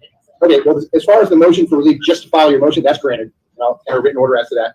Regarding the state's motion in limine, I'll defer on that, and I'll enter a written order. And if no one calls them as witnesses, it's not an issue. And if someone's going to call them as a witness or wants to, I'll address it and give you a ruling on that. And if that requires me to send the jury out and even take a proffer from either one of these witnesses, it doesn't seem like it's going to be too long in time. But I'll take a proffer from them if I need to outside. Damn, a nigga might want right before I make a ruling. Although I can tell you, I have no policies, but as a general rule, credibility of witnesses is always an issue. So we're talking about the credibility of the witness in the case, a witness that one side or the other side needs the jury to believe to have the jury believe their version of the facts of the case, then I would probably be hard pressed to say that I would prevent any witness testimony in front of the jury in that regard. And I'll enter all three of those orders today. This will cut this one on top is granted. The reason stated on the record and then the motion and the deferred. The reason stated on the record. The motion hasn't actually been filed yet. You just have to. Oh, you're going to file it. I'll consider it. Today, but we won't Do they have a have copy of it? They already have a copy? Yes, there you go. All right, so I'll consider the state's motion in limine based on my ruling granting the relief from trial order filed today. Whatever you do, create a positive impact today and later. You feel me? I don't know. Y'all think that shit gonna affect Buddy case? I'm taking that plea.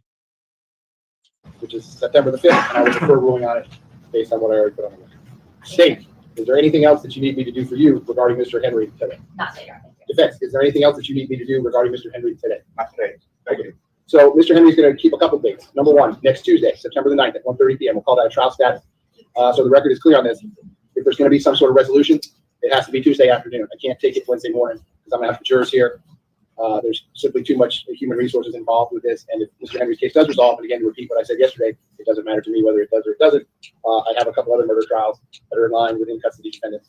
And I will use those jurors. Not bringing here at 5 in the morning. You just sign it. I will give you a blank order. Just fill it out that says I need him here Tuesday, September the 9th at 1:30 p.m. 1:30 p.m. Mr. Henry, Tuesday will be the last day you're dressed like that. If we go forward with the trial on Wednesday. I need you in your trial clothes. Okay, rest for trial on Wednesday. We're gonna have jurors here Wednesday. And then he has, besides the September 9th date at 1:30, he keeps his trial dates for September the 10th at 9 o'clock. I don't need an order for 1:30. I want for 1 time. However you want to write it up. Yeah, with 1:30, they usually bring the action. Yeah, that's right. We'll walk over. Yeah, I'll take care of it. Yeah, just okay. Thank you. Okay. Okay, we'll go back on the record. This is on the top of my page 5, State versus Henry, 19-186. All right, let's go over the plea again since my motherfucking audio weren't right. That was my fault. Like I said, man, I'm getting better with this shit. You feel me? I'm getting more consistent. I be switching shit up all the time. I got 3 computers. Deadline as to whether or not Mr. Henry want to accept the state's offer or not. So, to reiterate the shit that wasn't heard, State is it the same terms that you discussed previously? 10 years jail time. So the preforms to me look like in the 19th case as to the 2 counts of accessory action. And he gonna get time served. As to all 4 counts, the 23 case. These are going to be adjudications. 10 years Florida State prison followed by, I say 6 years probation. 6 years probation. And 6 years probation. One another. It looks like there's no restitution in the 23 case. In the 19 case, I'm reserving restitution and ordering a payable. That's going to be Terry Bradley as well as Ashley Phillips. Yes, sir. We've spoken to them and they don't anticipate there being any restitution. Okay. So I'll give you 120 days to tell me the amount. There's no amount. They are present. All right, my medicine kicking in. Okay. As of today, they said there is none. All right, and state, is that the complete term? Okay. He's also going to be giving it to Crawford, Your Honor, at a later time. Is that part of the negotiated resolution? It is. So tell me how that was. Sure. Sure. Come on. Madam Clerk, this is not on. All right.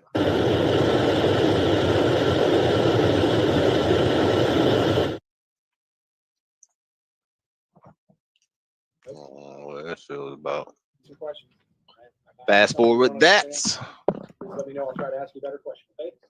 Homie TV, hustlers on a mission every day. Raise your right hand. Swear to tell the truth, whole truth, nothing but the truth. You can put your hand out. Please state your full name. How old are you? How far did you go in school? Do you read and understand the English language? Are you presently under the influence of any drugs, medication, or alcohol? You bet not be, boy. Your ass is in the court. Are they giving you any medication in the jail right now? How are you feeling this afternoon? Your head is clear? You understand what's going on this afternoon? You understand you're resolving 2 pending felony cases this afternoon? Yes, he does. Mr. Haddad or Mr. Nascimento, have you seen or heard Mr. Henry say or do anything which would call into question in your mind whether you understand what's going on? All right, so Mr. Henry's 2 cases, sir. I'm going to go one at a time. In case number 19-1871 CF10A, this is before the agreement you made with the state, before the deal you made with the state. You were charged as follows: counts 1 and 2 is murder in the first degree with a firearm. Those are capital offenses. The maximum and mandatory penalty is life in Florida State prison. Counts 3 and 4 are accessory after the fact of murder in the first degree. Those are each first degree felonies. The maximum penalty is 30 years in Florida State prison. in case number 23-10643, CF10A, you're charged in count 1, tampering with a witness in a capital felony. That is punishable by life in Florida State Prison. Life, Count 2, 5 directing the life activities of a sentences. criminal gang. That's a first-degree felony. Again, punishable up to life in Florida State Prison. Count 5 is conspiracy to commit tampering. Again, as it relates to a first-degree murder charge, that is punishable by a maximum penalty of life in Florida State Prison. And count 7, unlawful use of a two-way communication device, as charged, that's a second-degree felony. The maximum penalty is 15 years in Florida State. So, sir, again, before the agreement you made with the state, before the deal you made with the state, your maximum exposure here was life in Florida State Prison, followed by life in Florida State Prison, followed by life in Florida State Prison, followed by life in Florida State Prison, followed by life in Florida State Prison, followed by 75 years in Florida State Prison. Sir, do you understand all the pending charges and the maximum possible penalties involved? And it's my understanding that you want to resolve both cases today. Is that correct? And that resolution is an agreement you've reached with the state, the terms of which are as follows. Number 1, in the 19 case, you're going to plead no contest to both counts of accessory after the fact. In the 23 case, you're going to plead no contest to all 4 counts as charged.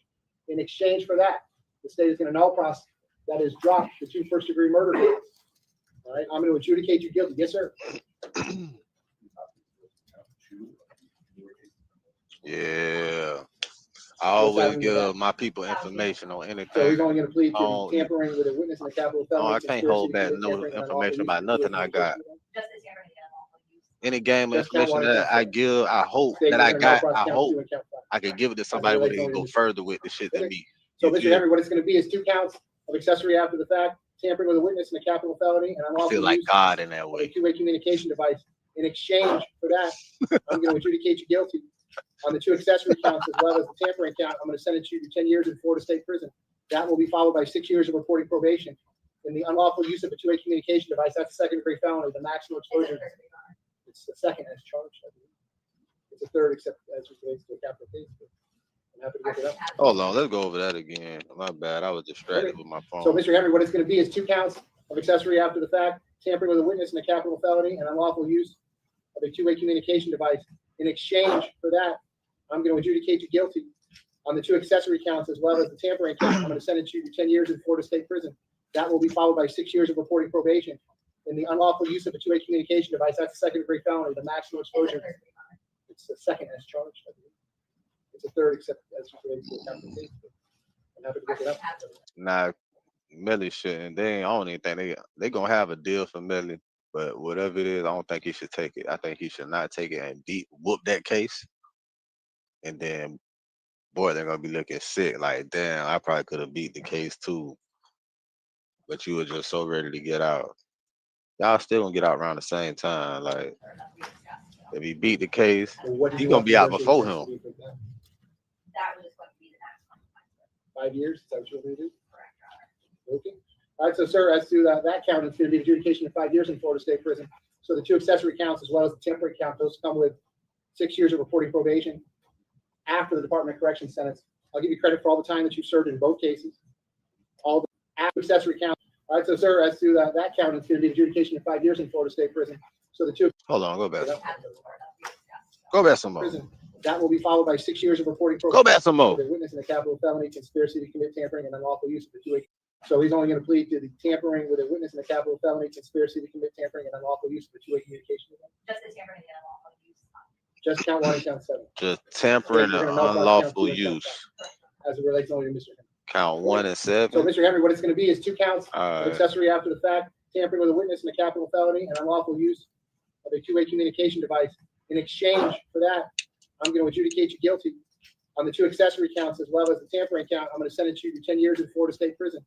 That will be followed by 6 years of reporting probation. In the unlawful use of a two-way communication device, that's a second-degree felony. The maximum exposure, it's the second as charged. I believe. It's a third, except as it relates to a capital case. I'm happy to look it up. Well, what did you want the negotiated sentence to be for that? That was just going to be the maximum. 5 years? Is that what you're going to do? Okay.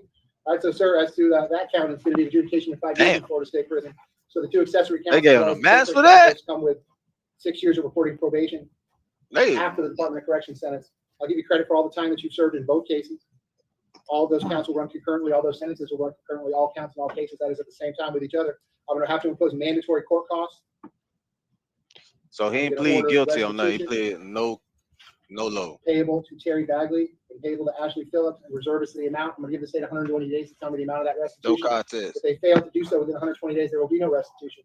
If they come back with an amount and the attorneys agree on the amount, I will impose that as another condition of your sentence to pay back that restitution. And no contest is not saying I'm not guilty, not saying I'm guilty, just saying I'm not finna contest y'all y'all motherfucking charge against me. I'm not going against it. If they come back with an amount and the attorneys do not agree on the amount, I will conduct a restitution. Not saying I hearing. did it, I'm not saying I didn't. Sir, bitch. lastly, I want to make it very clear on the record, and it's unrelated to this negotiated change of plea. I guess at some point after the fact, the state wants to take a profit from you or have a discussion with you, ask you some Basically questions like the about film. whatever that may be.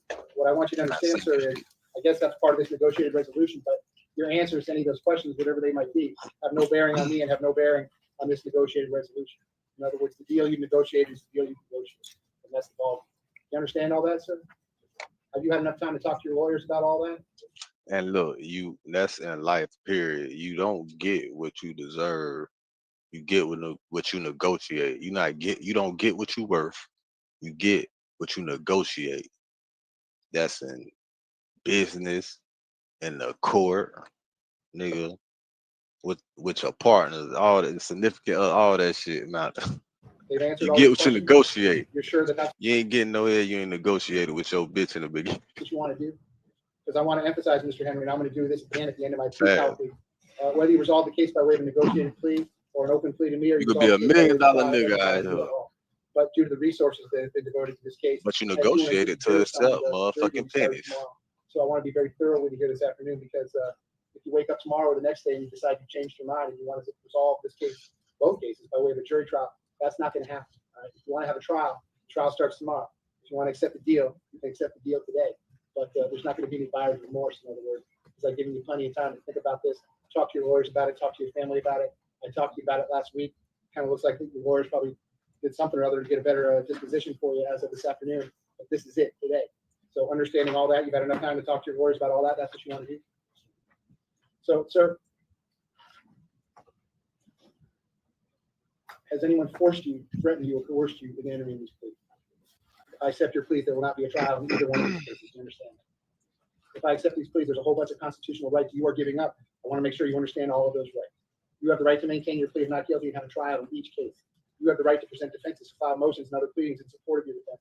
You have the right to remain silent. You have the right to have the state prove you guilty beyond a reasonable doubt. You have the right to confront and cross-examine the witnesses against you.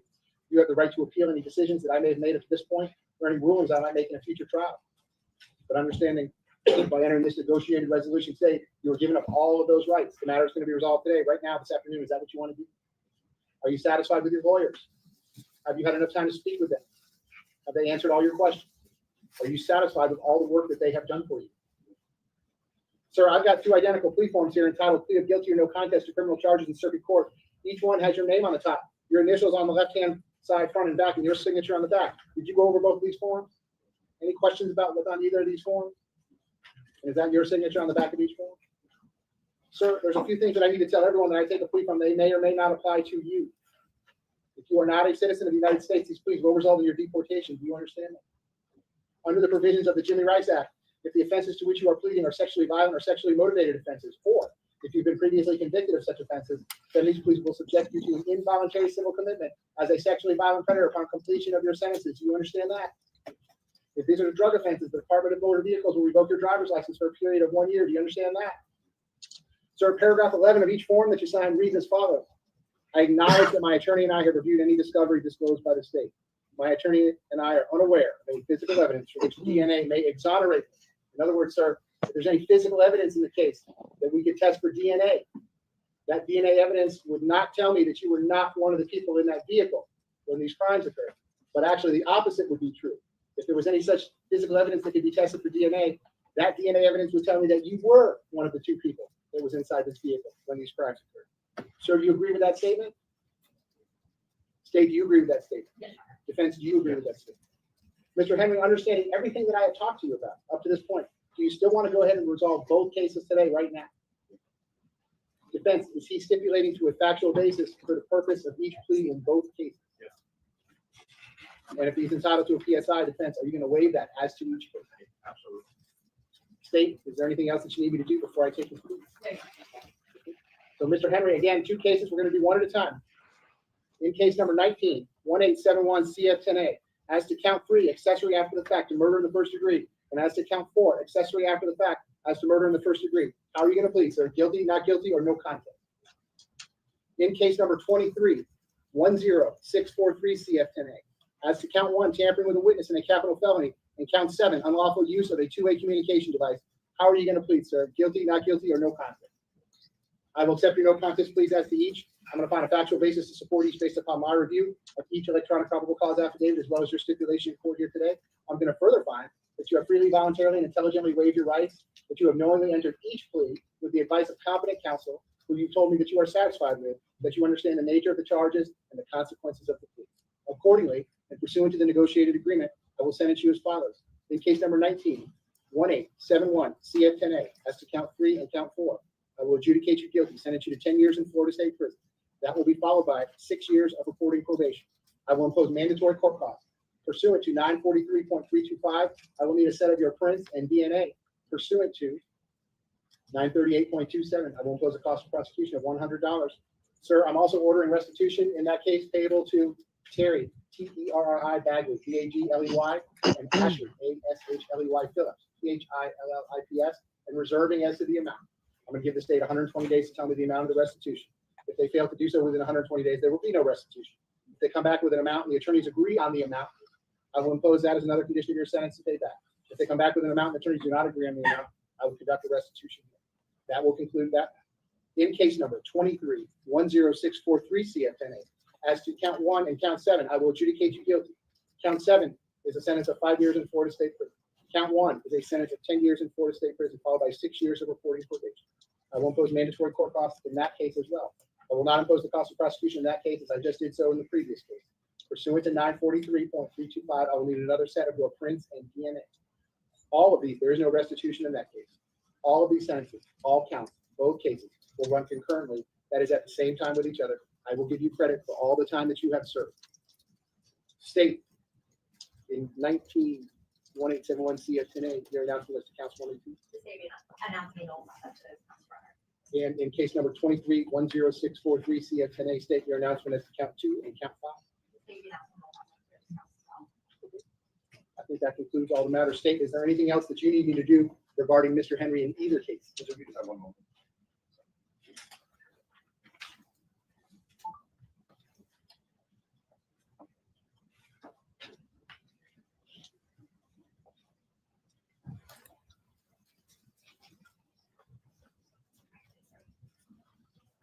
I'm looking at the plea forms. The 23 case, they have 707 days credit for time served. In the 19 case, 1,340 days credit for time served.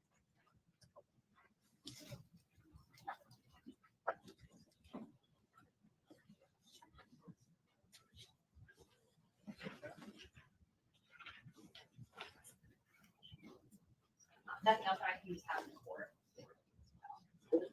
So listen, my fee hearing docket is at 3:30 p.m. So We've already spoken to BSI Henderson in court. I mean, I was going to make it available if you wanted to do it now. I think Okay. You're in charge. Yeah. Anything else from the defense on behalf of Mr. Henry? All right, Mr. Henry, I'm not quite sure how your lawyers managed to do this, but I wish you good luck, sir. Yeah, he'll be on this defense with Mr. Henry. Bro got We'll have a 10 probation officer with who's gonna help 6 you years out. probation, so he gonna get out next year with 85%. I will sign all the paperwork if you want to stick around for that. We're otherwise going to be in recess till 3:30 p.m. The fee hearing docket starts at 3:30 p.m. So we'll be in a recess. We are not a traditional cafe. We're Yeah, bro got 10 years with 6 years probation. So he gonna have he gonna get out ultimately. He gonna end up getting out this year because he gonna get time served for the 7 years. So all he gotta do is like another year and a half, and they're gonna let him out on probation.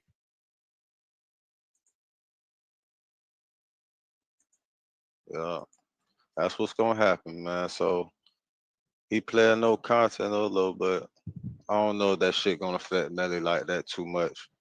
You know what I'm saying? They still gotta prove that shit beyond a reasonable doubt that he's guilty. They just fucked up that they ain't released that boy how they know they should have. They should have granted that boy a release until his hearing. Both of them for real. That's how I feel. But Melly go to trial next month. Melly ain't got shit yet. That's why they get him out the way first, cause he the accessory. So they trying to make the case stronger on Melly. You know what I'm saying? They probably what they gonna do? They gonna present him with an offer too, but they gonna take the death penalty off the table with the offer. But he ain't gonna get no sweet offer like that. I don't think. He gonna have to take that bitch all the way to the door to beat them. You feel me? Like he gotta take that bitch all the way to the door. He gotta make them prove that shit beyond a shadow of a reasonable doubt. You know what I'm saying? So, and the fact that the first trial was a mistrial. You feel me? That's good. That's good news for him. You feel me? Bortman just tapped out. He just done. He just don't want to be in that bitch no more. You could tell, like nigga is off it. Going through that whole process, like, especially like you know what I'm saying. You lost your partner behind some shit, and you don't know they make it seem like y'all did the shit. They painting the whole picture and narrative and shit, and going with that shit. And if it was factual, that shit would have been proven so fast. We are in the age of technology, bro. Nigga ain't getting away with no type of shit like that, man. And then y'all taking 10 years to prove it. Come on, y'all aren't doing this because he's a high profile name. Whatever deal or I'm telling you, it's something else behind that shit. I ain't gonna lie, bro. But mark my words, bro. I'm telling you, it's something else behind that shit, bro. This is not just no motherfucking. They trying to put that on him. They trying to put that shit on that man because he was a famous rapper. How fast he was blowing up. Think about this shit. He had just dropped a fucking record with motherfucking Kanye West, nigga. Who the fuck else was coming up that quick to drop some shit like Kanye West and he ain't even had no deal, no shit like that? Who the fuck was he signed to? I know the nigga had the same manager as Vaughn. He had the same manager now. So man, I don't know. I could look at that shit up right now, right? I could check that shit right now. Man, let me ask the nigga on my phone. Everybody got a nigga on their phone, man. They can ask questions too, man. I ain't got Siri. I got an Android. My iPhone broke, so I ain't got Siri. And they canceled that bitch anyway, like Nino Brown didn't. Anyway, fuck that. Let's ask the nigga on my phone, man. Hold on, where the nigga at? Wake up, nigga. It ain't bedtime yet. Hey, what label was YNW Melly signed to? Shut up, bitch. I ain't even asking. What label was YNW Melly signed to? YNW Melly was signed to 300. Atlantic. Atlantic is some dirty niggas. I ain't gonna lie. I swear, Atlantic was swapping out they were swapping out Young Boy and Kodak when they were beefing. I'm telling you, bro. The same people that own the labels own the prisons. Ice Cube told you niggas that shit. And I noticed that shit. When I heard that shit with Ice Cube, and then I noticed how they niggas was beefing and they were swapping them boys out. They said, all right, this nigga get out, put that nigga in jail. All right, this nigga get out, put that nigga back in jail. You ain't nobody never noticed that shit. Watch somebody else right. If them niggas start beefing again, all right, ain't they both still signed to Atlantic? No. I think that boy, Young Boy, free now. So that's why they ain't worried about it. So that's why they both, you know what I'm saying? I can't tell. I don't know. I don't keep up with that shit like that. I don't want to lie, but yeah, man, they're gonna try to do Melly in. They're gonna try to give Melly the death penalty if he blow trial, and I know he going to trial. Ain't no question about it, bitch. He ain't taking no deal, bitch. He gonna say, bitch, man, he taking that bitch to trial. I promise you. I'm telling you, if his lawyer say, man, we finna beat this shit, we could beat this shit, that nigga taking that shit to trial. Now, if his lawyer coming out with some bullshit, like, but see, I think he got new representation too. I think Melly got new representation.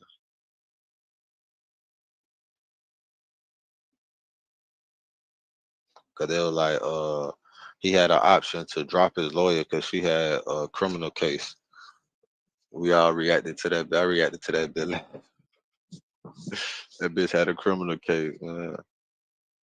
That bitch was going through it with her kids and shit, and then trying to lie on her baby daddy and shit. Dog, that shit was funny, boy. That shit was funny.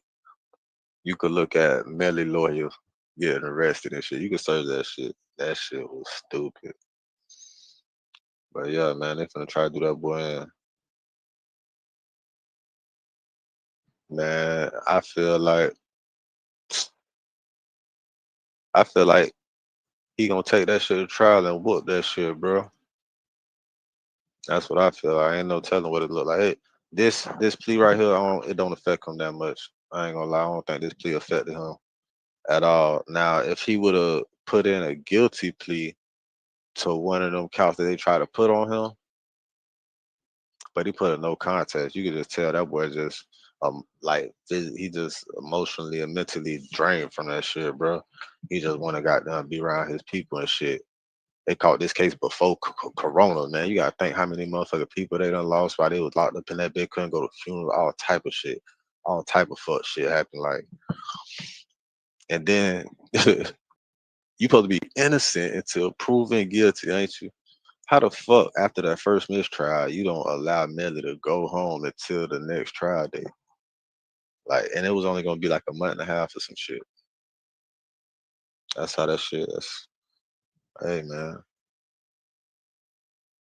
But hey, ain't no telling, bro. I don't even, man, boy.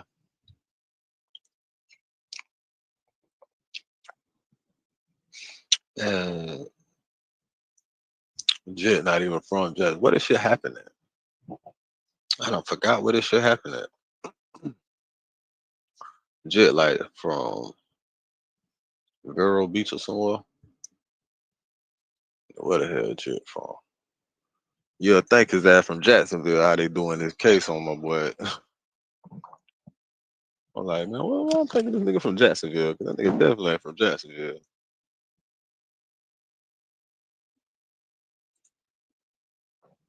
Yeah, definitely ain't there, bro. But yeah, man. What y'all think? Y'all think it's over with for that boy Melly? Y'all think he, you know what I'm saying, gonna get the death penalty?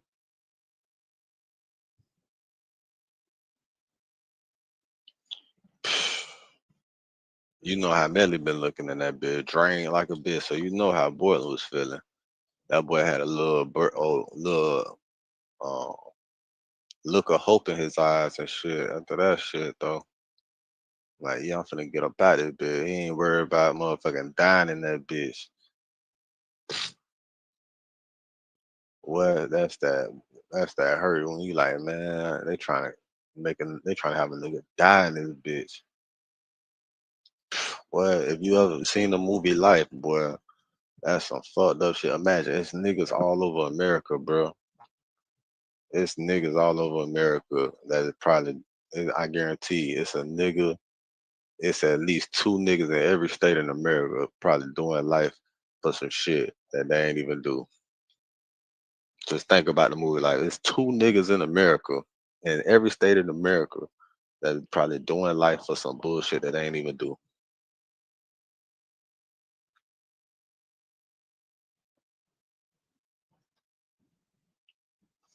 Hell no. I'm not even from here. Wherever you think I'm from, I ain't even from here, bro. I ain't from Earth, nigga. I'm one of them new aliens they just told y'all about, for real. I ain't gonna lie to you. That damn sure wasn't new. That damn sure not from here, Cole. Brussy. Bruss, I'm damn sure not from here, Bruss. I'm damn sure not from this bitch. Somebody told me to look at Lil Jeff shit. Lil Jeff talking about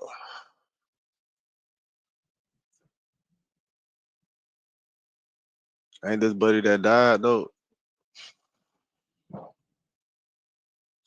Ain't this buddy that went on the drill and got killed?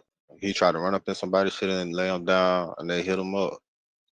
They said they hit that boy like 19 times or some shit. Is this that nigga? I don't know. This the same nigga. Lil Jeff Killers reveals why he told him before shooting him. Reveal what he told him before shooting him 14 times. Yeah, 14, 19. I was off by 5.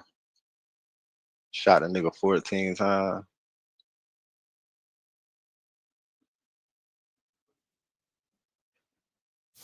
Jeff said something to his killer, and now that killer is out here talking about it like it was just another day. Before the shots rang out, before bullets tore through him, Lil Jeff said something to his killer, and now that killer is out here talking about it like it was just another day. Trap City. Rob didn't just take Jeff's life. He's acting like it was nothing but business.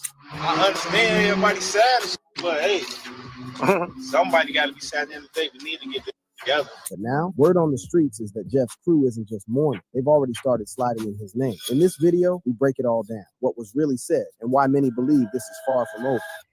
Trap City Rob's revelation.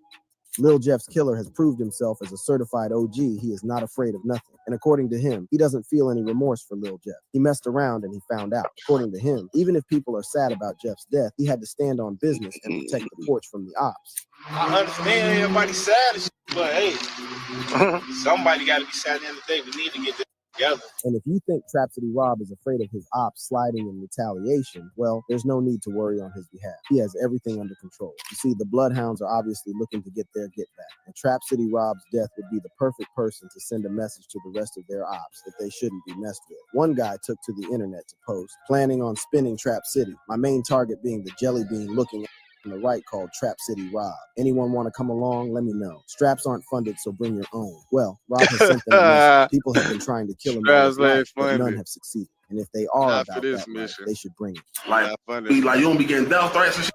That's why I was asking. If you didn't get a chance to even ask that shit. I don't take that serious, man. Trying to kill me my whole life, bro. I ain't gonna see it.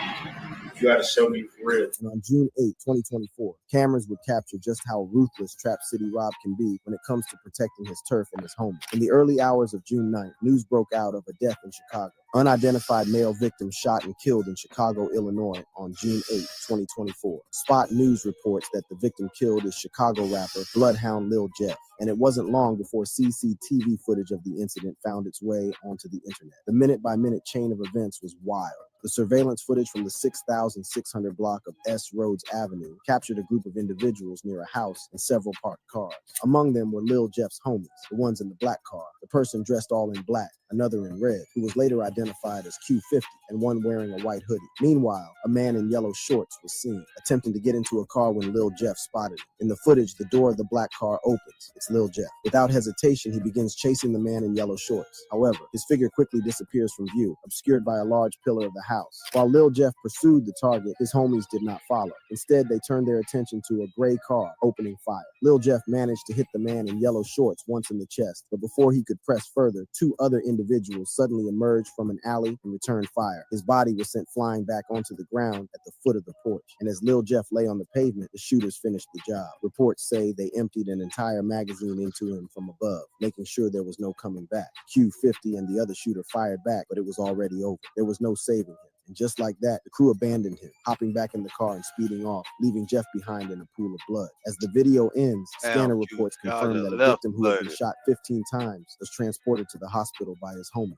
CCTV footage actually showed Lil Jeff's carrying their homie from the porch where he had been shot up. Despite their efforts, Lil Jeff was pronounced dead upon arrival. By the time authorities arrived, the scene was littered with evidence. 58 shell casings 14 times. Meanwhile, the man in yellow shorts, also arrived at the hospital with his own crew, suffering from a gunshot wound to the chest. Unlike Lil Jeff, he survived. This was none other than Trap City Rob. He had come face to face with the Reaper and lived to tell the tale. Others have not been so lucky, because not only did they slide on them, they made sure that they went after innocent family members at a funeral to strike fear into the hearts of their enemies. They were out for blood, and it wasn't long before they found their next target, Trap City Carter. On October 20th, 2024, news outlets reported that a man had tragically lost his life in Chicago. The previous night had seen shots being left off in the city's Oakland neighborhood. By the time it was all over, a man lay bleeding on the pavement, his life slipping away with every passing second. It happened around 8:41 p.m. on South Ellis Avenue, a block that, like so many others in the city, had seen its fair share of violence.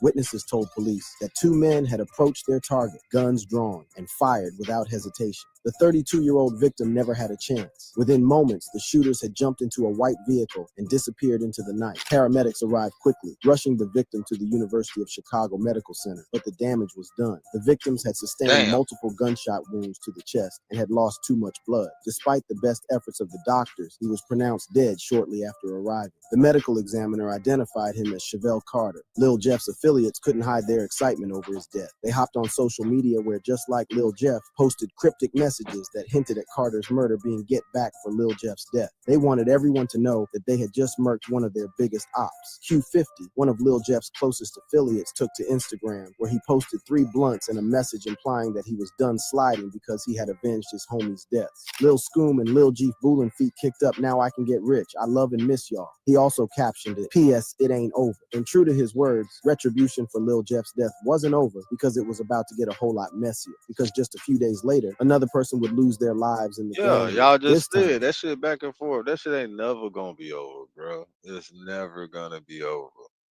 You could get rich. Yeah, you think so, bro. And Buddy got his shit hit up how many times in St. Louis? And that boy, by the grace of God, boy, you ain't get hit at all. Was you even in that bitch? Was you not in that bitch? Who got hit? I ain't hit by nobody down, but that was a bulletproof. It couldn't have been bulletproof. I don't know, it could have been. I ain't heard nobody say shit about nothing being bulletproof though. But boy, you blessed, boy. Hey, stay out the streets, boy.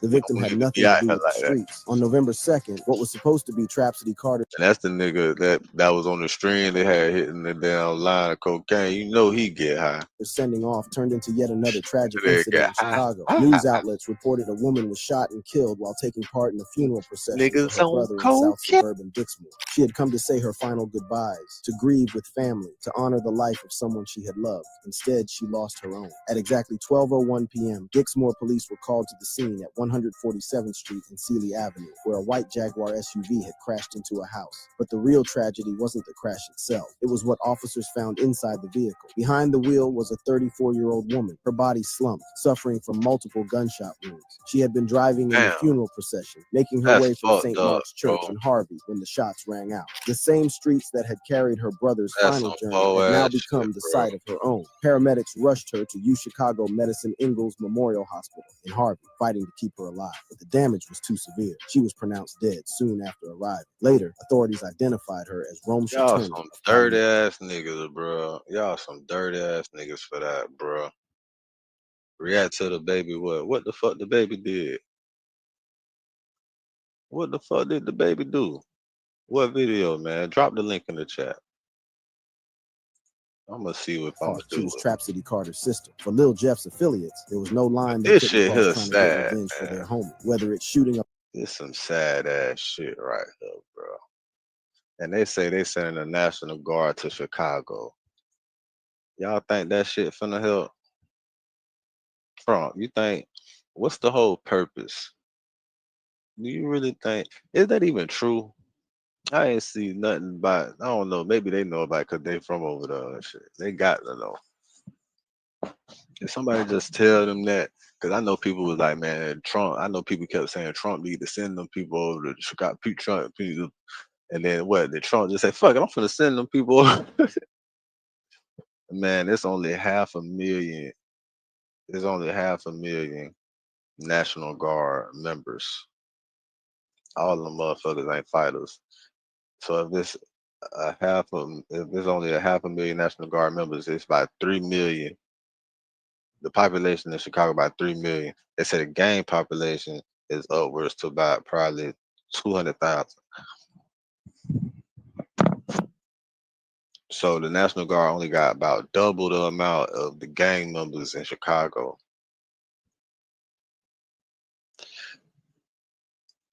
Now, the U.S. military got stupid upgraded, updated type of shit. Now I do know about this gun that they've been working on, that they've been worked on. That bitch shoot around the corner, right? That bitch ain't in the hood. But I've been wanting that. I wanted that bitch about. It's been out about 10 years. And I'm gonna tell you, I remember seeing the store. It was longer than about 10 years. I know they got that bitch available. That shit that shoot around the corner, and it got the precision and like a little camera, like a little goddamn. You know what I'm saying? To show you how that bit, where that bit finna go around. Man, look, I don't know how that bit look through the wall. I don't know what it. That bit was suited up. I gotta go back to the shit and look at it. But man, what? Man, motherfucker don't want to play with the type of guns that them people got. If them motherfuckers bring a tank through that bitch, them niggas ain't gonna know what the fuck to do with no fucking tank in the hood, man. Unless they got rocket launchers, and niggas do be having access to rocket launchers. Let me shut the fuck up. Chicago, I don't know. Maybe y'all could set an example for. Or murdering an Maybe y'all innocent could set an family member example to from already dead motherfucking the gangsters and to motherfucking make a storm for the government. Maybe y'all could set the example for the rest of the nation for all of us to join together and goddamn take back this shit. How them people said that we need. Chicago were taking things to a new level. And now Lil Jeff's big brother has entered the chat. Straight from jail, and with his brother's death still fresh, people are predicting chaos in Chicago. Sliding for Lil Jeff. Maybe they could set the Bloodhound, example, Lil man. Jeff's Maybe they big could brother, be the Jay ones Boogie, to is pop it currently off. caught between a rock and a hard place. You see, just days before he was murked, Lil Jeff asked his Yeah, homies any to place is slide the for him place to if his pop it ops off. ever took him out. And even though Jay Boogie was in jail, Jeff's wishes most certainly applied to him, at least according to the laws of the streets. However, the guys But who murked hey, his brother. I will say that is the most gangster shit that could fucking happen in America. If all you motherfucking niggas get together and protect y'all fucking city against that motherfucking National Guard and feel and y'all do y'all thing and send them bitches running the fuck away. If y'all could do it, that would set an amazing precedent for the rest of America and all the cities and all the street niggas around the country. If y'all niggas could do that shit, just think about that shit. I'm just thinking about it now. Cause remember, they thought they were talking about this 100 niggas versus gorilla shit. Like 100 niggas won't motherfucking demolish a gorilla. Like think about that. They talking like, imagine if these motherfuckers could conquer the National Guard in their city. And imagine if all the gangs in Chicago can unite just for that one sole purpose. To get them the fuck out y'all business and let y'all handle that shit how y'all want to. That would set an amazing example for every Were city once his homeboys. around. Matter of fact, he didn't have any beef with them. I mean, even his supposed ops, Trap City, were confused by the whole situation. In a vlog featuring OTF Black and Trap City affiliates, Taro and Rob, OTF Black revealed that he was locked up with Jay Boogie's dad and that Jay Boogie grew up under the Black Disciples, meaning he was cool with Trap City. And you know what's crazy? But see, the National Guard and martial law is two different things. Now, martial law, they could bring the entire motherfucking army around this bitch. And what the fuck? U.S. Army population. They got to be like 10 million. The total U.S. Army population is 946,961 uniformed personnel, with 452,820 soldiers, 170,601 in the Army Reserve as of June 2020.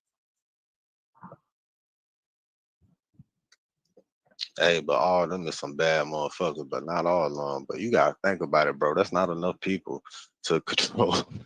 That's not enough people, bro. It's not. That is not enough soldiers, dog. It's not, bro. It's not. Maybe for just Chicago alone, that's enough. It definitely is. But yeah, definitely all them, yeah. 900,000. Close to 1 million, bro. Nah, they definitely could do that shit. They just drop 1 million. Everybody in one city, they fucking cities up. Yeah. They go city by city. Jay Boogie under That's how that shit go down. like like this looks their brother like on that. I don't know how this gonna play out. And according to Trap City Rob, Jay Boogie was still claiming Trap City. They say he ain't claiming the hood still, but he Trap City. That's what I'm saying. Like, how the fuck you gonna do that and you over Saturday Night Blood? Like, you can't. But we already know Trap City and Drill City was the same. Lucky and Water, like that's our family. At the time, Jay Boogie was in jail. So when it was revealed that he would be coming home 2 years early, and just months after his little brother had been gunned down, everyone was eager to know which side he would align with. Would he join the Bloodhounds, which he had claimed since it was founded, or would he choose his childhood friends? I mean, decisions don't come tougher than this. For most, the most logical thing for Jay Boogie to do would be to lay low and let the situation blow over. Crashing out was not an option. Hell, even make peace with the guys who killed your brother. After all, Trap City didn't go out looking for his brother. Lil Jeff was killed trying to slide on them on their home turf. Plus, they had all been childhood friends, so it's not like he would be snaking his brother and his homies. Well, that's what any rational person would think. But you see, the streets are different. It's an eye for an eye, blood paid with blood. The streets demand loyalty to one side. And in cases where someone finds themselves loyal to two sides, they always end up backdooring one side. That's what happened to Quando Rondo. You see, back in 2022, Savannah rapper Quando Rondo was ambushed and almost killed. The plan to take him out was planned with precision. Court documents show a well-coordinated plan that involved private jets, rented cars, and hired assassins.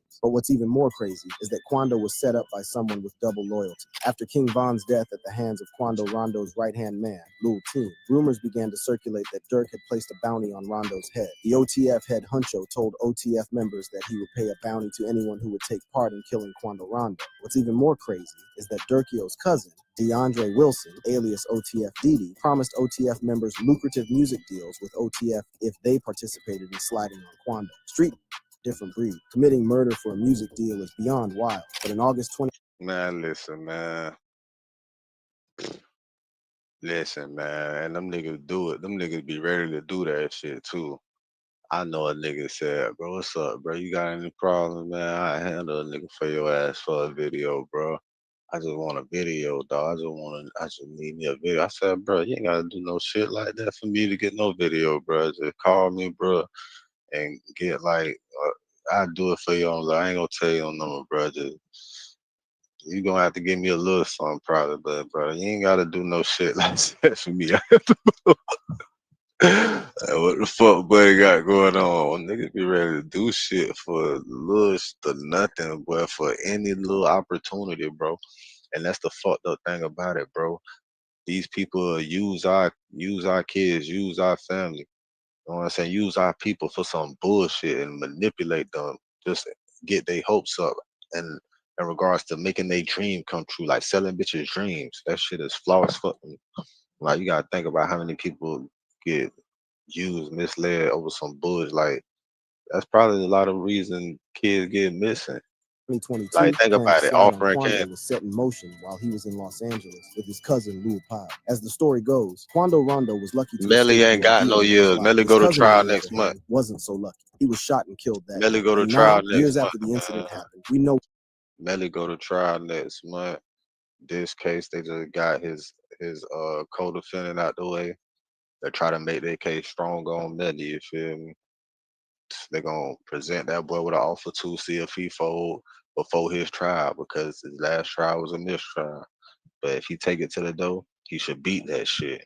I think that case weak, bro. They gotta prove that shit beyond a reasonable doubt. what really went down and who was the snake in Quando's camp. I Who don't almost think got they the gonna do rapper it. killed. They After can't- the incident, everyone at the I don't time think they thought gonna that do Quando Rondo had been involved in a drug deal gone That's bad. why they. We all thought That's that why they was just gave his co-defendant 10 years and 6 years probation versus trying to get his ass for 5 life sentences. Come on, man. Come on, bro. If they had a solid case and they was really trying to present an offer, that shit would have been like, all right, we gonna offer your ass 20 years. They gonna offer that boy 25 something. Man, what? bad drug deal, weed deal. You know that. But still, he played no contest. I don't know if he said. I don't. It ain't documented in that case if he said nothing. But The if he world said thought something, come out that on Melly shooting trial. was a bad weed deal. But I don't think he between said some nothing against that. Armenians or Persians. That's what the world thought. However, through his sources, WAC 100 revealed to the world that Brick Baby was not only cooperating with the cops to bring Lil Durk down, but also worked with Lil Durk when Quando was almost killed by OTF assassins. In a podcast with Adam 22, WAC revealed that according to his sources, Brick Baby was a federal informant. So you think that he's a federal informant? Yes. I think he's definitely working. Now here's where the accusations between WAC 100 and Brick Baby get interesting. Months before Lil Durk and his fellow OTF members were arrested, Brick Baby house was raided by the feds and he was arrested. And although Brick was bailed out by Adam 22, no charges were ever brought up against him, which according to WAC 100 meant that Brick was cooperating. How do you react to the narrative that WAC has been consistently? I think he the feds too. I ain't gonna lie to you. I think all them niggas are fucking police. Putting out there, which is basically him saying that Brick maybe must be cooperating or compromising. This nigga look like he looked like the nigga off Snowfall. He looked like he could be related to the motherfucking Franklin Plug or some shit. That's who everybody. FBI agent. That's who the fuck this thing is.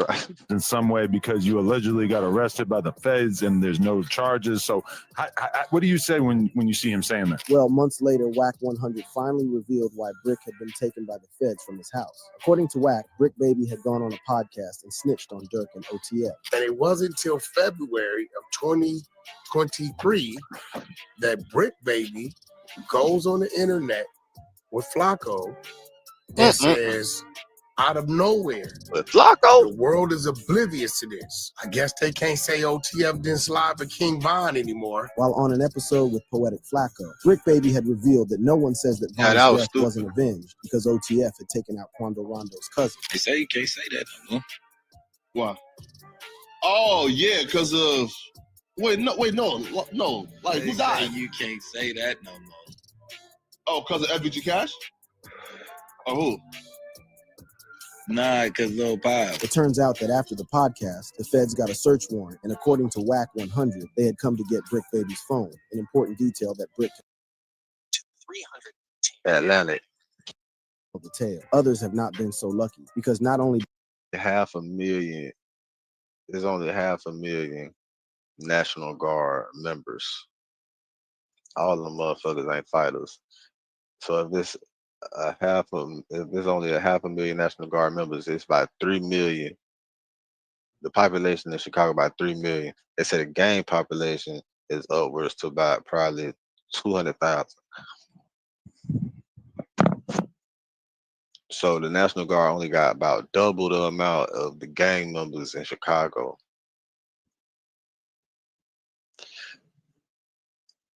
Now, the U.S. military got stupid, upgraded, updated type of shit. Now, I do know about this gun that they've been working on, that they've been worked on. That bitch shoot around the corner, right? That bitch ain't in the hood. But I've been wanting that. I wanted that bitch it's been out about 10 years. And I'm gonna tell you, I remember seeing the story longer than about 10 years. I know they got that bitch available. That shit that shoot around the corner, and it got the precision and like a little camera, like a little goddamn, you know what I'm saying, to show you how that bit, where that bit finna go around. Man, look, I don't know how that bit looked through the wall. I don't know what it. That bit was suited up. I gotta go back to the shit and look at it. But man, what? Man, motherfuckers don't want to play with the type of guns that them people got. If them motherfuckers bring a tank through that bitch, them niggas ain't gonna know what the fuck to do with no fucking tank in the hood, man. Unless they got rocket launchers, and niggas do be having access to rocket launchers. Let me shut the fuck up. Chicago, I don't know. Maybe y'all could set an example. Maybe y'all could set an example to motherfucking gangsters and to motherfucking make a storm for the government. Maybe y'all could set the example for the rest of the nation for all of us to join together and goddamn take back this shit. How them people said that we need. Chicago were taking things to a new low. And now Lil Jeff's big brother has entered the chat. Straight from jail, and with his brother's death still fresh, people are predicting chaos in Chicago. Sliding for Lil Jeff. Maybe they could set the example, man. Maybe they could be the ones to pop it off. Caught between a rock and a hard place. You see, just days before he was murked, Lil Jeff asked his homies to slide for him if his ops ever took him out. And even though Jay Boogie was in jail, Jeff's wishes most certainly apply to him, at least according to the laws of the streets. However, the guys who murked his brother, I will say that is the most gangster shit that could fucking happen in America. if all you motherfucking niggas get together and protect y'all fucking city against that motherfucking National Guard and feel and y'all do y'all thing and send them bitches running the fuck away. If y'all could do it, that would set an amazing precedent for the rest of America and all the cities and all the street niggas around the country. If y'all niggas could do that shit, just think about that shit. I'm just thinking about it now. Cause remember, they thought they were talking about this 100 niggas versus gorilla shit. Like 100 niggas won't motherfucking demolish a gorilla. Like think about that. They talking like, imagine if these motherfuckers could conquer the National Guard in their city. And imagine if all the gangs in Chicago can unite just for that one sole purpose. To get them the fuck out y'all business and let y'all handle that shit how y'all want to. That would set an amazing example for every were city. once his homeboy. Matter of fact, he didn't have any beef with them. I mean, even his supposed ops, Trap City, were confused by the whole situation. In a vlog featuring OTF Black and Trap City affiliates, Taro and Rob, OTF Black revealed that he was locked up with Jay Boogie's dad and that Jay Boogie grew up under the Black disciples, meaning he was cool with Trap City. And you know what's crazy? But see, the National Guard and martial law is two different things. Now, martial law, they could bring the entire motherfucking army around this bitch. And what the fuck? U.S. Army population. They got to be like 10 million. The total U.S. Army population is 46,961 uniformed personnel, with 452,820 soldiers, 170,601 in the Army Reserve as of June 2020. Hey, but all of them is some bad motherfuckers, but not all of them. But you gotta think about it, bro. That's not enough people to control. That's not enough people, bro. It's not. That is not enough soldiers, dog. It's not, bro. It's not. Maybe for just Chicago alone, that's enough. It definitely is. But yeah, definitely all them, yeah. 900,000. Close to 1 million, bro. Nah, they definitely could do that shit. They just drop 1 million. Everybody in one city, they fucking cities up. Yeah. They go city by city. That's how that shit go down. Like this looks up better like on daily. I don't know how this gonna play out. And according to Trap City Rob, Jay Boogie was still claiming Trap City. They say he ain't in the hood still, but he Trap City. That's what I'm saying. Like, how the fuck is weird, bro? And you over Saturday night blood, like you can't. But we already know Trap City and Drill City was the same. Monkey and water, like that's our family. At the time, Jay Boogie was in jail. So when it was revealed that he would be coming home 2 years early, and just months after his little brother had been gunned down, everyone was eager to know which side he would align with. Would he join the Bloodhounds, which he had claimed since it was founded, or would he choose his childhood friends? I mean, decisions don't come tougher than this. For most, the most logical thing for Jay Boogie to do would be to lay low and let the situation blow over. Crashing out was not an option. Hell, even make peace with the guys who killed your brother. After all, Trap City didn't go out looking for his brother. Lil Jeff was killed trying to slide on them on their home turf. Plus, they had all been childhood friends, so it's not like he would be snaking his brother and his homies. Well, that's what any rational person would think. But you see, the streets are different. It's an eye for an eye, blood paid with blood. The streets demand loyalty to one side. And in cases where someone finds themselves loyal to two sides, they always end up backdooring one side. That's what happened to Quando Rondo. You see, back in 2022, Savannah rapper Quando Rondo was ambushed and almost killed. The plan to take him out was planned with precision. Court documents show a well-coordinated plan that involved private jets, rented cars, and hired assassins. But what's even more crazy is that Quando was set up by someone with double loyalty. After King Von's death at the hands of Quando Rondo's right-hand man, Lil Teen, rumors began to circulate that Dirk had placed a bounty on Rondo's head. The OTF head honcho told OTF members that he would pay a bounty to anyone who would take part in killing Quando Rondo. What's even more crazy is that Dirkio's cousin, DeAndre Wilson, alias OTF Didi, promised OTF members lucrative music deals with OTF if they participated in sliding on Quando. Street different breed. Committing murder for a music deal is beyond wild. But in August 20... Man, listen, man. Listen, man. And them niggas do it. Them niggas be ready to do that shit too. I know a nigga said, bro, what's up, bro? You got any problems, man? I handle a nigga for your ass for a video, bro. I just want a video, dog. I just need me a video. I said, bro, you ain't gotta do no shit like that for me to get no video, bro. Just call me, bro, and get like, I'll do it for you. I ain't gonna tell you no number, bro. Just, you gonna have to give me a little something, probably, but bro, you ain't gotta do no shit like that for me. What the fuck, buddy, got going on? Niggas be ready to do shit for little to nothing, boy, for any little opportunity, bro. And that's the fucked up thing about it, bro. These people use our kids, use our family. You know what I'm saying? Use our people for some bullshit and manipulate them, just get their hopes up. And in regards to making their dream come true, like selling bitches dreams, that shit is flawed as fuck. Like, you gotta think about how many people get used, misled over some bullshit. Like, that's probably a lot of reason kids get missing. 2022, like, think about it. Offering Quando candy was set in motion while he was in Los Angeles with his cousin Lil Pop. As the story goes, Quando Rondo was lucky to Melly escape ain't the got ordeal, no years. while Melly his go to cousin, on trial the next other month. hand, wasn't so lucky. He was shot and killed that Melly day. go to And trial now, years next after the month. incident happened, we know Melly go to trial next month. This case, they just got his co-defendant out the way. They try to make their case stronger on Melly, you feel me? They're gonna present that boy with an offer to see if he fold before his trial, because his last trial was a mistrial. But if he take it to the door, he should beat that shit. I think that case weak, bro. They gotta prove that shit beyond a reasonable doubt. what really went down and who was the snake in Quando's camp, I who don't almost think got they the gonna do rapper it. killed. They After can't. the incident, everyone at the I don't time think they thought that gonna do Quando it. Rondo had been involved in a drug deal gone That's bad. why they. We all thought That's that why was they a just gave his co-defendant 10 years and 6 years probation versus trying to get his ass for 5 life sentences. Come on, man. Come on, bro.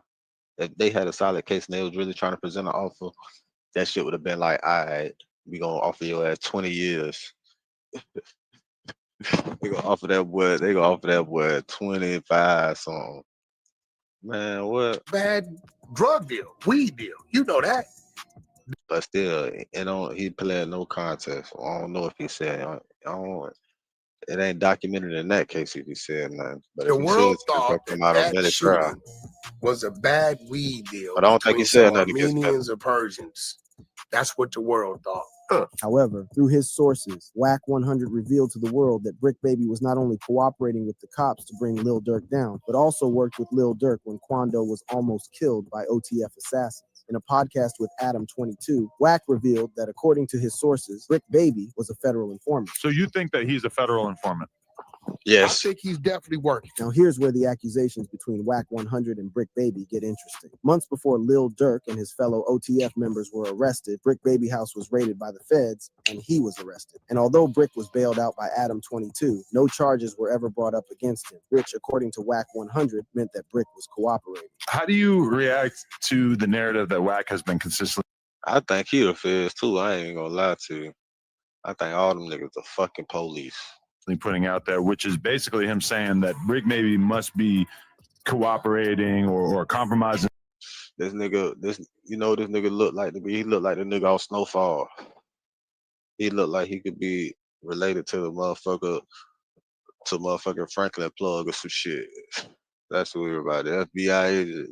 That's who the fuck this nigga is, right? In some way, because you allegedly got arrested by the feds and there's no charges. So what do you say when you see him saying that? Well, months later, WAC 100 finally revealed why Brick had been taken by the feds from his house. According to WAC, Brick Baby had gone on a podcast and snitched on Durk and OTF. And it wasn't until February of 2023 that Brick Baby goes on the internet with Flacco and says, out of nowhere, with Flacco, the world is oblivious to this. I guess they can't say OTF didn't slide for King Von anymore. While on an episode with Poetic Flacco, Brick Baby had revealed that no one says that Von's death wasn't avenged because OTF had taken out Quando Rondo's cousin. They say you can't say that no more.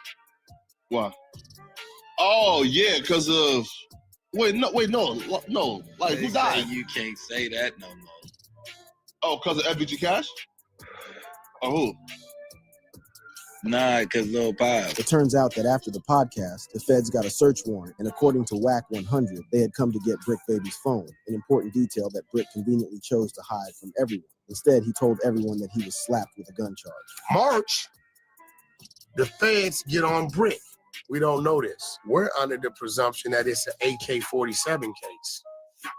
But what really happened was they came there to get his cell phone. What's crazy is that Brick hasn't been charged yet and doesn't have a court date. They gonna always get you niggas with them phones. They gonna always get niggas with their phones because niggas got everything on their damn phone. Look, they got ways now. They don't even need your fucking phone, nigga. They just need your number. They don't need your phone, nigga. They just need your number now. For a lot of shit, man, I know it. Man, I know. They just need your motherfucking number, nigga.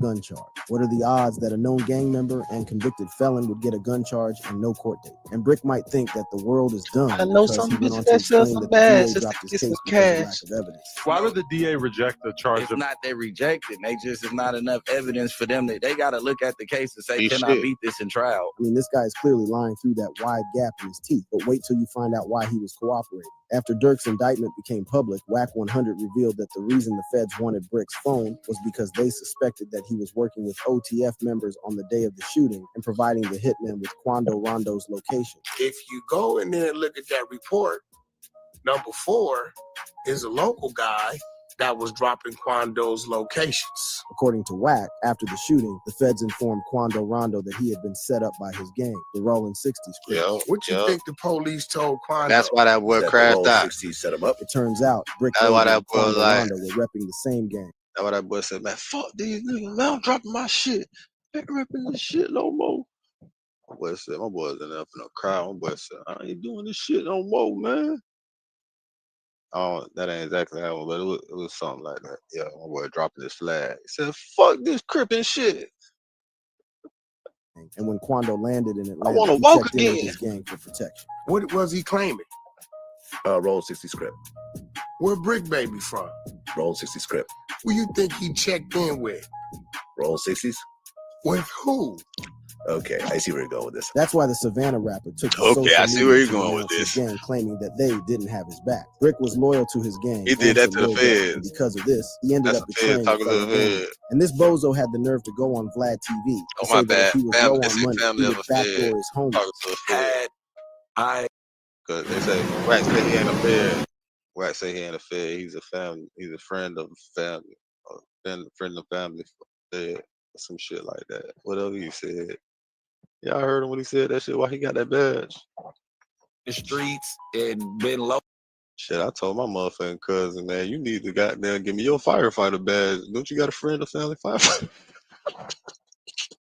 Be like, hey, I got 60,000. You give my goddamn friends and family firefighter badge. That shit might save This you, is man. why Jay Boogie can't I've have been dual putting out loyalty. fires He all will my end life. up snaking one gang for the other and make permanent enemies on either side. But when he came home from jail, everyone automatically knew fires which side all he had my chosen life. because shortly after, he would be doing the usual bloodhound stuff, snorting drugs on camera. And since he seems to be kicking in it with the bloodhounds, the pressure to slide for his lil bro might start mounting, from fans to his fellow gang members.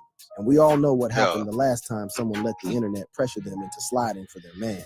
Yep, Lil Durk ended up in jail for No matter what, allegedly though, do hiring it hitmen capital. to take out Rondo. When Von died, it seemed Durk didn't want to slide for his dead best friend. He even told fans to stop telling him to slide on his ops for Von. In his track, Hearing Sirens, Durk raps, "My brother shot dead to violence. I truly think the feds around us, y'all tell me, slide, then turn around and have the nerve to clown us. You ain't worried about lawyers. You'd rather talk about Tory and Meg Thee Stallion like them blogs, not your dog. You niggas turn to cowards." However, the slide for Von comments must have got to him. In an interview, DJ Academics asked the rapper what he thought about people telling him to sleep. Why wouldn't that shit? You know that shit gonna get to you, bro. This nigga you came up with your whole life. Y'all were broke together, all type of shit. Y'all come from the same area. Y'all get money together. You put, you know what I'm saying? You brought him in this game to get more money to change his family life and change, you know what I'm saying, more people life, because he gonna put somebody on after him type shit. Keep the chain going. Man, that shit like guilty conscience type shit. And then you know what you come from. You know where you like, what the fuck? slide for Vaughn. You get triggered by Beat the shit out of this little ass, man. You get triggered by And then it was statements like he was telling Vaughn to stop taking it easy on the ops and shit like that. Stop playing around with him and shit like that right before that shit happened. So yeah, the nigga probably got somewhere guilty conscience behind all that shit. You know what I'm saying? Like, the slide for Vaughn comments. I don't know if people still say it. They used to say it, but you also mentioned I think Dirk gonna beat that case as long. I think Dirk beat that case. They be saying slide for Vaughn. I think they trolling me. Well, according to Lil Durk, there was a reason those comments had long disappeared from the internet. For some reason, I just don't know. For some odd reason. I don't know. Might be the water. You be seeing the comments a lot? They kind of chilled out a little bit.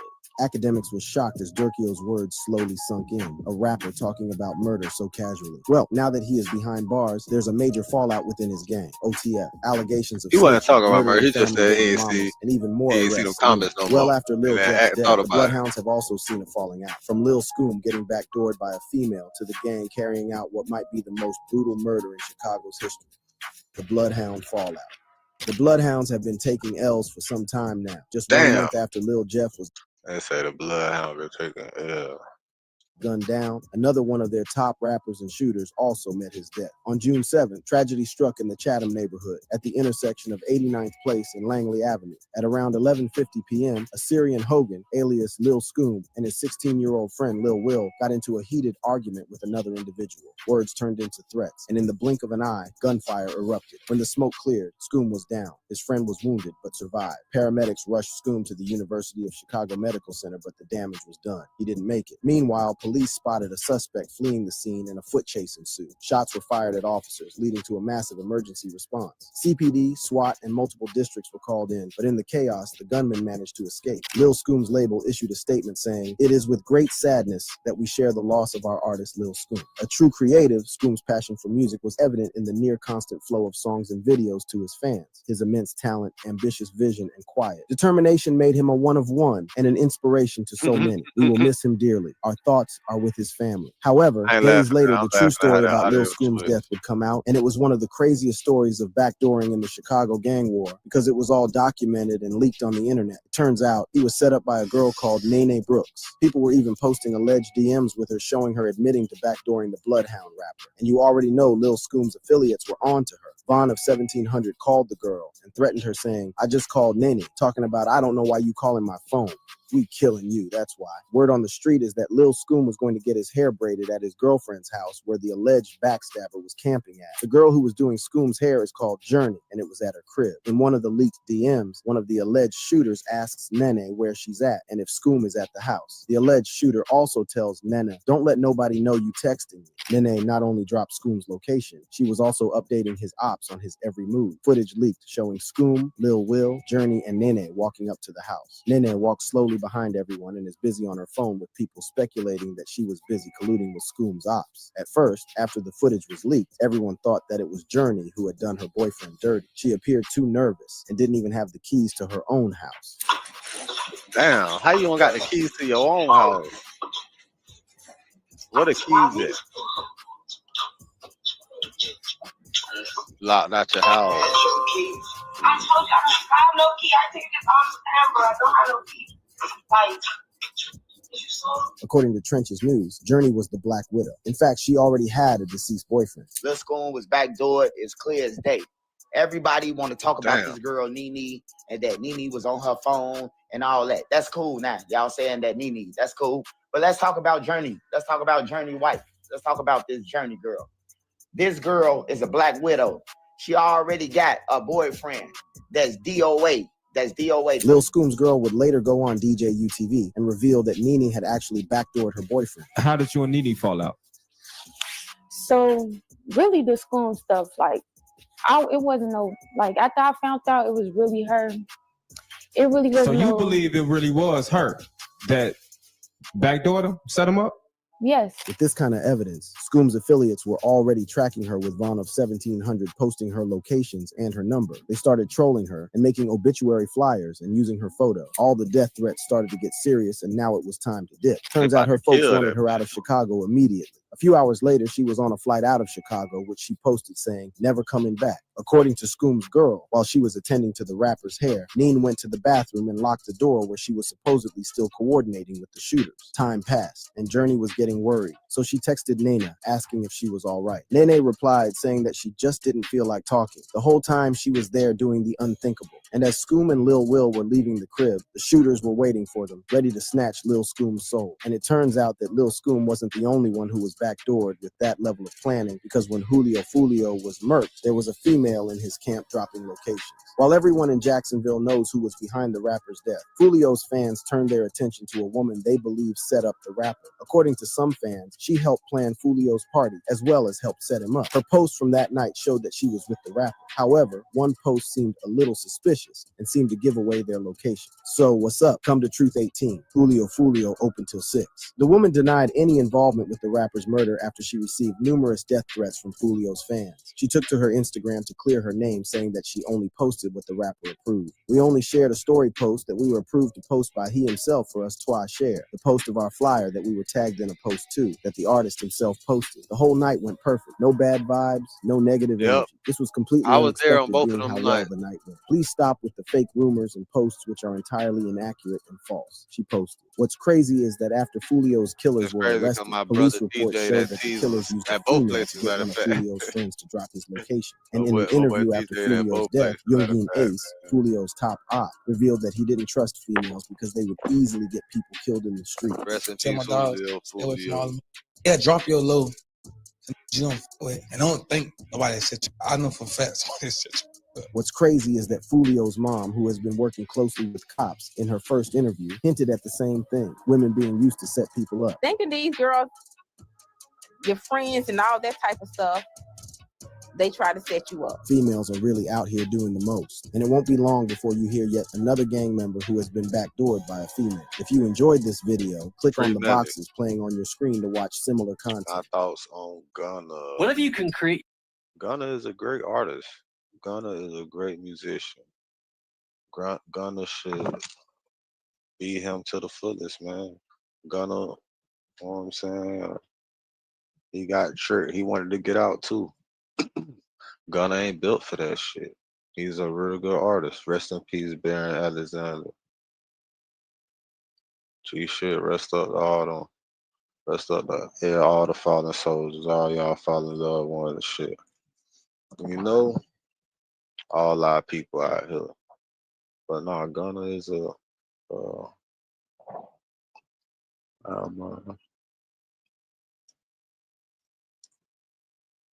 I never really listened to Gunna music like that. I ain't gonna count.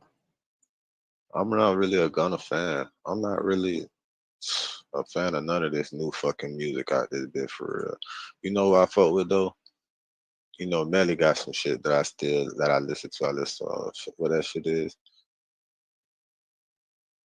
I'm a rich nigga. I could buy what I want to. Yeah, that's my shit. I ain't gonna lie. I be jamming the hell out of that. Yeah. You a bad bitch. You could grunt what? You could fuck who you want to, bitch. Straight up. Disrespect the clique, bitch. That's something you won't do. Yeah, I fuck with Melly. Who else I listen to? I still listen to Bankroll Fresh. Man, I listen to Florida. So I listen to Kodak. I listen to Rod Wave. I listen to Tom G and shit like that, man. Swavel. Man. Lil Wayne. I still listen to Weezy, man. That's the GOAT, bitch. Give a fuck what nobody say, bitch. I don't give a fuck what you say. Did you hear the shit? New Weezy shit, man. Look. Alright. I don't even listen to Young Thug like that. That's the reason. That's one of the reasons. Man. Look.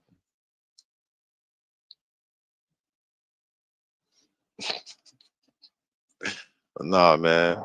You know, Gunna fucked up when he said that shit was a gang though. He did make them boys case harder. I ain't gonna cap. That's something he ain't supposed to do, especially against shows. You know what I'm saying? But at the same time, like I said, the same people that own the labels on the prisons when they want to manipulate shit. They want to get certain out of certain artists and shit. They'll do that to their ass. It be other shit going on behind them walls that motherfuckers will never know.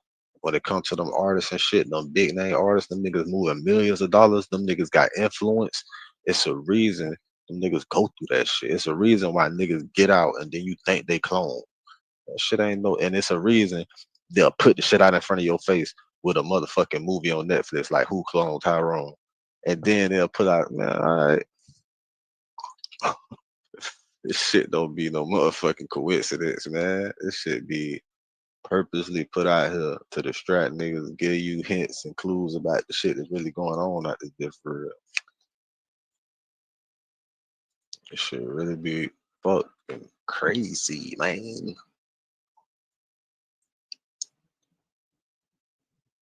Just talking about aliens and all this shit. It's really what you want to choose to believe, man. They say it's people outside this bitch, out of space and spaceships and shit like that. I don't know. I ain't seen no news report on it. I be seeing shit in the sky. I've been seeing shit in the sky for 2 decades. Bitches thought I was crazy back then and shit. But I don't get shit. I ain't got no telescope. I'm not out there looking at. Who got a telescope? If you got a telescope, when you look out there, what you see? Nobody got no fucking telescope for real. If you got a telescope, look across the goddamn water first into somebody's house. Look all the way across the ocean. If you got a telescope, right, and the earth is flat, you should be able to look. You should be able to be on a beach, right, on the east coast of Florida and look across the motherfucking Atlantic Ocean to see Africa. That's what I think. Am I wrong though? Am I wrong for thinking? No, wait, no. Like, They who say died? you can't say that no more. Oh, because of FBG Cash? Or who? Nah, cause Lil Pop. It turns out that after the podcast, the feds got a search warrant, and according to WAC 100, they had come to get Brick Baby's phone, an important detail that Brick conveniently chose to hide from everyone. Instead, he told everyone that he was slapped with a gun charge. March, the feds get on Brick. We don't know this. We're under the presumption that it's an AK-47 case. But what really happened was they came there to get his cell phone. What's crazy is that Brick hasn't been charged yet and doesn't have a court date. They gonna always get you niggas with them phones. They gonna always get niggas with their phones because niggas got everything on their damn phone. Look, they got ways now. They don't even need your fucking phone, nigga. They just need your number.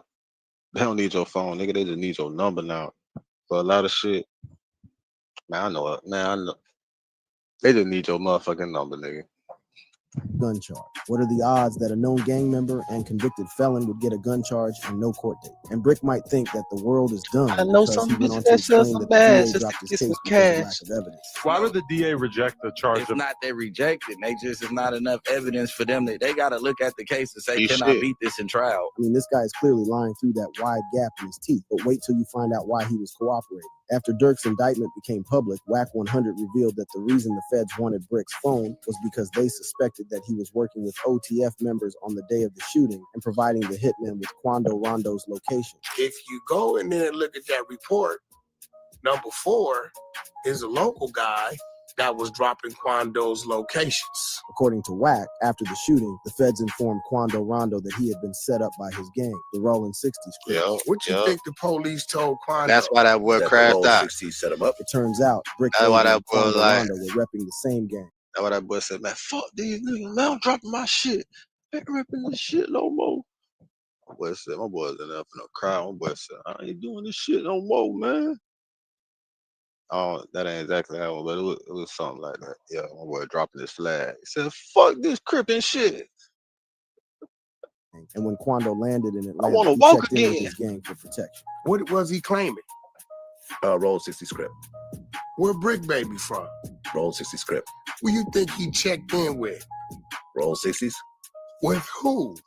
Okay, I see where you're going with this. That's why the Savannah rapper took to Okay, social I see media where you're to going with announce his this. gang, claiming that they didn't have his back. Brick was loyal to his gang. He did and that to the Lil Durk, and feds. because of this, he ended That's up the feds betraying a talking to fellow the gang. feds. And this bozo had the nerve to go on Vlad TV Oh, and my say that bad. if he was Family, low it's on a money, family he of would a fed backdoor his homies. talking to a fed.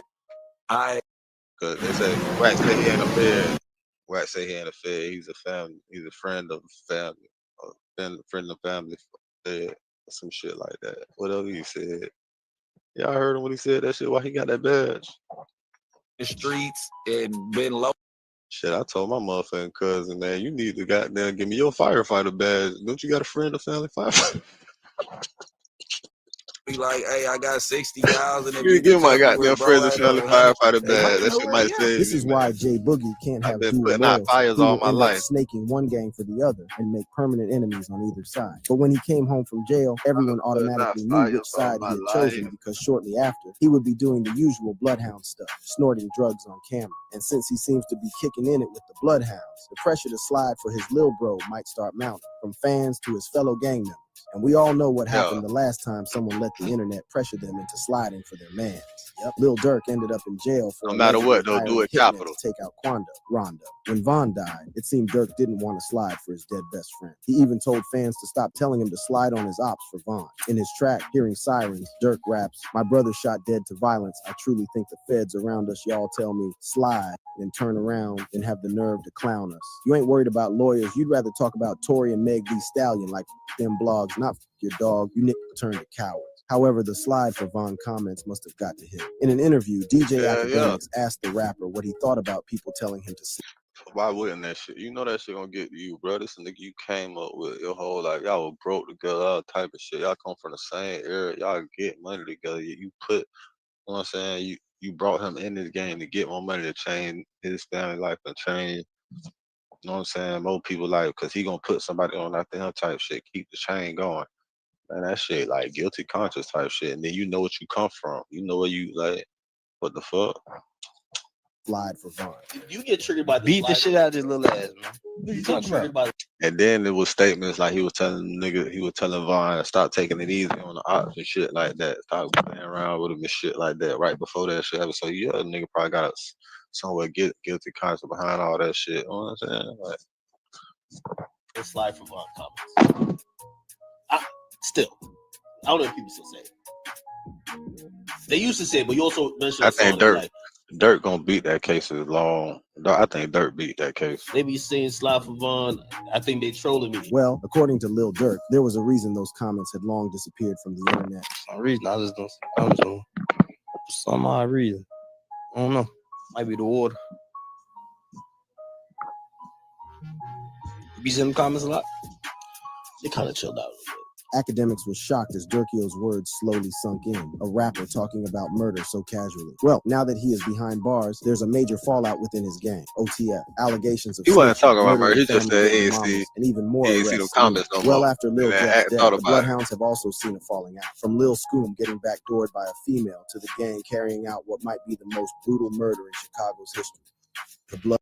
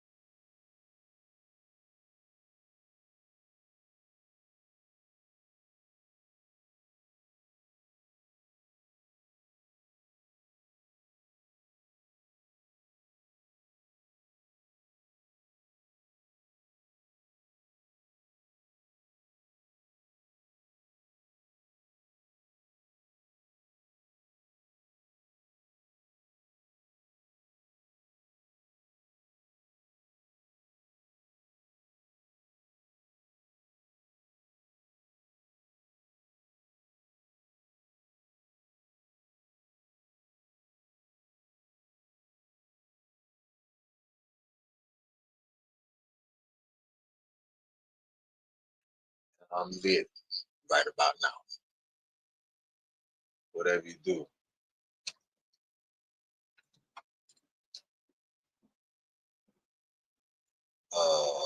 What I was gonna say? Oh, I am Capital. Create a positive impact today and later. Fuck them haters. Get your paper straight like that. And listen.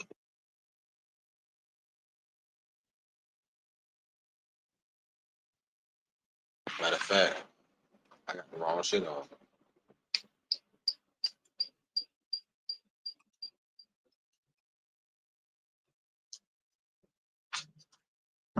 Okay.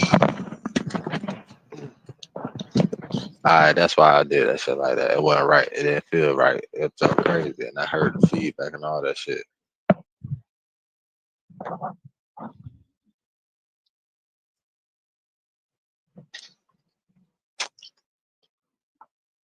This shit was not just looking like that. Anyway.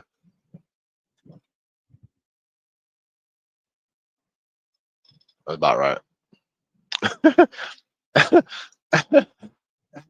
Hey man, fuck y'all niggas. Alright, what's up?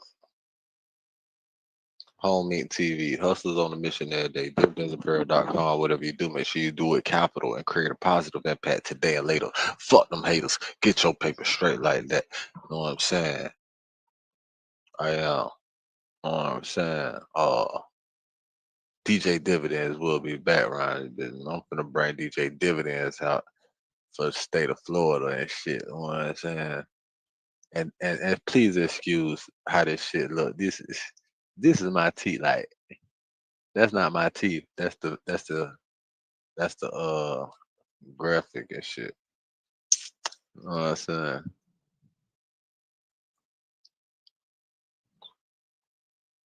I don't know why they should be doing that. I think it's this new toothpaste I got. It must be something to do with the alcohol. They should do that after I take a sip. Anyway, excuse me. Oh, yeah. TikTok, do it capital. Instagram, do it capital. What? Shit. The Lit House, Twitch, Home Meat TV on YouTube, Twitch, and Kick. Yeah, man. Shit. I'm lit. I'm lit right now. I'm about to get even more little. Shout out to y'all. Hope y'all feeling straight. Hope y'all alright. Hope y'all don't let that bullshit get to you. You know what I'm saying? It's mind over matter. No, as long as you control your emotions and keep in mind that. Keep reminding yourself, man, all this shit temporary, bro. Everything, every single thing you go through is temporary in this motherfucker, bro. It's a temporary experience. Live life, nigga. So, with that being said, we're gonna get into this short little this shit ain't short. This shit ain't short and this shit ain't brief. We gonna get into this motherfucking shit right here about the downfall. As you can see, the title supposedly the was by Trap Lord Ross. Yeah, this is on the embarrassing downfall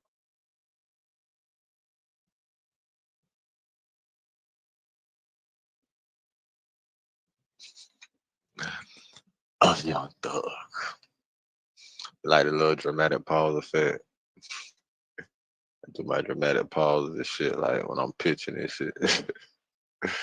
My dramatic pause effect. Man, I ain't been drinking in so long. So when I took them 2 shots just now, it's just like, whew. Feel sleepy already, man. I'm gonna go to sleep. I look good though, bitch. That's why your bitch be on the mommy. Alright, man, I'm done. Alright, let's get to it. Atlanta for years has been one of the top sources for the most talented rappers in America, but in the shadows, Atlanta is hiding a dark secret. In a place where the street rappers end up becoming the most popping musicians, once a gangster rapper gets on, nothing is worse than their street credibility being tarnished. In the streets, there's one label that's impossible to overcome: snitching. For many in the rap game, portraying yourself as a gangster but being outed as a snitch can be the end of your career. There might be exceptions to the rule, but the reality is once you're outed as a snitch, the streets no longer want to hear your music. And if there's anybody that's ridden hard for the anti-snitching position, it's Young Thug. After pleading his... What that shit said about Lil Uzi? There might be exceptions to the game. Portraying yourself as a gangster but being outed as a snitch can be the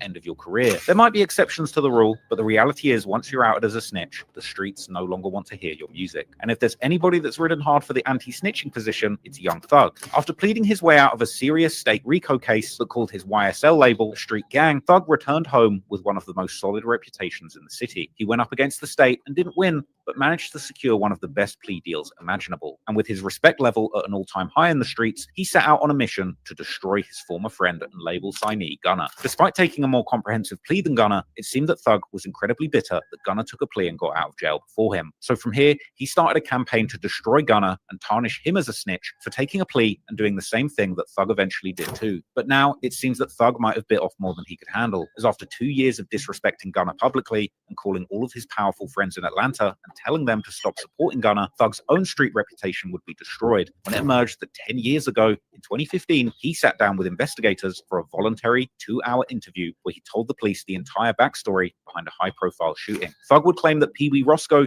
the man they had arrested for shooting up Lil Wayne's tour bus, used to carry drugs for Lil Wayne. Thug told investigators that Pee Wee breaks the law every day and that he didn't want to do anything to get in the way of their investigation of him. Roscoe and Lil Wayne were more than we used to bring Wayne's drugs. Man, real nigga shit. Oh, no, niggas want my real nigga I honestly don't know. I don't want to block out y'all case by saying that shit no. Roscoe didn't do that. I don't know. Yeah. This idiot did it. This idiot paying for it. If the idiot didn't do it, he's going to. At one point, he even requested food and ate a bologna sandwich given to him by investigators so he could continue talking. You want some food? They still ain't getting me. You want some food? No, that man wants some food. Yeah. We'll get it. We'll get you this stuff. Dirty ass bitch. You want to see if we got some food? He got the Some bologna sandwich. myself. You don't like bread? About all this shit. I ain't That's too big. myself. I got to steal from your stuff. I ain't Everybody different. Right. He let you eat, man. You keep trying to eat, man. And you keep Thug, despite his legal team crying foul at his own trial that lyrics shouldn't be used against him, he would point out to investigators in the interview that Lil Wayne had previously rapped about Birdman having an army and wanting him to go down in a hail of bullets like Tony Montana at the end of Scarface, an observation that left detectives overjoyed at this enlightening discovery. before the album, he said on one of the songs, he was like, I don't want no problems. I just want my money. that episode out. Birdman is an army. I'm a one-man army. Like, man. They're coming for me. I'm going out like Tony. He said those exact words. Who is from? Tony Montana. Scarface. I know Scarface. See, he was like, Birdman is an army. Okay. He said Cash Money is an army. I'm a one-man army. Coming for me, I'm going out like Tony. Scarface, the last section in Scarface. Yeah. And he would end the interview on a positive note, with investigators telling him he did great and Thug offering up his personal number, promising detectives that they could call him anytime for information, just as long as they didn't tell the world that he was talking to them. Mr. Williams, you were wonderful today. Yes, sir. Promises. Make promises. Just keep promises. Whatever you anytime you ever ain't gonna know anything, tell me. I'll tell you anything. Well, don't tell the world. What's your number? Yes, you can.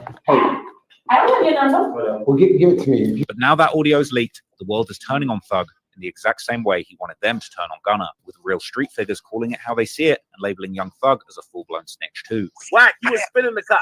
Come on. You was. How you spitting the cops? Then you're telling them the truth. Yeah, you telling them the truth. How you spend? Who you spitting them at? Now he told him. Now he's like Roscoe's a junkie. He couldn't do that. commit crime. If Roscoe breaks the law every day, that makes the cops look at you. Yeah, that's crazy, bro. So if you making a rhythm, If you say, yeah, that's crazy, bro. And then you got the nerve to be in that interview talking about you was trying to set a nigga free, bro. What actual sentence did you say? What actual statement do you feel like you said where you was trying to help a nigga out? Because you said you was really talking to them people, bro. You know you was really in there talking to them people, telling them your true and actual feelings. You said they commit crimes every day, all that shit. You said the nigga. You said so that nigga said. I just forgot what I. Welcome to the lit house. But no, the nigga said, yeah, he commit crimes every day. Nigga said, I don't know if he shot at the bus. I don't know if he did. I don't know if he did. And I can't tell you, but then you said you was cool, you're serving him. But bitch, that's still extra effort, baby. You don't need to be saying that either. So you saying commit, yeah, that's definitely getting you looked into more and all that shit. And who knows what the fuck he said. Basing to tell. It ain't getting leaked. His shit ain't getting leaked because he's not the high profile person in this moment. You are the one that everybody gives a fuck about. You are the eyes. You are the famous person. You are the people. You are the reason all this shit. You know what I'm saying? Like you gotta think about that. You the motherfucking top name on the case. So they going after you. No, that's it, bro. After you already did some telling, you booked a date to tell furthermore like a concert. Y'all can't do that now. Don't do that. Say that 2 hours of spending the police is not even a thing. Spending? Yeah. How much spending you gonna do? You gonna be busy in 2 hours? Hey, listen. Hey, so I feel you. Like 2 hours is crazy. 2 hours maxed out, right? What logic? You look at Gunna as a rap, right? Yeah, definitely. Okay, so you got to look at Thug like a worse rap because Gunna didn't mention no names and Thug did, bro. As the word snitch generally refers to, snitch being a noun, definition, a person who informs on someone, especially to the authorities, like the police. Informal and often derogatory, used to describe someone who betrays others by revealing secrets or reporting wrongdoings. Snitch. Damn. But unable to accept the reality of the situation, Thug would go on to make things 100 times worse when he decided that if he was going down, he would take down the whole of Atlanta with him, going on to call out other respected street figures in the city rats too, and using debatably flimsy information to back it up. Young Thug dropped a snippet from a song, and he mentioned you in it. Hey. You heard this. He said, yeah, Gotti tricked me for some years. I didn't know he was telling. I tricked who? He said, yeah, Gotti, this is Young Thug rap. He said, yeah, Gotti tricked me for some years. I didn't know he was telling. Who I told on? Thug basically said if he's going down. And Thug say it was his partner. They went to go do some shit in retaliation when they got booked and shit. He told them everything that went down and shit.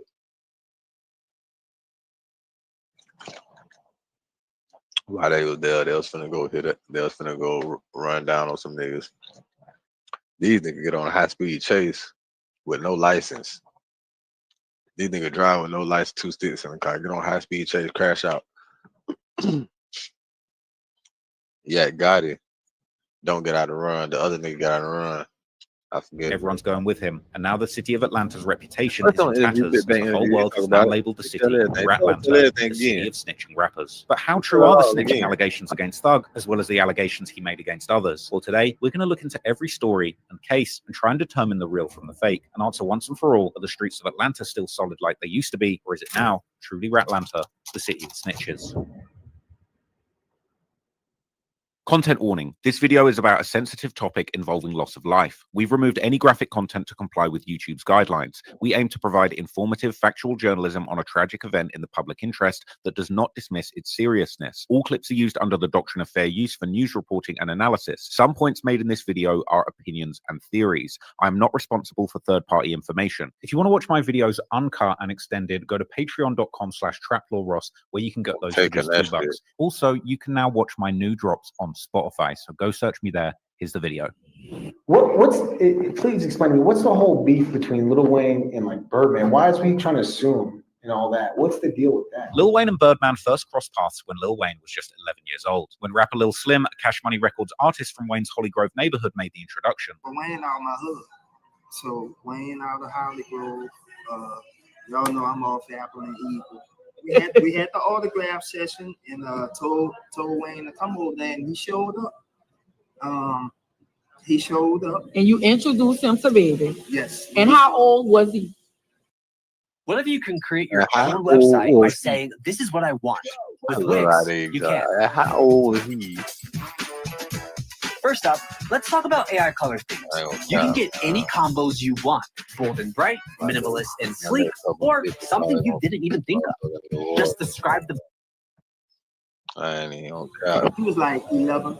11 or 12? Yeah, by 11. Wayne, who at the time was going by the rap name Baby D, would freestyle for Birdman, the head honcho of Cash Money Records, and Birdman would give the young rapper his business card in return. He introduced me to Baby, and I spit for Baby, and gave me a card, and I ain't never stopped calling the number on that motherfucker.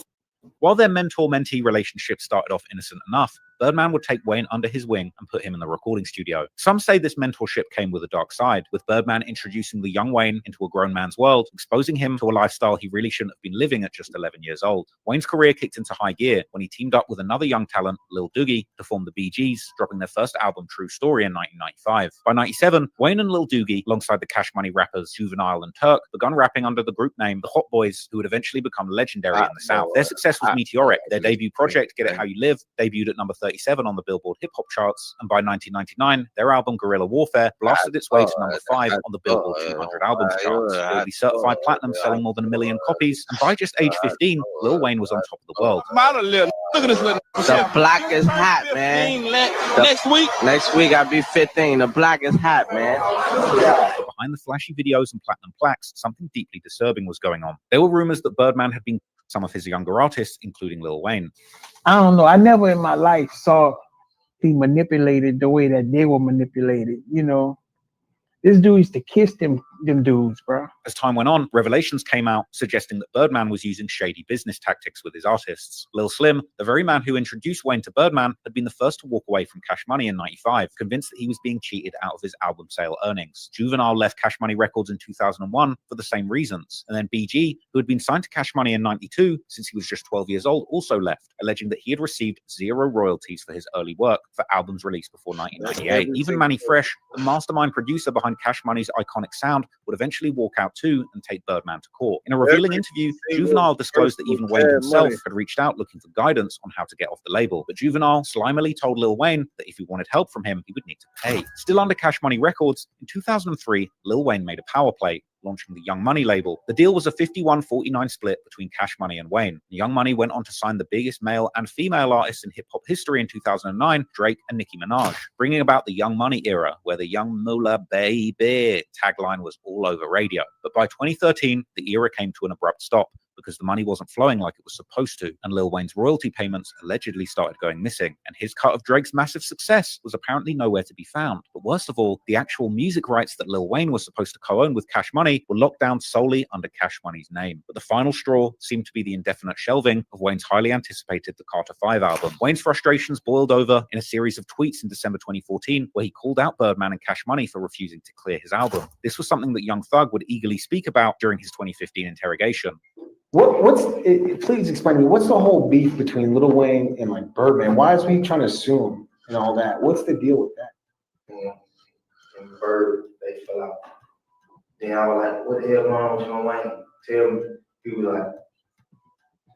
was like, he mad because I don't want to put his album out.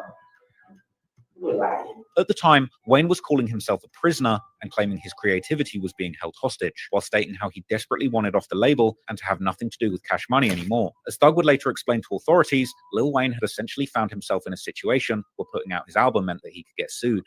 So after he was just like a year and a half, he was saying free call back. Man, he was like, Birdman, this nigga dropped my album.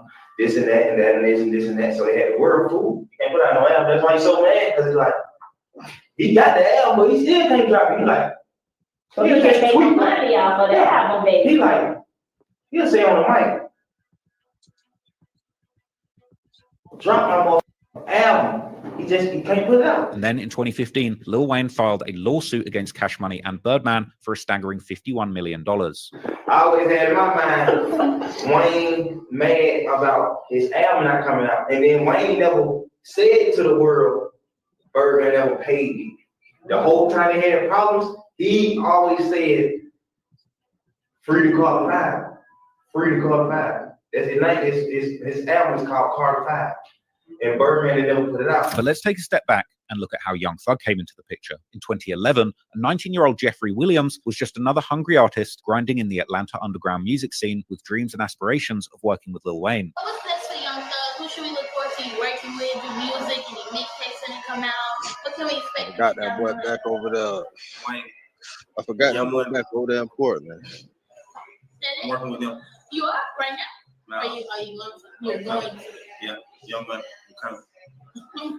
It was impossible to deny the role and influence that Wayne had on Thug's early sound. It was difficult to find any review of his early mixtapes and songs that didn't have somebody mentioning just how much he sounded like Lil Wayne. It was around 2014 when Thug began raising eyebrows on the internet, romantically sharing drinks with his homies and rocking leopard print tutus, that he would graduate from a Lil Wayne imitator to a real deal, unique artist with serious potential in the music game. His songs Stoner and Danny Glover began popping in the streets of Atlanta and all around America, and at one point he was even rumored to have signed to Birdman's Cash Money Records too, a deal that ultimately didn't actually end up materializing, as Thug would later reveal to authorities that he felt like he actually dodged a monumental bullet by never actually signing the deal. I'm glad I ain't signed with him. I would have been the same way like Wayne. Showing I got my money. Trying to sue his mother. Because I always had in my mind.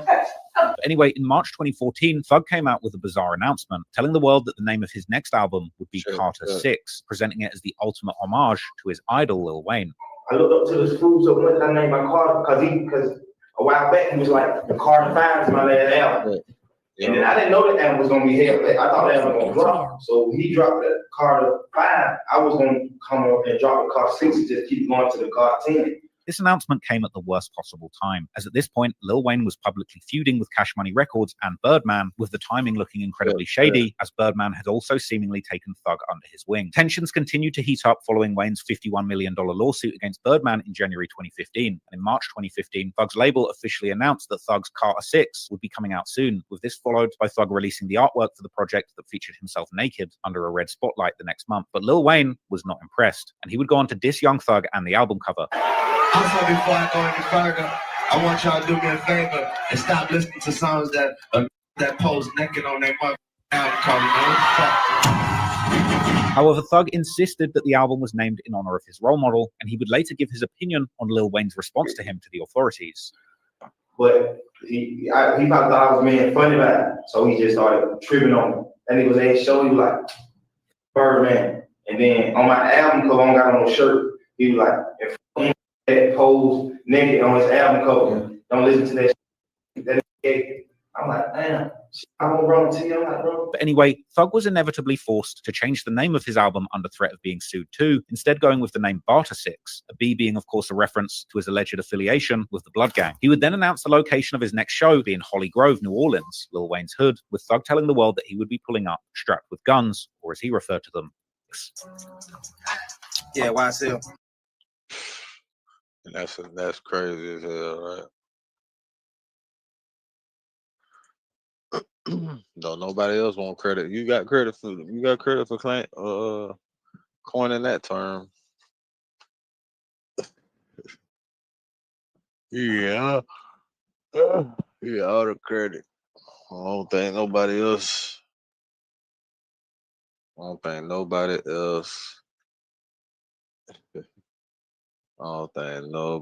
else want credit for that but you, my boy.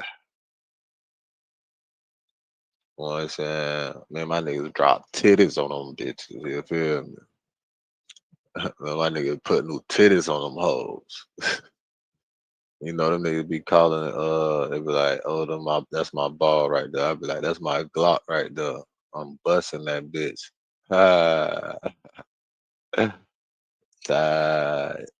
Fats twin, Fats kid, kiddo.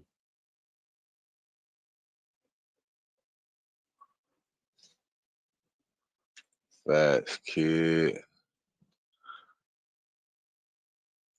I feel it. I don't even know about that for real.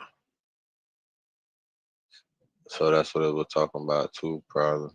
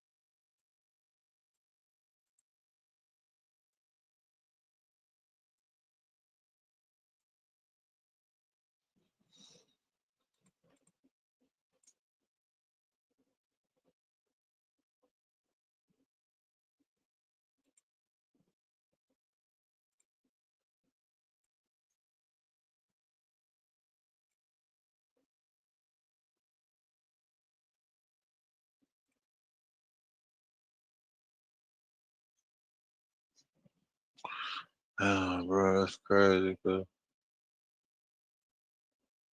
I don't get that shit, man.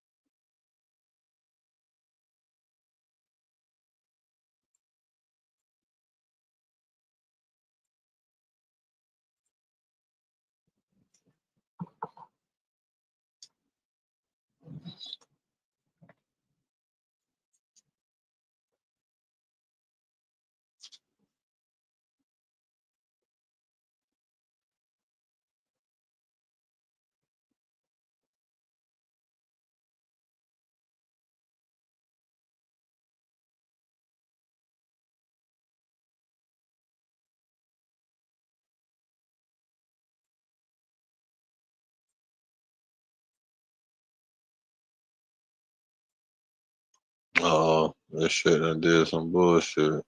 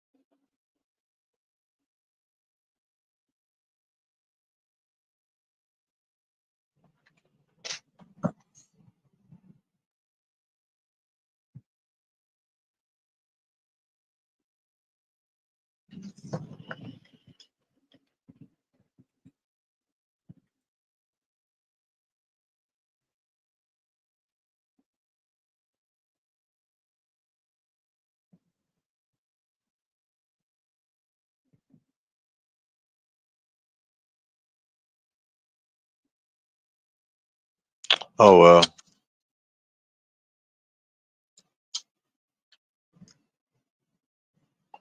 Let's get back to it. Carter 6 coming out Friday, first show, New Orleans, Holly Grove. Meet me there, Betty. Beat me there, you did. With them too. Yeah. And Barter 6 would indeed officially release on April the 17th, 2015. Lil Wayne immediately fired back during a live performance, making his position clear. There was no such thing as the Carter 6. If there were any other albums that dropped recently, tell them I say suck my. Ain't no mother such thing as Carter 6. You let them know Tunchi says suck my. But less than a week later, this war of words escalated to something far more dangerous. As on the night of April the 26th, 2015, Wayne was on stage at a club called The Compound in Atlanta. And while this was going on, down in Louisiana, Lil Wayne's home state, Thug was facing a hostile crowd, getting booed off stage.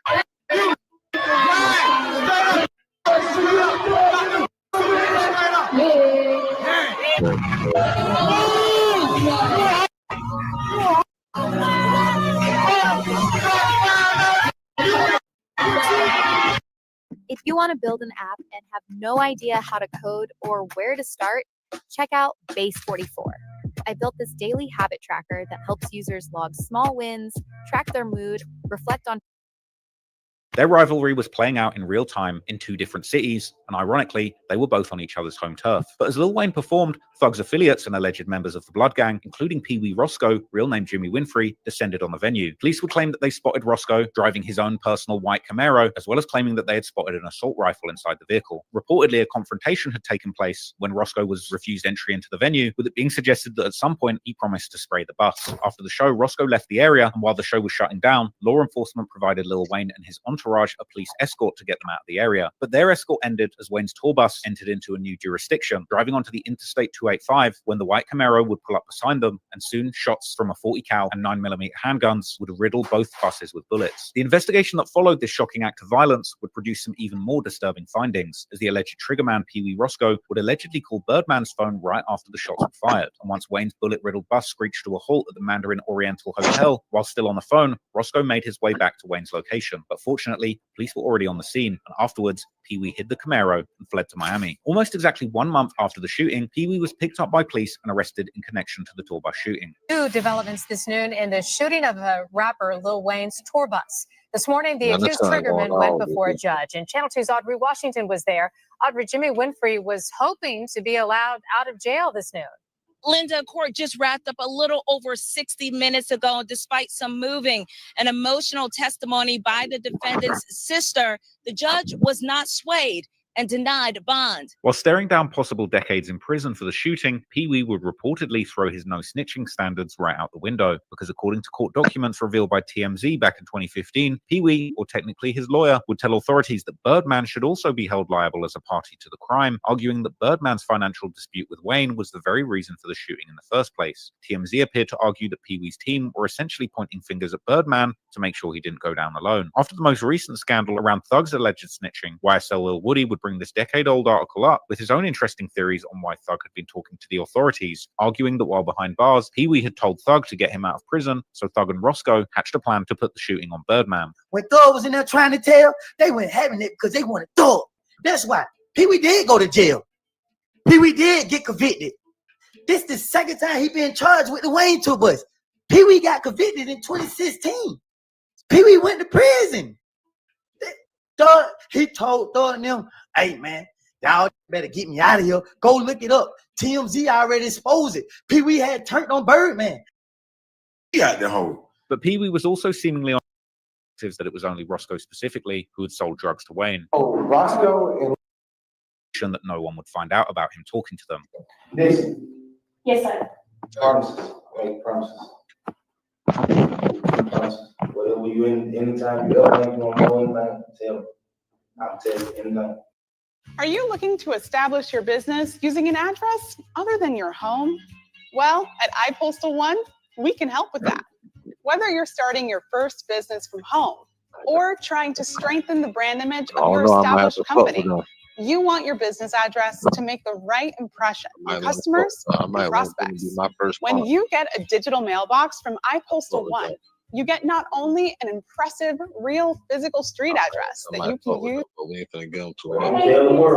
Now, this interrogation audio hasn't exactly been a secret. It surfaced on a couple of blogs years earlier and was even posted by DJ Academics at the time, but that was back in 2023. But by August 2025, when the video resurfaced, opinions on Young Thug had drastically shifted, because since his own trial, where Gunna had accepted a plea agreement before Thug and admitted that YSL was indeed a gang responsible for criminal activity in the wording of that agreement, Thug would himself label Gunna as snitch, as well as pressuring all of his powerful friends in Atlanta to ostracize him from the music community. When this audio recording came out, after talking so much smack about Gunna snitching, this interview would become Exhibit A for everybody ready to label him a hypocrite and a snitch himself. Thug would call his truth-telling an honest mistake, an interesting choice of words that got him duly clowned on, with even Tekashi 6ix9ine jokingly saying that his whole cooperation must have been a big mistake as well. Rollo, you never made a mistake. You never made a mistake in the interrogation room, bro. So my was a mistake the whole time. That was a big mistake. So sit down and mistake is just fine. Thug continued by saying that he told detectives that they used to sell weed to try and prove that there was no beef between Pee Wee and Wayne, which was an obvious lie from Thug, who in fact told detectives that it was only Roscoe specifically who had sold drugs to Wayne. Oh, Roscoe and Lil Wayne were more than used to bring Wayne's drugs. In a potential attempt to deflect, Thug also accused Rollo of telling Fulton County District Attorney Fannie Willis that he was willing to testify against Thug and YFN Lucci to get out of jail, an outlandish claim that had zero evidence to back it up, with Rollo hopping onto Academics' stream to say that the street code dictates that the allegations need to be backed up by paperwork. It said, I tried to testify on YFN Lucci and Young Thug. When? What the see, that's the type of I'm talking about right there. What the that came, who the wrong this, like, where in the hell that came, why we seen that in black and white at? Oh. You got to be able to show the person the paperwork or the documentation on who this person told on. Thug continued deflecting on Twitter by reposting a 16-second clip from the 2-hour interrogation that conveniently left out him telling on Birdman, Wayne, and Roscoe, and instead focusing on one line where Thug would deny that he, Lil Wayne, or Birdman were blood members. all y'all are bloods, right? Like Lil Wayne, you, Amber Man, all y'all. So I mean, I just don't see why the beef makes sense though. Blood. Yeah, blood.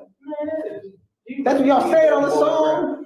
That is entertaining, man. Y'all say it on. One of the first people that came to his defense was none other than Pee Wee Roscoe himself, who with some very suspect reasoning argued that Thug essentially did nothing wrong by telling the cops that he sold weed to Lil Wayne, essentially claiming that verbal confessions to police somehow don't count as snitching. That's what you're supposed to do. When you go in an interrogation room, that's what you do. He told you, man, we sell the Wayne Carter weed. What is wrong with you? You feel what I'm saying? No, a statement is this right here. Lineup selective. That's him. He did that. He didn't do that. A point that did very little to help Thug's case. At some point, Pee Wee would even slip up and say that Thug did what any tax-paying citizen would do, followed by him desperately trying to reframe Thug's 2-hour interrogation as him openly keeping solid and trying to pull Pee Wee out of the hole. He did what a tax-paying citizen do, a real street. Kept it solid, kept it overly real, you know what I'm saying? Really tried to pull me out the hole. But Pee Wee was also seemingly on a mission to piss everyone off and to make even more enemies, attacking a whole host of people from the Atlanta music industry, accusing them of snitching too. Informant, Rat Low, That's not no informant. Stop it. Rat, Woody, Rat, Duke, Rat, Gunna, Sergio wanna tell it, Rat, Money, Did you Rat, say Sergio Wanatelli? Rat, Booker, you understand me? What's the other one? The Mice Nietzsche, cause he laying beside him. You understand me? Mice Burger. You understand me? What's the other? Then you got Mice, Mice Nietzsche. All them together, all of them together. QCP, all of them, they all together, the whole rack of murder, man. This was a decision that even Woody recognized as a big mistake, saying how Roscoe had just made a whole lot of people mad who now had motives to leak more stuff, before happily welcoming Thug to the All-Star Snitch Team roster alongside himself and Charleston White. You knew not to come on this internet. You knew not to let like Pee Wee Roscoe get on the internet and do what he did. You let Pee Wee do that. You let Pee Wee do that. And Pee Wee got you in all this stuff. Pee Wee got on the internet calling people rats. Pee Wee got on the internet saying all he said. Now guess what? He made people mad. people when they dig up the videos. You official on the Woody and Charleston White team. And in response to Roscoe mentioning his name in the list of known Atlanta snitches, Woody made a diabolical allegation that Roscoe had a special preference when it came to his partners. You remember we was at the Sky House? Me, you, and Thug was sitting in the car, and that damn trans vest walked past, and Thug tapped you and said, Pee Wee, what's up with that? And you told Thug how you stuck your dick lean up in it. Don't get me started. The reply said it all. Some accused Thug of paying Roscoe to make a statement, theories that might not have been so far-fetched, especially when you think back to a recorded phone call that was played in the YSL trial that appeared to show Pee Wee Roscoe giddy with joy after being told in jail that he would be given $250,000 and a Porsche in exchange for settling his charges. But it wouldn't just be money and Porsches that Pee Wee would take in exchange for helping out Atlanta's most troubled rapper. I've never been in y'all lane. I've been in this video. Because interestingly enough, during his defense of Thug, Roscoe would be spotted wearing a wallet chain around his neck that appeared to be the same one that Young Thug had been gifted on his birthday by Metro Boomin just weeks earlier. Others were frustrated at the culture's hypocrisy, where picking and choosing who was a snitch seemed to be based simply on personal bias rather than the actual street code. People also drew comparisons between Thug and Gunna, pointing out that Gunna was being called a rat for talking a lot less than Thug did. But now that we've covered Thug's alleged snitching, it's only fair that we also speak about his ops. And who better choice than Thug's oldest arch nemesis, YFN Lucci, whose alleged gang went down in a similar fashion to Thug's YSL. But did Lucci and his team keep it solid in the same way? Or, as some have claimed, did Lucci himself also slip up and end up falling short of the strict no snitching rules when push really came to shove and his life was on the line too? When it comes to the beef between Thug's YSL and Lucci's YFN crews, I've already made several videos that go into incredible depth about it. In the latest of those videos, my over 3-hour deep dive into the Young Thug and YSL trial, I also break down the history of the Atlanta gang scene starting from the 2000s. So if you want all of the context behind this, you can go and check those out. But for the purpose of this video, all you really need to know is that both YSL and YFN are Atlanta gang sets with alleged ties to the National Blood gangs, with YSL allegedly led by Young Thug, hailing from the Cleveland Avenue area and being allegedly at least somewhat affiliated with the East Coast-based Money Murder Blood Gang, while YFN, allegedly led by Lucci, is a faction that's allegedly part of a larger set called ABG, aka the Atlanta Blood Gang, which hails from Summerhill and Peoplestown neighborhoods, and it's primarily associated with the West Coast originated Inglewood family gangster bloods, also known in Atlanta as the IF Gang. Now, once upon a time in the early 2010s, the different blood gangs and sets in Atlanta were seemingly relatively friendly with each other, this including also YSL and ABG, whose members would even make a music video together, like Thug from YSL and a rapper called Bloody J from the ABG, who would even put out an entire project together called Black Portland in 2014. Unfortunately, the following year, in 2015, everything would change after the infamous murder of Big Nut, real name Donovan Thomas, a highly respected member of the IF Gang and a music industry insider, who had helped launch the career of YFN Lucci himself, with Lucci signing to the local Think It's a Game label in 2014 when Nut was a key associate. Nut's murder allegedly was committed by members of YSL, although the Fulton County prosecutors would ultimately fail to prove this during the YSL trial. This killing would launch the city of Atlanta into a bloody war between these two factions and their affiliates, while also making YFN Lucci and Young Thug each other's worst enemies. At the same time, though, YFN Lucci's music career would begin to garner some significant mainstream attention, with songs like his 2016 anthem Key to the Streets featuring Amigos. But while Lucci was on his way to becoming a household name in rap, just like Thug, he couldn't stay away from the streets, and as the prosecutors would later claim, at some point Lucci's YFN crew and the broader ABG Atlanta Blood Gang would even begin making street connections all the way in Miami, Florida, where they would get affiliated with a gang hailing from the Liberty City neighborhood in North Miami, more specifically the Liberty Square Public Housing Project, also known locally as the Pork and Beans Projects, or simply the Bean. This gang set was known as the Bloodhounds, or BH, not to be confused with the Chicago-based crew of pill-crushing, chain-snatching demons with the same name. Particularly Lucci would seemingly become close with local rappers from the set, like the rapper known as CP3, with the two even releasing music together. That boy be breaking that bitch down. Connections all the way in Miami, Florida, where they would get affiliated with a gang hailing from the Liberty City neighborhood in North Miami, more specifically the Liberty Square Public Housing Project, also known locally as the Pork and Beans Projects, or simply the Bean. This gang set was known as the Bloodhounds, or BH, not to be confused with the Chicago-based crew of pill-crushing, chain-snatching demons with the same name. Particularly Lucci would seemingly become close with local rappers from this set, like the rapper known as CP3, with the two even releasing music together, like the song No Love, which would get a music video released on the 25th of December 2020. Unfortunately, their collaboration wasn't just limited to music, because about 2 weeks before the release of the music video on December the 10th, Lucci, together with CP3 and 2 other Bloodhound affiliates from Miami called Litty and DaBaby, were driving around Atlanta in Lucci's Maybach. Police would later recover a video from that day where one of the occupants, DaBaby, would tell the camera how they were going to F this city up. According to reports, Lucci, who was the driver, had taken himself and his Miami hitters to the 900 block of Dimmock Street, which happens to be in the hood of the set known as 4PF, who were primarily Rolling 60s neighborhood Crips. And of course, best known for the affiliated rapper Lil Baby, who for a long time has been good friends with Young Thug, with the prosecutors later pointing out how the Rolling 60s in Atlanta had become affiliated with YSL, while also having a rivalry with the IF gang. What followed when Lucci and his partners from Miami pulled up to 4PF's hood was captured on security cameras. At about 5:15 p.m., the Maybach driven by Lucci would pull onto a shoulder, at which point CP3, real name Ravon Boyd, and DaBaby, real name James Adams, would allegedly open fire on several men, striking a 32-year-old victim in the abdomen who would thankfully end up surviving. But shots were also fired back at Lucci and his crew. One of the bullets ended up hitting DaBaby, aka James Adams, in the head, critically wounding him. And not long after, Adams was apparently manually ejected from the car, in other words, thrown out and left dying on a nearby street, with a recorded 911 call capturing the terrifying moments after the shooting when a female bystander would find James's almost lifeless body. Oh, we need an ambulance. Oh, somebody is laying out. Somebody, I don't know if he barely. Let me connect you. Somebody just threw him out of the car. He shot in the head. He just took his last breath, man. Given that Lucci had been driving his own luxury Maybach for this spontaneous crash out, he must have had a pretty good hunch that he was out on borrowed time. But still, between the shooting and his eventual arrest, he would sit down with DJ Vlad for an interview that would later be dissected by both fans and law enforcement. YFN Lucci, welcome back. What's happening? How you feeling? How you been? In the interview, Lucci revealed the dangerous reality of his situation in Atlanta, admitting that he had to use a bulletproof vehicle for protection. Bulletproof? GMC? Yeah. Okay. That's what's up. Yeah. When asked about the ongoing feud with Young Thug, Lucci's response seemed to suggest that their beef was beyond repair. And the two of y'all, you and Thug have been kind of doing their back and forth. I mean, when you fired off the gun, he was making some comments on it. Is there any way that y'all could work it out? I'm saying, what up? Whatever issues y'all got, and I don't know what the issues are, but could it be worked out? Y'all do some music together. Nothing to work out.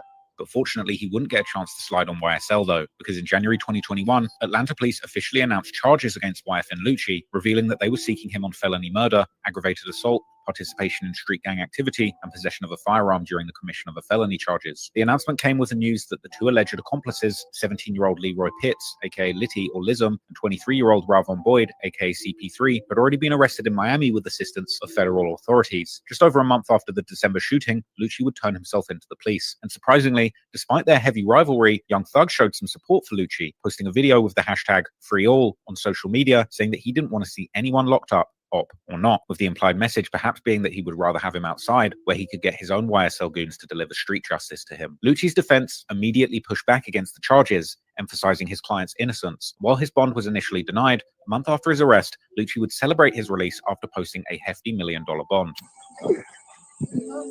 We're home. You hear me? I had to switch back inside out, man. I didn't want to come out the same way.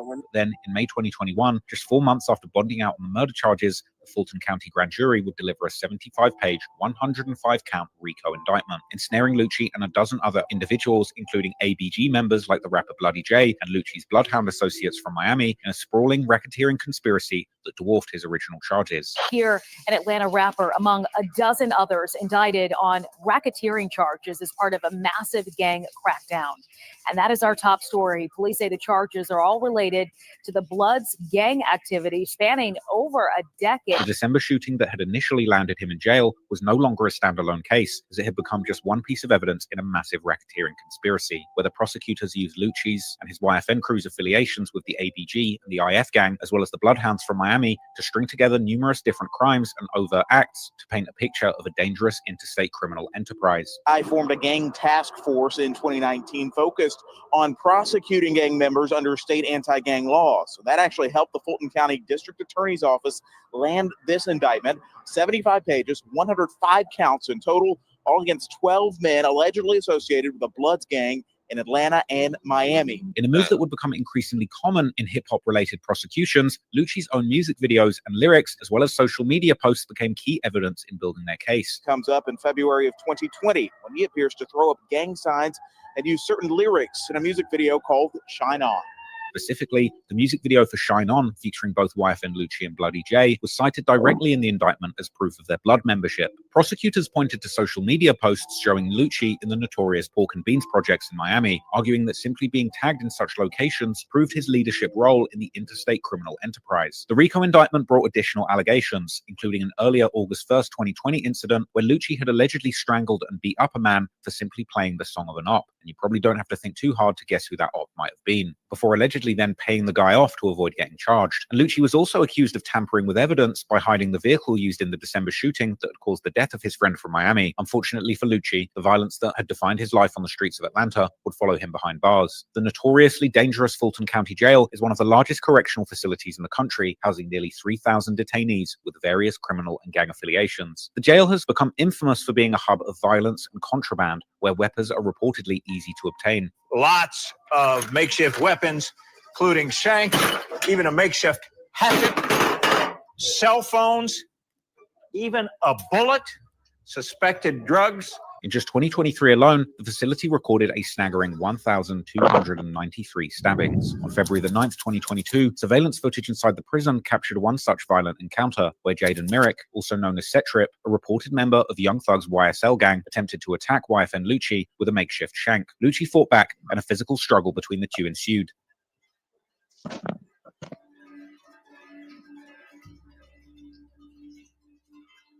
Let's go over that again. Back, and a physical Young Thug's YSL. I haven't been to the grocery store in over a year, but I'm eating healthier than ever. Here's how I did it. Meal planning used to be such a nightmare. The endless grocery lists, finding nutritious recipes, and figuring out what to cook each week.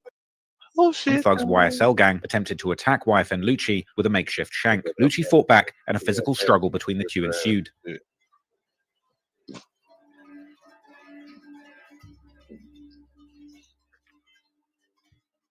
Continuing down the stairs, where Lucci managed to wrestle his attacker to the ground.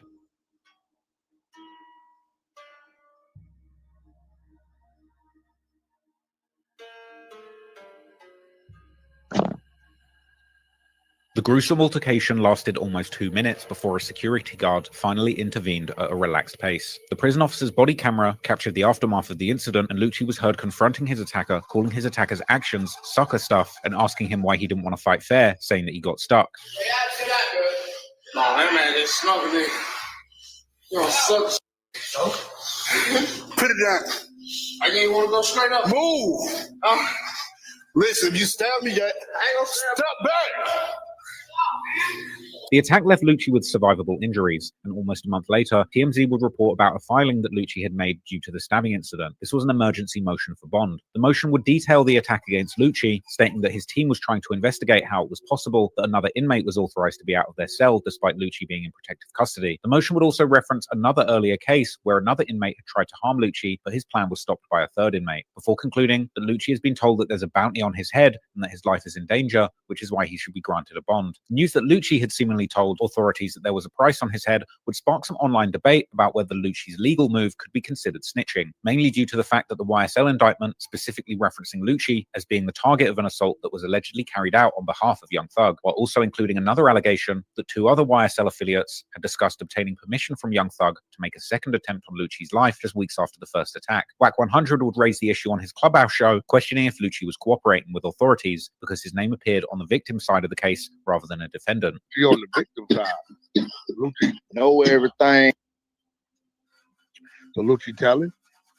Hey, I don't know about that. But then he represent that's telling that's what's going on? No, I don't. They represent up with all them. They got this weird country. Y'all about to start. You only sound country right now. You call it country.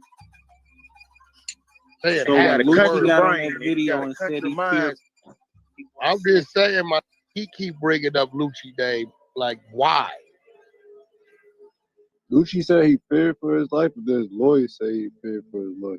Lucci told the lawyer he feared for his life, dummy. Oh, is that talent? Damn. That's what I'm saying, bro. That's what I'm saying. He rolled out, just Lucci out, bro. However, following the stabbing, Lucci's lawyer consistently and publicly stated that his client did not want any cooperation deal and he had refused to testify against Young Thug, with Lucci refusing to sign cooperation documents and firmly shutting down any speculation that he was testifying in Thug's trial. With regards to Lucci's own case, by December 2023, 7 defendants on the RICO case would accept plea deals, leaving 3 out of the original 12 defendants to take it to trial, one of those being Lucci himself. Then, in January 2024, Lucci made a deal of his own, with the state dropping 12 out of the 13 charges against him. Is it your decision to waive these rights and enter a guilty plea because you are in fact guilty? Yes. How do you plead to count 69 in indictment 23 SC 188921? Guilty. Lucci was sentenced to 20 years with 10 to serve, also receiving credit for time served and a crucial letter of support from DA Fannie Willis recommending early parole. Finally, on January the 31st, 2025, YFN Lucci walked out of prison a free man, having served his time without snitching, not even on his ops. And as a response to the recent revelations about Young Thug's alleged telling, fans would create lists of Atlanta rappers who had been locked up but never snitched, with Lucci's name appearing second on the list, right behind Gucci Mane. Now with a reputation as one of Atlanta's most solid gangster rappers, he'd been spotted coming out of jail, being picked up by his family in a fresh Rolls Royce, and enjoying his newfound freedom. And he's had massive success with his first single he dropped since his release, January the 31st, My Truth, racking up a whopping 20 million views in just 3 months. But clearly still haunted by the tragic case where he witnessed the death of his friend. He still owns the original Maybach that shootout happened in, and has now turned it into a public monument to honor the progress that he's made since this low. A shrine nearby a display of the car reads, "This is YFN Lucci's Mercedes Maybach truck.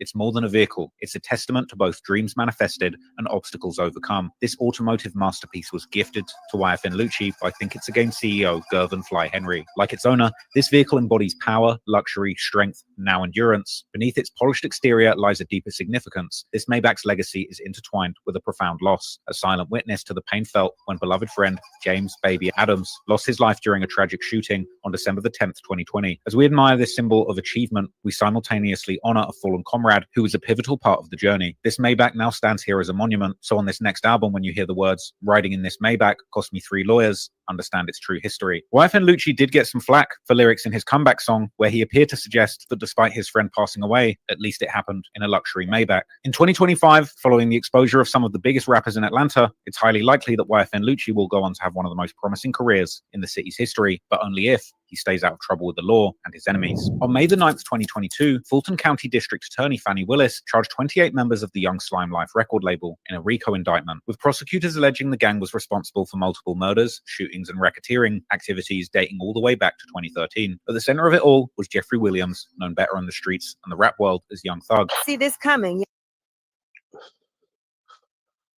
And if Lucci gonna be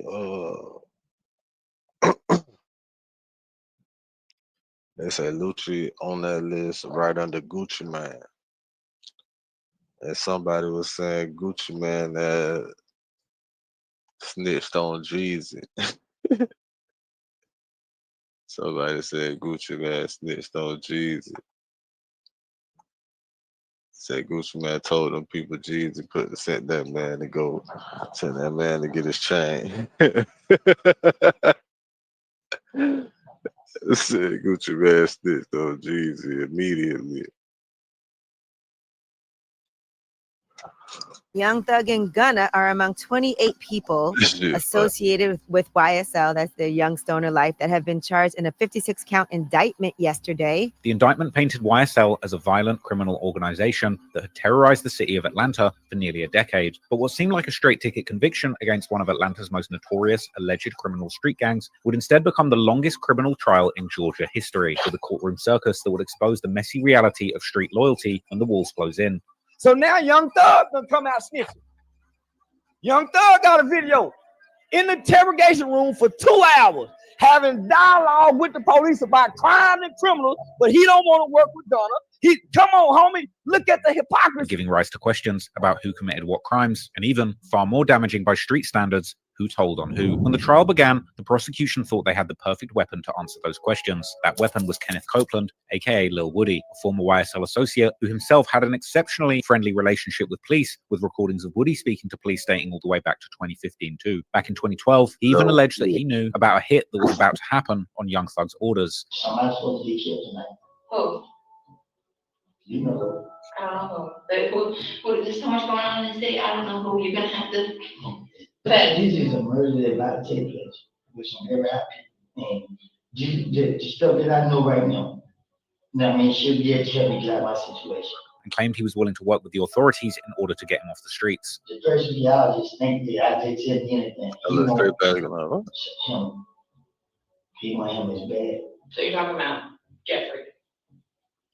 He's still stupid. You know what I mean? Like, you're rich, why would you be stupid? That's why I get away from him. I go, I get away from him. That's why you never see me post it.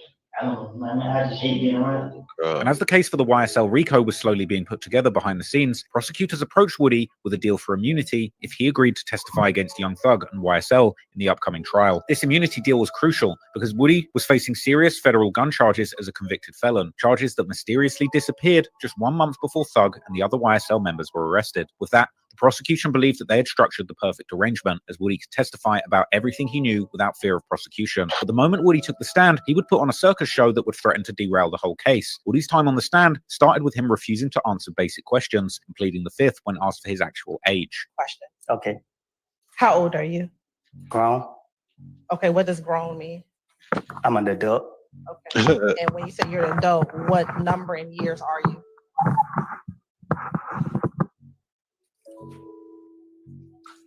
I plead the fifth. Ladies and gentlemen, can I get you to step outside to your headquarters of jury deliberation, please? A move that would result in him being held in willful contempt. Mr. Copeland, given the fact that you have invoked your Fifth Amendment privilege, but the state has already given you immunity under 24-5-507, this court holds you in willful contempt, and we'll see you on Monday. And we'll see if we can get some more testimony at that point in time. Take him into custody. He would also fire his attorney mid-testimony. Mr. Copeland, is it your desire to release your counsel at this point in time? She's fired. She's fired? Okay. But most damaging to the prosecution's case, he admitted to lying to the police about everything, claiming that he had just thrown Young Thug under the bus to get out of trouble. And the truth is, when I talked to Detective Thorpe, whatever his name is, I told him anything. And I'm telling you today, it was a lie. And today, I'm telling you, I made things up. Okay. Say it's the God honest truth. And I have put all the blame on him. I don't know what he did. I don't know what he got going on. But y'all got me on the stand, and I'm telling the God honest truth. Leave me out of this. I made all these stories up, put the blame on him to get myself out of the situation because the police told me they want a big fish, and I'm a little fish. They ain't who I want. At this point, it became clear that Woody was not only unreliable, he was openly contemptuous of the entire process. The state had been fooled, and Woody's inclusion as their star witness proved to be a terrible mistake. But while Woody was making headlines for his courtroom antics, another YSL rapper, Yak Gotti, real name Diamante Kendrick, would soon be placed in the hot seat. Gotti was linked to the 2015 murder of Donovan Big Nut Thomas, an alleged high-ranking member of a rival blood gang faction known as the Fifth Ward Bird Gang. At just 26 years old, Nut was instrumental in the local music scene, managing artists like Rich Homie Quan and YFN Lucci. More than 6 months after Big Nut's death, Yak Gotti and fellow YSL member Lil Duke found themselves in a high-speed chase with Atlanta police, whilst armed with an AK-47 assault rifle and a .40 caliber handgun, and driving a car that had been rented in Young Thug's name, heading into rival gang territory to retaliate for a shooting. The vehicle crashed, and following a foot chase, both men were in custody. According to reports, Gotti took the case, essentially protecting Duke from prosecution. Even later, posting on social media that his brother never did a day in jail, and that he did 4 years with no tears. But Yak Gotti had apparently not been as solid as it seemed. After the arrest, he had spoken to police on multiple occasions, tying the guns they were busted with to a separate incident. Years later in 2022, when the YSL indictment came down, word started going around that Gotti had been helping the feds build the case. While awaiting trial in Fulton County Jail in October 2022, Yak Gotti was targeted and stabbed by another inmate, seemingly due to the allegations of snitching. He would be stuck behind bars for the next 2 years. When it finally came for trial in October 2024, Gotti would maintain his innocence, refusing to take a plea. So far, Yak Gotti, unlike his co-defendants, had cultivated a reputation as a man committed to the code of silence that defined the streets. But that perception would be completely shattered in November 2024, when a leaked interrogation video from 2015 surfaced, proving the twist was true. Yak Gotti had been talking to the police. The footage recorded after his arrest with Duke in October 2015 showed a cooperative Gotti in a follow-up interview. It immediately became clear that he had already shared a lot of information with investigators, implicating multiple YSL members in the murder of Donovan Thomas. As you pretty much got the gist of it, that your name came up in Peanuts murder, okay? Which included Nard, that you said you know, Shannon, and Wop, Justin, whatever you want to call him, Doo-Wop, okay? All right. And when Bushi got the call, who told her or who suggested to her may have been involved in Peanut shooting? They said the same names and all that. He verified the police's suspicions that the murder was likely a message to the victim's brother. Do you think they was whoever did it? You think they were trying to send a message to Cal? That's what it sounds like. That's what it sounds like. That could be the only reason they could go ahead and let like say He would disown YSL 20 minutes into the interrogation. So, do your boys ever go back and do the right thing for you? Hell no, not that. That's why I ain't got no boys. That's how I feel. Like I used to bring my back over for a lot of. It don't want me. It wasn't like this. I ain't low in returns, but it's like. He then proceeded to formally identify Shannon and Nard as members of YSL and pointed out Lil Woody as a member of the 30 Deep gang. Yeah. Fuck this shit. The rap right now. The other thing working right for me. So we'll continue this later. Whenever the fuck I feel like it, you know, real niggas do what they want to do. Bitch niggas do what they can. Go ass niggas gonna talk about it and fuck niggas gonna hate regardless. I promise you that shit. Home Meat TV, we in a lit house. Fuck that shade, get paid. That's every single day. Whatever you do, make sure you do create a positive impact today and later. You feel me? But like that, you feel me? We got this bitch till next time, man. I'm a hustler on a mission, grinding for that spot, a brand new pot to piss in. Trying to school my partners home, they pay attention. Sticking to my vision, on the road to the rich. Every single day, I'm a hustler on a mission. Trying to get 100 M's, nigga, I ain't kidding. I'm on a mission, 24/7, 365, until I reach the heavens.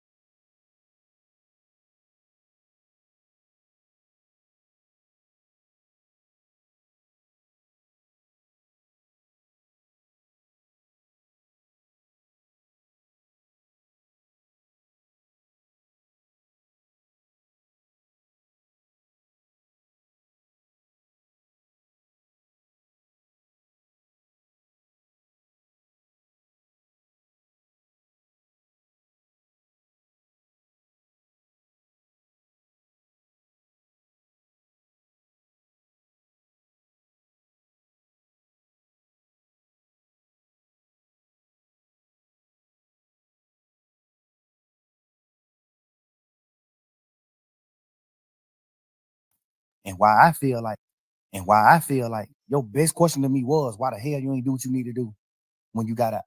Because I understood the blessing that I got. I understood the judge talking to me and looking me face to face saying, nigga, you the one, bruh. She gonna blame you, you go back in there. I'm already knowing, but I ain't gonna give her no reason to. Yeah, okay. You know what I'm saying? I'm going forward with my life, bro. Like, I ain't tripping, bro. I just feel like at this point, I I ain't never spoke on it because I was just a man. Like, I'm just on some shit like, man, we going fuck that shit. I'm a man. Y'all niggas some rat. Y'all niggas did what wrong. I was just living in that dream. But now just having a conversation with you and talking and just like feeling it. Like, it just feel like I gotta just go on. I gotta move on. And why I feel like your best question to me was, why the hell you ain't do what you need to do when you got out? Because I understood the blessing that I got. I understood the judge talking to me and looking me face to face saying, nigga, you the one. Bruh, she gonna blame you. You go back in there. I'm already knowing, but I ain't gonna give her no reason to. Yeah. Okay. You know what I'm saying? I'm going forward with my life, bro. Like, I ain't tripping, bro. I just feel like at this point, I ain't never spoke on it because I was just a man. Like, I'm just on some shit like, man, we going fuck that shit. I'm a man. Y'all niggas some rat. Y'all niggas did what wrong. I was just living in that dream. But now just having a conversation with you and talking and just like feeling it. Like, it just feel like I gotta just go on. I gotta move on. But I just wanted Gunna, you, Gunna, Duke, Yak, you, all my fans, Rollo, P, Wham, Pluto, everybody, Weezy. I want Cash, everybody who I love, who I honor. I want all them to know this my side. This how I feel. This why I'm how I am. This why I stream.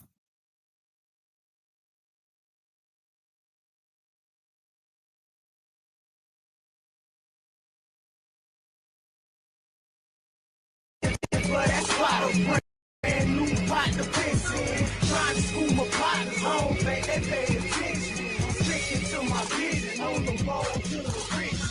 Every single day, I'm a hustle on a mission. Trying to get 100 M's, nigga, I ain't kidding. I'm on a mission, 24/7, 365, until I reach the head. Check it out. Check it out. Check it out.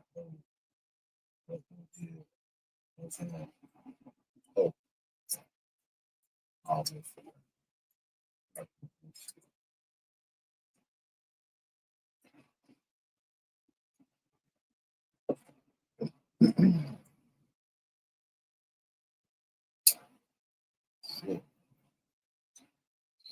Shit.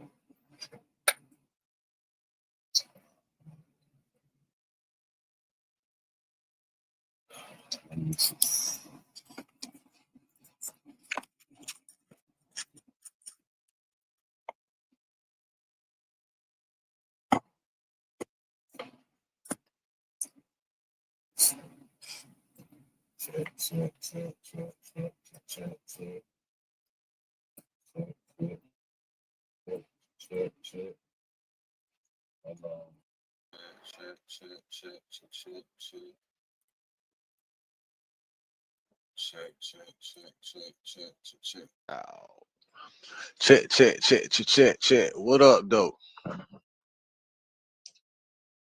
What's good? What the lit read?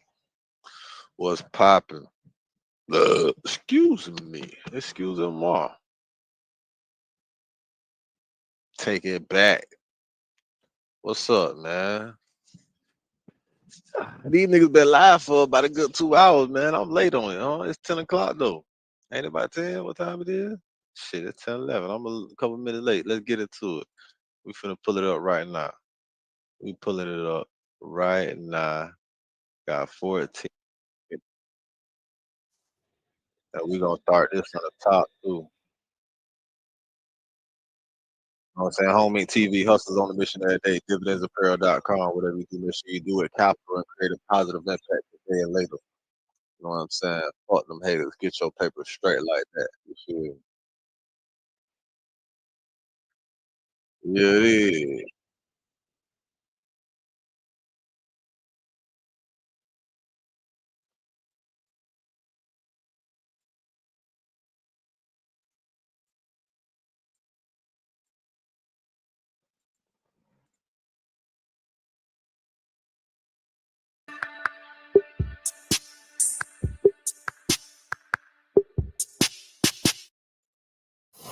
Welcome to Perspective with Bank. Yeah. What's up with it, King? I'm gonna keep it real with you, son. Coming out of jail, and we're like, man, what the fuck is this nigga doing, bro?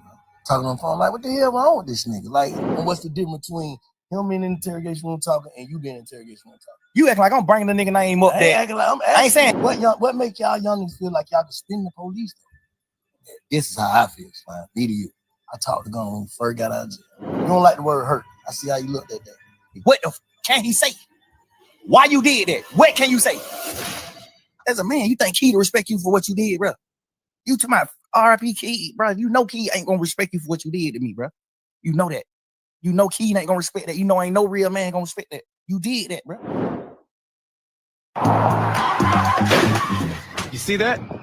You see an accident. This is the worst day of my life. But what you don't see is that in every crash, there's No matter how the eye, no matter. crack, smash, or boom. See what I see. You don't get paid. Let's get it. Homie TV hustles on the mission every day. Y'all Welcome to know what's Perspective up, Bank. man. We in here. Today is a very, very special day. I got a very, very special guest. Let's get it. The most talked about person in the world right now. Jeff, what's up with the king? Living life, bro. How you feeling? I'm planning. Planning. That's what it's about. Where your mental at, though?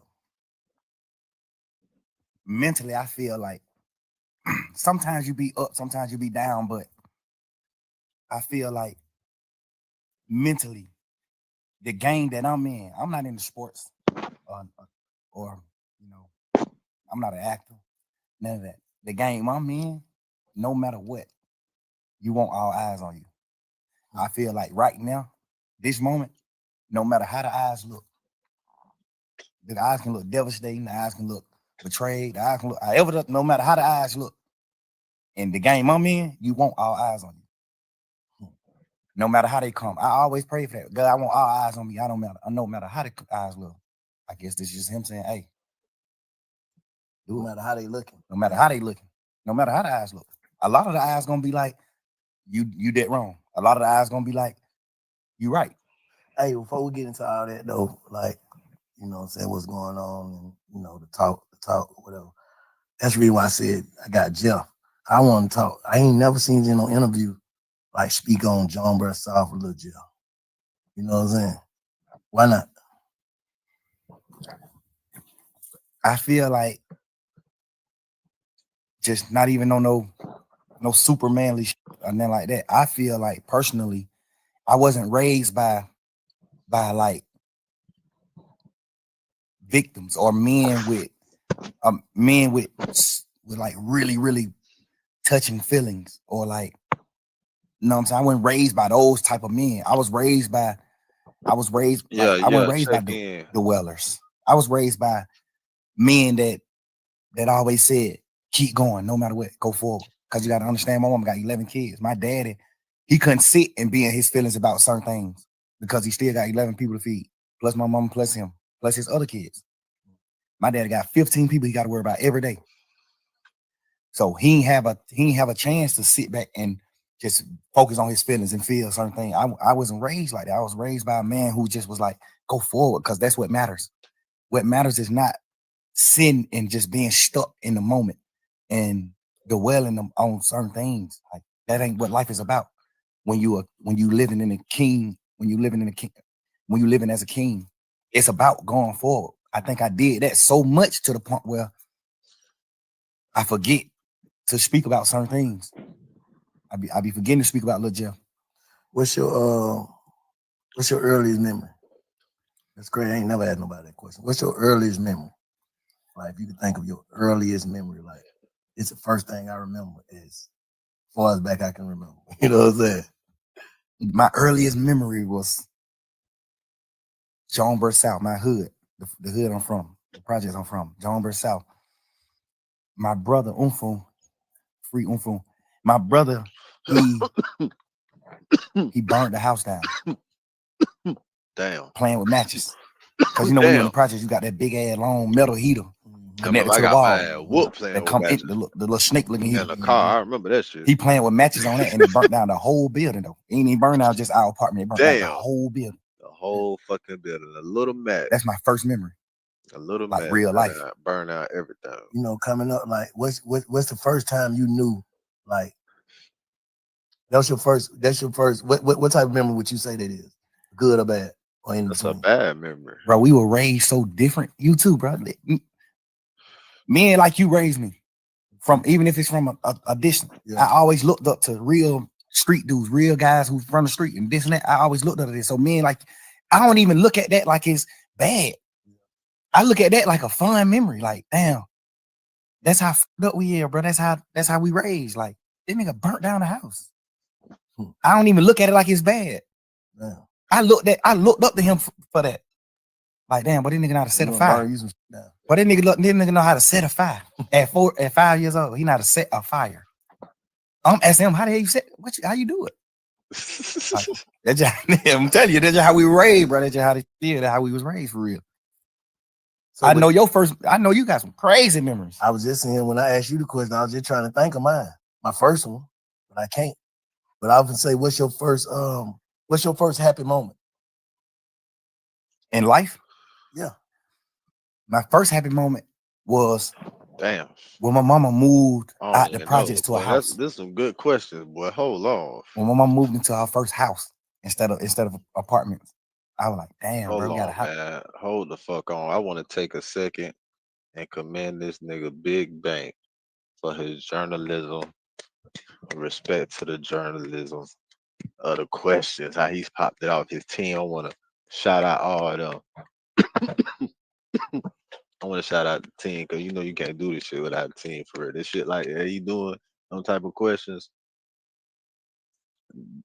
Shout out to Big Bank for, you know what I'm saying, popping this. I could tell from the beginning. I could tell he getting his House. He gonna get his The house was smaller than the apartment. My mama had got a 4-bedroom house. The apartment was 5 bedrooms. Barbara You Walters saying not feeling so Oak Room. confined no more, like around a bunch of people. Now we got rid of some Barbara Walters. grass. Like, but I got gray, I got a yard, I got neighbors, like houses. Like I'm waking up, getting on the school bus in the front of my house instead of the project. It was right across the street from the project though. But so it's just like, you know, but that was like one of my first happy moments and that I remember like as a kid. What's your first saddest moment? I used to go with this girl named Santana in Pool Creek. That's when we moved out of Jonesboro South. I moved out of Jonesboro South when I was like 3-4 years old. We moved to Pool Creek, which is right around the corner from Jonesboro South. And I started going with this girl that stayed like 2 apartments down from me. Her name Santana. I was going with her like we probably like 5-6 years old, like kids. I was going with her, and we were sitting on a bench. And I think I was talking to another girl, and she got me and she hit me with a stick, with a sword, with a real log. Scarred me right here and right here. Hit me with a log. Made you sad? Yeah, because it was like, dang, she broke up with me. I'm like, I lost my girlfriend. Oh yeah. What's the first time you feel like you felt betrayed? Like as a kid coming up, or whatever. My first betrayal was like, cause I'm a kid, so I wasn't introduced to the world or like niggas or friends. You know, you confined to just your household and the apartments you live in. So my first betrayal was probably like my other family members, like me hearing my auntie say, if you remember any of that shit, you know, she don't want my mom kids at her house because we just too deep. Like we got roaches and shit in our house. Our clothes got roaches, so we might come. That's gonna help our therapist. Says, drop. You got your answer to this. You can remember any of that shit that he's asking him these questions. I think this would be good therapy for y'all too. These some good questions for y'all in the beginning of this shit right here. Now a lot of this is gonna be personal to him, but the beginning y'all can answer that. You know what I'm saying? It might be therapeutic for y'all. Like actually think about that shit. To actually think about your first memory, like your first betrayal, your first time you was happy, the first time you was sad. You know, that takes, I don't know, maybe it's just me because I smoke a lot of weed. It takes a lot of effort. It just takes a lot of effort and thinking from me, bro. You know, no harsh feelings, but you know, that type of shit, the nigga that I am, that's the type I was dealing with in life as a kid. I was dealing with that. Like my mom got so many children to the point where her sisters and brothers like, man, hell no. We don't even want to deal with y'all. No, sir. Too many of y'all there. They wouldn't even know no bullshit. Just like, she like, man, I got a 3-bedroom apartment. I'm goddamn raising my kids. a certain way. Y'all over here, y'all grown in hell. Y'all doing what y'all want to do, and like hell now, we don't want that shit over here. I want my kids to grow up, you know, a different way. So I get it, you know what I'm saying? But that's the type of shit I was dealing with. Like that was my first like betrayal, just like hearing my auntie say she didn't want us at our house. We carry roaches. Damn. Hey, That's crazy. Yeah, roaches like. Of course. But hey, That's crazy though, boy. If you know one thing about that shit though, boy, that shit ain't, boy. Some people carry roaches. Some people carry roaches, bro. Some people be having roaches as pets and shit, bro.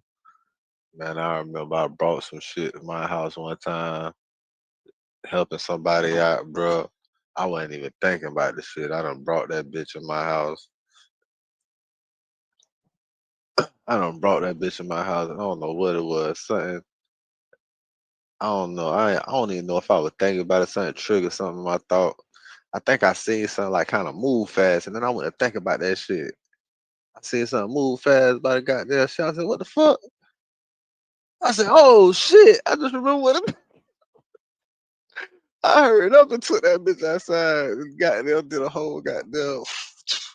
I did a whole quarantine, goddamn shit in the area. Where the fuck I put that bitch at, man? That shit be real. Hey, some people carry roaches though. My auntie them did So too, but they was so small, so she was able to exterminate them. She was able to get rid of the certain. She just got a little bit. Yeah, she had roaches just because she lived in the project. She was clean as a motherfucker. She ain't had them 3 kids. All them were respectful, cool people, cool kids, all that. So she can contain like what's going on in her house. We just so deep. It's just like y'all finna come over here. We broke ahead. We got this smaller amount of food stamps than your mama. My mama got a lot of food stamps because she got a lot of kids. Her mama like, man, we got $300 a month worth of food stamps. Y'all come over here, y'all eat all the goddamn food because y'all just deep. Y'all ain't even trying to do no shit. Y'all eat all the food. Now my family don't, you know, just like that type. You know, until recently, like, and a lot of people who watching, they probably been watching me, they see like I ain't different. I feel like I'm different. I know I'm different now. Like at first I was trying to trick myself into being different and it ended up working. You get what I'm saying? So, and I started realizing certain like, damn, man, this how you felt about this, or this what shaped you, or this what made you start to think like this, and this what made you, you know what I'm saying? Like, so how do you think Lil Jeff impacted Young Thug? A few things. It was a few reasons. A few things like from me being Lil Jeff impacted Young Thug. Like some of the shit that I just spoke on. Like that made me like love people more because I seen like some parts of my family like not having the gratitude and like love that I wanted as a kid. Like I actually love my auntie. I actually love my cousins from my auntie kids. I actually love them. Mm-hmm. And my mama, we were so deep. My mama always taught us like love, bro. Y'all supposed to be with each other. We'll never go against you folks. Love, you know. So those type of situations impact the impact Lil Jeff to Young Thug. Just like I'm telling you, you got to think my mom got a 5-bedroom apartment. We 11 deep. All 11 of us live in 5 bedrooms. So I'm sleeping in the same bed with 4 other people. The 4 youngest kids my mama got sleeping in one bed. Then the middle 3 sleeping in 2 beds in their room. They got 2 different beds in one room. Then the other, it's like that. So I grew up off of like, you gotta love one another. We ain't had nothing. We was literally damn near junkies. Like we ain't had nothing in the world. We did junkies.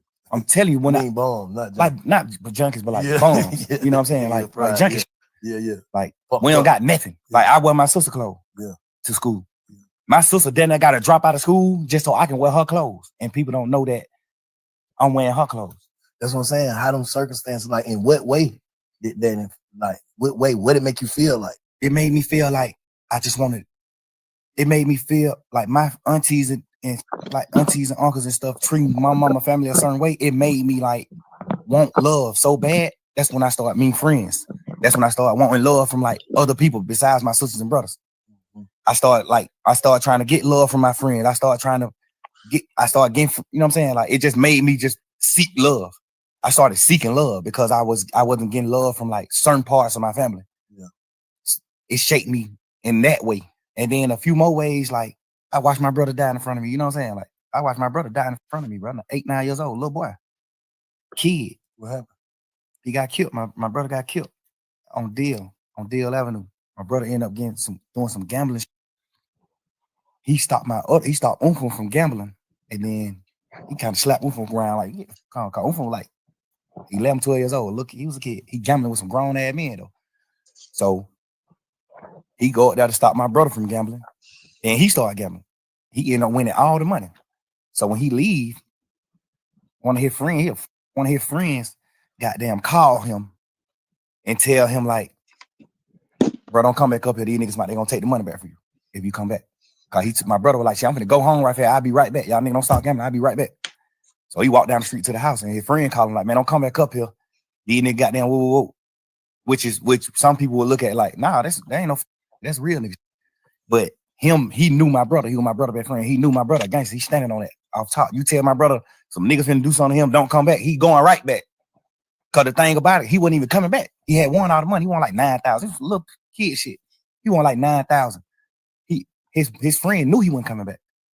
Like he like made him come back by telling him a nigga finna like he gonna rob him. So he go right back up there and shoot a nigga. He go right back up there. Hey Ty, who you just called me and said a nigga said they gonna rob me. Who you said gonna rob me?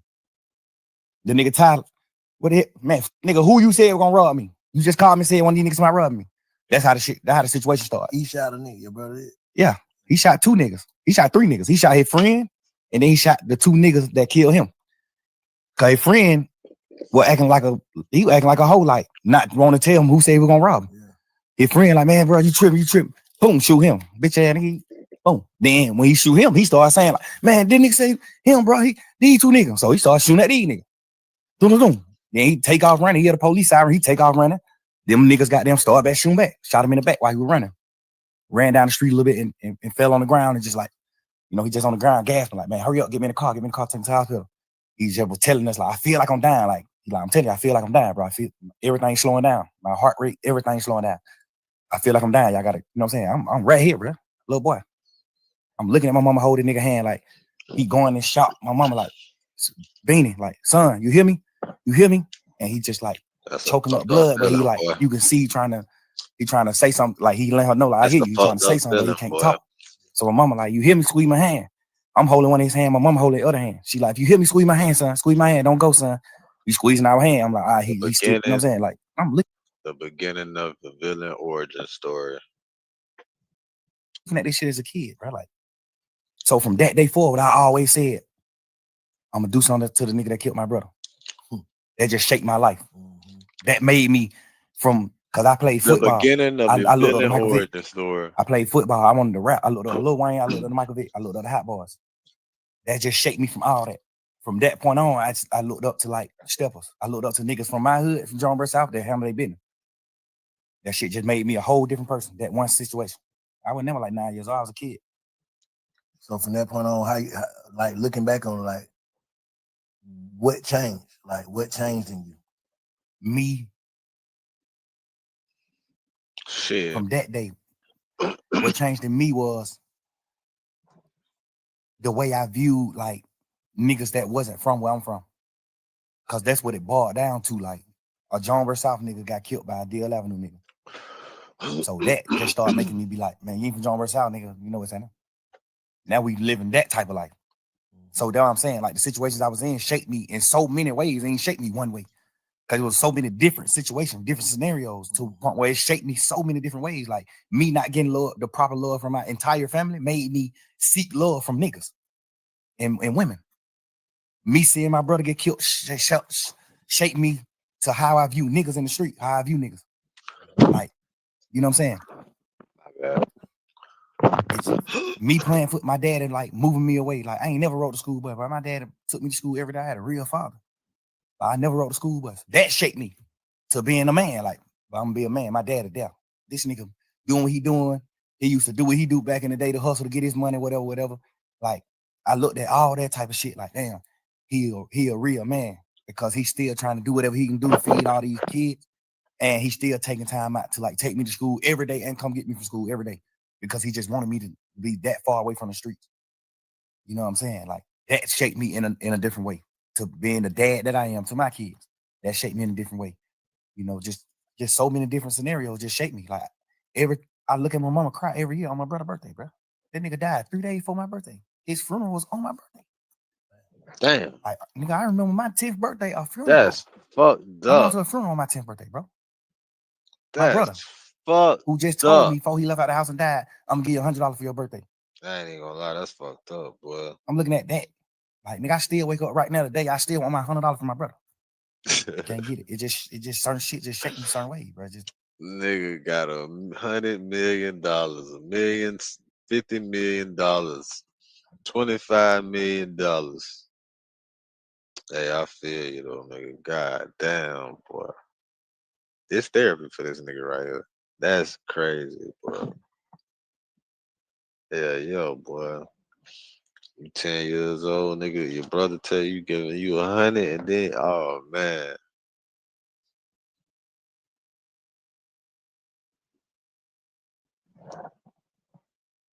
That's fucked up. you know what I'm saying?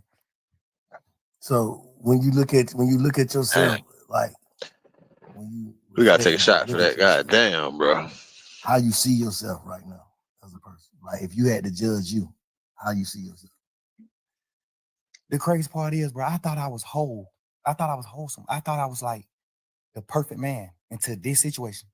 This situation at hand right now made me realize, like, damn, bro, I'm actually fucked up. Like, I was just God just created me to be so happy to the point where I know how to like get beyond problems. I just always was happy. My whole trial, I just was happy as hell because it's just like, I ain't got no reason to be happy.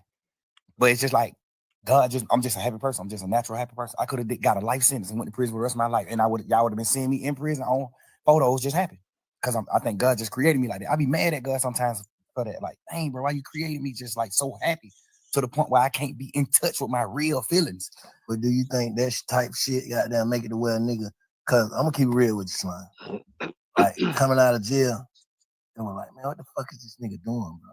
Like it's like you ain't learn your lesson. And all this shit going on here, and these calls, talking on the phone, like, what the hell wrong with this nigga? Like, you know, a nigga, I know you was in there praying, right? Absolutely. Like, it's like, do you not understand your prayers got answered? Yeah, you understand that, but you also listening to people tell you like, well, you the wizard. You ain't going to prison. And then you gotta understand, man, I was in jail 3 years, bro. Like I was praying 3 whole years. At some point, I started thinking like the prayers ain't working. I gotta understand that too. Like I'm going through shit every day. I'm looking at my best friend, them do what they do. I'm looking at this. I'm looking at certain shit. And it's making me feel how I'm feeling. Like I ain't never been a nigga to pillow talk. I ain't never been a nigga to talk about nobody else in my life on the phone with nobody else. I've never been that type of nigga. I've been these last few days, I've been sitting around like, what the fuck was I thinking? Like, what I was doing? I appreciate you saying that. I think I was just so fucked up and I just felt like it was just over. Like I'm just sitting in jail 24 hours on 23 and 1. I'm in a cell 23 hours. Like at this point, I'm just like, man, I don't give a fuck. Life it ain't what I'm thinking it is. Like I'm just talking. At this point, I'm just talking. At this point, I'm just holding conversations with my girl. But the crazy part is all these conversations that I had on the phone, I also had with the same niggas who I was talking about on the phones. So that's why it don't seem weird between us, me and them. Because I done held these same conversations with Wham. I done held these same conversations with Savage. How I feel about him, how I feel about Wham, how I feel about this, how I feel about every situation. We talk like men, we brothers, we talk. They tell me how they feel about certain things. So we all align. We won, we what we are. But you got to understand, like, my standpoint, I'm locked up. Nigga, I'm on the phone talking to my girl every day. This is the only person I'm talking to on the phone. This is the only person that I can talk to. Like, I can't even talk to my family because they just like, how they is, it ain't good for my case. They can be on the phone, they don't understand certain things. So if I be on the phone with them, they might say the wrong thing on the phone. So now I can't talk to them. Now I can't talk to Bank. I don't want the police to get on Bank. Now I can't talk to Wham. I don't want the police to get on him. I don't want the police to get on Savage. I don't want the police to get on Pluto. It's just so much shit in my mind to the point where I'm just like, I'm confining myself. I mean, not confined. I'm like trapping myself to just communicate with one person. And then I might go to court and just get body slammed by the motherfucking judge, bro. And then I just got to come back to the jail. Now I'm on the phone with somebody that I love, whoever it is I'm on the phone with, and they like, man, goddamn, or goddamn, they say this nigga right here been up pulling up on bro. This nigga pull up. Of course, I'm just like, bro, I just got body slammed by the jail. I'm just feeling how I'm feeling, bro. I'm just saying what I'm saying. Like, I ain't even tripping on that. I'm just saying what I'm saying. And I done told all these niggas these same things. But looking back on it, how you feel? You just said, goddamn, like, damn, you feel like you was tripping. I feel like I was tripping, but I feel like, because I ain't never did that shit like that. I ain't never pillow talk with no girl ever in life. I ain't never in my life held no conversation with no girl about no another nigga ever until jail. And I've been trying to figure out, like, why the hell was I even doing that? And then I just had to, like, think back to when I was in jail. Because I did a long time in jail. So I know how to think right back to when I was in jail right now. So you've been reflecting. Hell yeah. And that's another thing I don't even want to do. That's why I don't even respect the phone call shit coming out, because all it do is make me think about when I was in jail, going through fighting for my life. All it do is make my girl think about those long ass conversations on the phone. We praying and we doing shit and hoping that I can get away from this shit and come out of it.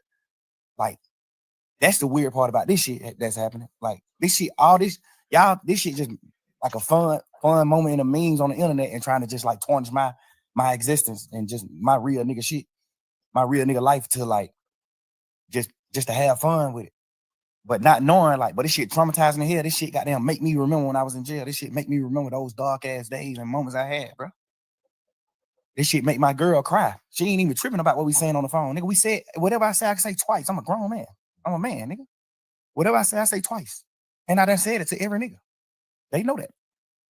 So I ain't tripping on that part. I'm tripping on just like the world not knowing that. I'm tripping on the world just, oh, but look at this. Oh, hey, y'all, here go another phone call. Here go. It's just like, bro, y'all ain't understand what's going on. Let me say this. If you knowing that you told these people and you was on the side, how would you look at it? If you was from the sideline, just listening to Slime on the phone, on the jail phone, talking to Savage, talking to your girl, just about like everything, how would you look at that? If you didn't know, like you said, you done told the same people this, how would you look at it? It depends. No, I if don't. I was on the sideline and I never been in that situation, like no jail shit or fight for my life, I probably would look at it how people looking at it that ain't never been through shit. Okay. They probably looking at it like, man, you some bullshit. Why the hell you talking about? But if I was a nigga that had experienced certain shit, I would look at it another way. Mm-hmm. But and me personally, I'm a smart man. I know how to think. So if I see somebody else going through this, I'm the type of person to be like, damn, I want to know what he think. Like, I want to hear what he was feeling. Like, why you do this? Why you said this shit on these phone calls? Why you was saying this shit on these phone calls? Because everything on the phone call came from questions being asked. Or they just putting out your part. Who you think putting that shit up? I don't know. I be looking at it like some of the niggas that's like mad that I'm pushing grown man business. I'm pushing. We ain't telling on nobody. We ain't no rats. We ain't doing it. It might be people that's like, it might be stemming from that. Cause do you think you inviting the energy though? Yeah, 100%. Bro, it's definitely an agenda. It's definitely an agenda, bro, with this whole shit, bro. And it got something to do with the alignment of a stage 3 that we're supposed to be in, a current stage. I think it's supposed to be obedience or some shit like that before obedience. I can't remember exactly what it is, but it's definitely an agenda. And it's hey man, hey, they used to say it's the man, but I'ma just say the wedges. Overly. But that's by the wedges. Me just knowing how this world is, even if I wasn't inviting the energy, it still happened. It still would happen. You can't just say that. I know it. Because you got to think, before the world even seen an interrogation video of me or anything, jail calls I had already got leaked. Jail call got leaked when I was in jail. Interrogation shit was already out too, huh? Right. I'm just saying, all this shit was happening while I was in jail. But I'm saying, so I don't think it would be me personally, bro. This shit for me to use. I don't think it would be. It's like right now. Yeah, interrogation shit came out too, and there was some shit in there. We're gonna talk about that. There was some shit in there like, damn, Slime, why you say that? What the hell wrong with you? But at the end of the day, I'm saying niggas wouldn't want to be like, yeah, man, fuck that nigga. If it didn't come with, you gotta think, bro. If people's out here in the motherfucker like free slime to the death, like can't wait till you get out. But then when you got out, it was like he ain't learned. He's still the same. He want to go back. Just off of tweets and dissing and you know what I'm saying? That just like, damn, bro, like, you just did some shit niggas don't do. You just goddamn came home on some shit with goddamn damn near everybody telling. Nigga ain't supposed to make it back. And you back, that's God. So it's like, damn, it's like the universe too. What's making it like, yeah, spank him. That ain't fucking God. Yeah, it's God, all right, but it's a different God. It's definitely a God. It's definitely a different God. I don't let him out because of the destruction and the chaos and the manipulation that his music can have on the masses to do more shit, to put more niggas in jail. If they could let this nigga out to make more music that'll perpetuate the bullshit of society and how they want young niggas to do stupid shit and brainwash them and to convince them into doing some dumbass shit. If they could, they get an extra 100,000 niggas locked up in America because they let this nigga get out and make a hit song with Drake. I think personally, no matter what I came out of jail and did, it still would have came out one day. Me personally. I understand what you're saying because it still came out when the whole world looked at me as a real nigga. My jail phone call got leaked. They weren't pushing no narrative then though. You know, fuck the narrative. I'm just saying coming out, no matter what. I feel like no matter what, it still would have came out. I know it would have. You know what I'm saying? I feel like it still would have, no matter what, bro. No matter what I would have got out of jail and did, it still would have came out. Just because it was public record. Yeah. Because at the end of the day, when the first shit came out, when the first few jail calls came out, or me and my girl just talking and shit, when those first few jail call came out, nigga, my team got in touch with the Cobb County people and stopped all of it. Like shut down the whole system. Now you can't go get none of that shit.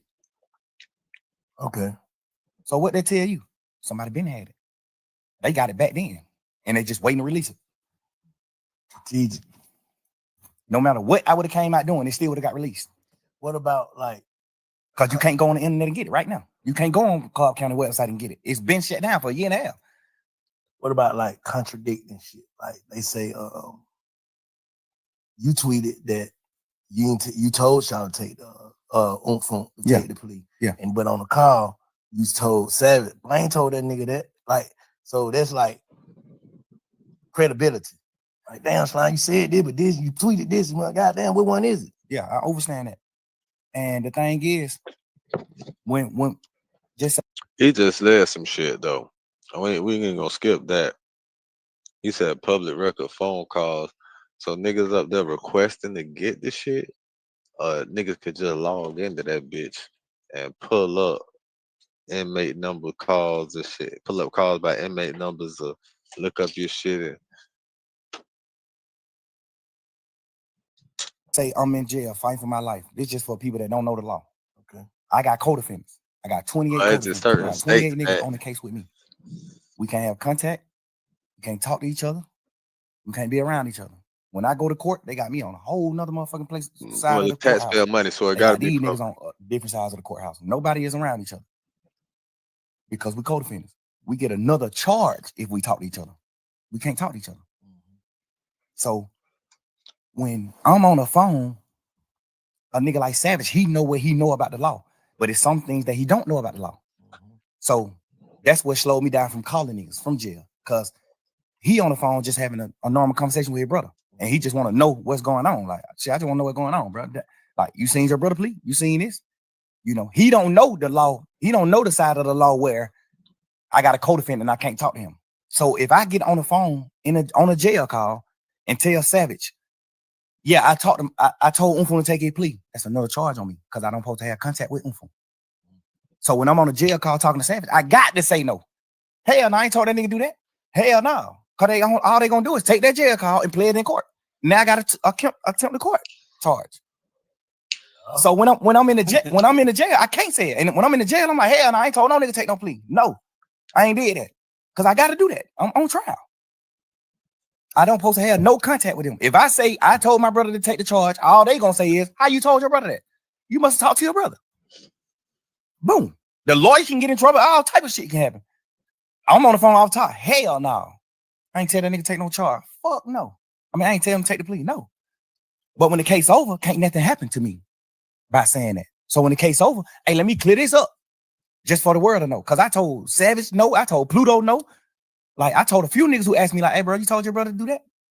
I'm like, hell no, I ain't telling him to do that. So obviously niggas that I fuck with in the streets, in the world, they looking at it like, all right, your brother did what wrong. You ain't tell your brother to do that. Mm-hmm. So I gotta clean that up.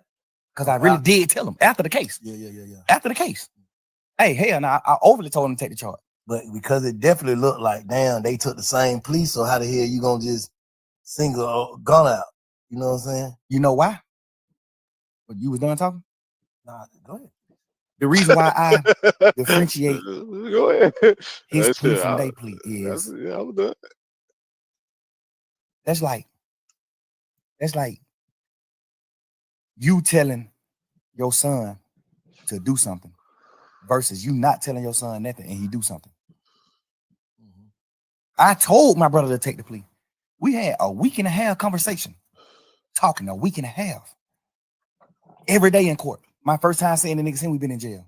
We crying each other, all type of shit. I'm like, bro, get the fuck on. This nigga been in prison whole. That nigga say, gonna you his son, gonna say, nigga, you out here just doing shit on your Well, like, you think that nigga give a fuck about going to prison? Boy, that nigga a man, gangster. Stand on that. Home don't give a damn about no sentence. Home told me every day in court, he told me, hell no. Boy, you tripping, bro. Boy, I'm rocking. You my brother, nigga. You my real live brother. Like my mama had. Your mama and we got the same mama, nigga. You my brother. If you go to prison forever, I'm going to prison forever. Fuck that. He's just a freak nigga. That's how he looking at it. Hell no. Nigga, I'm crying to the nigga every day. Bro, please, bro. You just got out of prison, bro. You just did 12 and a half years. Get the fuck on, bro. Please, bro. I'm on the phone with my mama. Nigga, my mama crying every day, man. Both of my son, man, bro. Y'all come back to me. I don't give a fuck what happened. Y'all need to come back to me now. Ooh, I'm telling my brother, gone. You got to get back with mama, bro. I'm going to be all right. I'm good. I'm a man, bro. I'm standing on mine. I'm going to be all right. I need you to go, bro. That nigga crying to me, boy. Bro, you understand what you telling me to do, bro? No. I'm a man. That nigga just had a life sentence, nigga, for not telling. He not a rat. No matter how you going to look at nothing. This nigga just did a life. That nigga just had a life plus 10 prison sentence for not telling. They got this nigga on the phone. Life plus 10 for the crime. Yeah, for not telling. Yeah. Nah, they know he didn't do it. They know he didn't do it? They know he ain't do it. He got a life sentence. You know that that motherfucking judicial system here, bro. They know they got the nigga who did the murder on the phone 2 days after he did the murder, talking to somebody on the phone like, man, y'all niggas stop playing with my money. I just had to step on the nigga a few days ago for playing with my money. They got him on a wired phone call saying this. They know who did the murder. They know who committed the murder. When we had cameras at the house, when the murder got committed, my brother was in the house. Unfa was in the house sleep when the shit happened. They got cameras from like other people's houses and shit of my brother leaving out the house after the murder. His best friends was convicted of doing the murder. Hold on now. This ain't making sense to me. If he, hell no, how the fuck he do that time if it's evidence and footage of all of this? There ain't no way in the fucking world, bro. It ain't no way in the world nigga don't beat that case, nigga. I beat that case myself, representing myself in court. If that's me. To a jury, 12 jury, it ain't no jury in America convict me of. I got that footage and the timestamp of such. And they was in my mama car.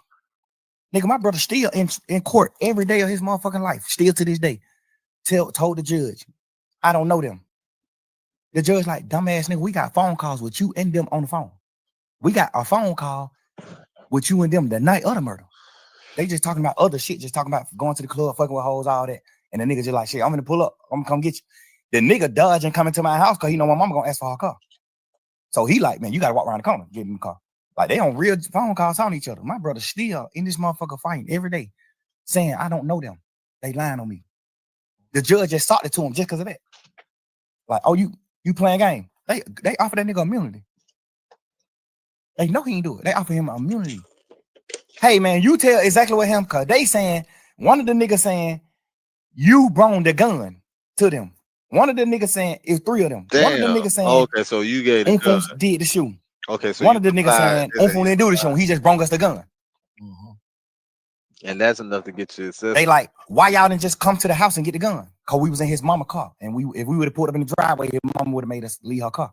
So we called Unfo and told him, hey, come around the corner and meet us and bring us the gun. We finna go to the club. They just like, hey, bring my file. We finna go to the club. Bro, goddamn, suppose, I don't know if he did it or not, cause he still ain't told me to this day. I don't know if he did or not, take them the gun.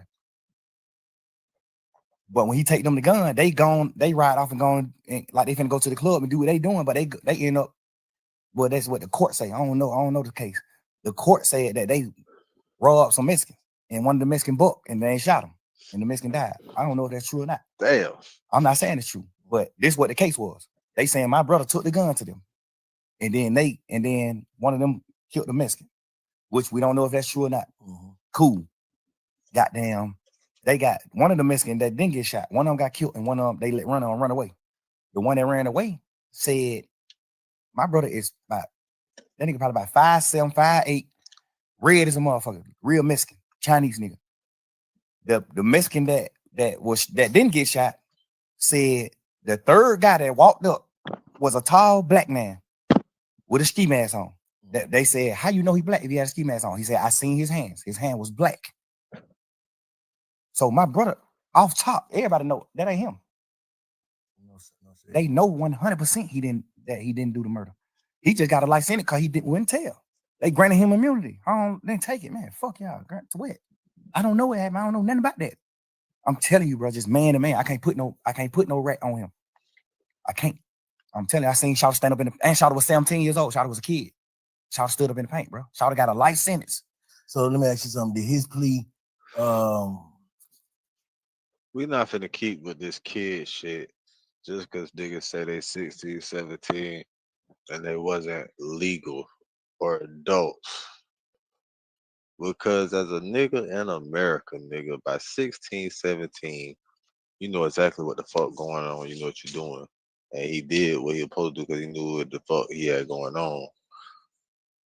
Niggas in Africa is married away and have families with kids by the time they're 17. Like, this shit is like, and niggas in America is getting sentenced to life at 12 years old, nigga. And them is the real kids that don't have no fucking clue. Now, them niggas, like, them is real kids. Them niggas not even real teenagers. That mean they get sentenced at 12. I mean, they did some shit when they was 11 or something. Like, think about that. Them the real kids. Niggas 16, even 15, 16, 17, bro. Them niggas is, look, bro. Muhammad Ali was goddamn champion at 19, man. You feel me? You gotta think heavyweight champion. What, am I wrong? Was Muhammad Ali not heavyweight champion at 19, man? say the same shit? Ghana police said. And this was years ago. Like, this he is had to agree to the same shit. over That's what you time. wouldn't believe, man. Niggas I ain't never seen advanced. you. I ain't never seen Brock Lee. I You swear just to told God. him just handle your business. Just go home. I told him because he had did 12 years on the murder, and then his lawyer got him a new trial. Like, oh, they fucked up in trial. The lawyer got him a new trial. So now he out of jail waiting to get tried for the murder again. They ain't gonna never try him for the murder again because they know it ain't nothing he doing. He ain't do that. So he wasn't gonna never get tried for it again. They were gonna just like goddamn keep resetting the trial date for the rest of his life. He would never go into court again. That's what the lawyers say. Like, they ain't finna do nothing with that case. They can't beat him. So I told him, well, if you do take the plea, make sure they add your murder case in the plea. Make sure they dismiss your murder case in the plea because you still got to do a new trial. I'm saying they did that. I don't think they did it. I think when they went to them with the plea, I think they were like, the plea is out of the murder shit. We can't do nothing about the murder shit. If they could, they would have. But the state was like, we can't do nothing about the murder shit. Like, it's a new trial. Like it ain't nothing we can't get involved in that. That's up to the court. So I guess that's what they like. We can't add that shit in there. So that's when he like shit. I'm definitely doing a plea then. Now we having a week and a half conversation every day, bro, in court every day. I'm sitting in the cell crying like, bro, please, gotta go, bro. Mom, dude, don't these folk out of their mind. These folk can't function. Go on. One of us need to go right now. I don't need you right here with me. You just did 12 and a half. I don't need you right here with me, bro. This shit finna be 3-4 year process. I don't need you doing that, bro. So who did what's right on that case? Everybody who on the case did what's right, except the niggas who took the pleas in the beginning of the case. Except them. The niggas who took the pleas in the case, that's who did what's wrong. They took the plea and agreed that YSL was a gang. They saying that we got a RICO and YSL is a criminal street gang. All of us on this trial, all 28 of us saying YSL is not a criminal street gang. Because by the book of gangs, the law that solidify you as a gang, we don't come to terms with none of that. So it ain't a gang. In real life, it's really not a gang. When it comes to the gang book, done did some shit separate on their own. Yeah, it's just a lot of crimes that happen, and they just saying, "Oh, YSL a gang?" Off of all these crimes that happen. But the law that makes an organization a gang, the law that makes an organization a gang, we don't meet none of the criteria. So we not a gang. No matter how y'all try to twist it, we not a gang. You see what I'm saying? We got every lawyer in this motherfucker saying we not a gang. So who you look at in that shit that took the plea that you be like, oh, I can see how he took the plea? Nobody. Duke. Okay. Nobody else. On phone. All right. Because, and I ain't like saying, oh, he didn't goddamn do us wrong or he didn't do this. One thing I know is he ain't taking the plea. If I don't make him take the plea, he ain't studying that plea. So why Duke ain't wrong? I just want to know. Like, why? Because Duke plea was from Duke. All Duke said in his plea, he didn't say YSL was a gang or none of that. All Duke plea did was said that Yak was right about telling on him, about what they talked about. Duke plea was just what Yak already had told the police about him. You see what I'm saying? Yeah. hold on. He had to plea out. He Duke just agreed to what Yak said. Yes. Told him. Duke, Yak, you saying Yak threw Duke up on the bus. He just said the nigga telling the truth. Yeah, basically. Yeah, because if he say that he not, then Yak got to take the stand on him. Because sure. Yak plea agreement say he got to take the stand. For sure. He Duke definitely got to take that stand. That was a part of his on plea. What I'm saying? On their case. And that would have did him in. So Yak, and that would have Yak did him said in. ain't nobody. He was on Big Fat. He said nobody ain't go to jail for what. He said he just was in there running his mouth and what's the name? But he would have had to take that Interrogation room. stand. So how he? What you mean testify? What the hell you talking about? When him and Duke caught their case, Duke was going to trial. What kind of case it was? Goddamn, they got caught in a car. They ain't had no license and they had 2 guns on them. And they went on high speed chase. They took Georgia State Patrol on high speed chase. No license, bro. No, like, y'all got, come on, bro. 2 straps, no stash spot, bro. Come on, bro. Y'all don't, bro. Come on, bro. No license, no stash spot. You ain't got a stash spot with your. So you ride with no license with no stash spot, and y'all got 2 straps. I see. I need to bring. I see. I need to do more to smoke and ride etiquette. So when they get locked up, this is what their charges is. No license. Theft by receiving stolen property. No which is the license. guns, No and, license. And well, I think it was one of the guns. License. Oh, I don't know. I know they had theft by receiving and then no license because they were driving. They was in the car. Crazy, man. That's what. That's what. He told on a gun and some license. Stop playing. That was the original charge. Oh, what the other? When the police came, when the police came and talked to Yak, Yak told him what actually was happening. What was happening? Like he told him Duke got jumped on at Magic City by some ops, by the opposite, and he came to Magic City to get Duke, and they were going to retaliate. Go commit murder. Go possibly commit murder. They were going to retaliate against the people that just jumped on Duke. That's what Yak told him.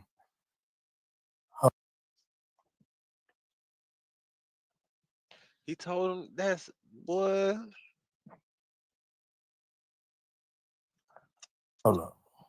So I'm just amazed hold right up, now. slow down. I'm in the dark. I ain't They know get locked. They none of they this. on the way to the Look, octagon. This look, with it. the bit may feel like me right now. He like, slow down. You see how I had to pause this bit like, hold on, slow down, hold on. God damn. What? Bank feel I feel you, Bank. Big dog, this capital right here, man. Mr. Creative Positive Impact. Then I feel you, my nigga. This hey, I did the same thing. I paused it. You couldn't pause it, but you did it. You paused it.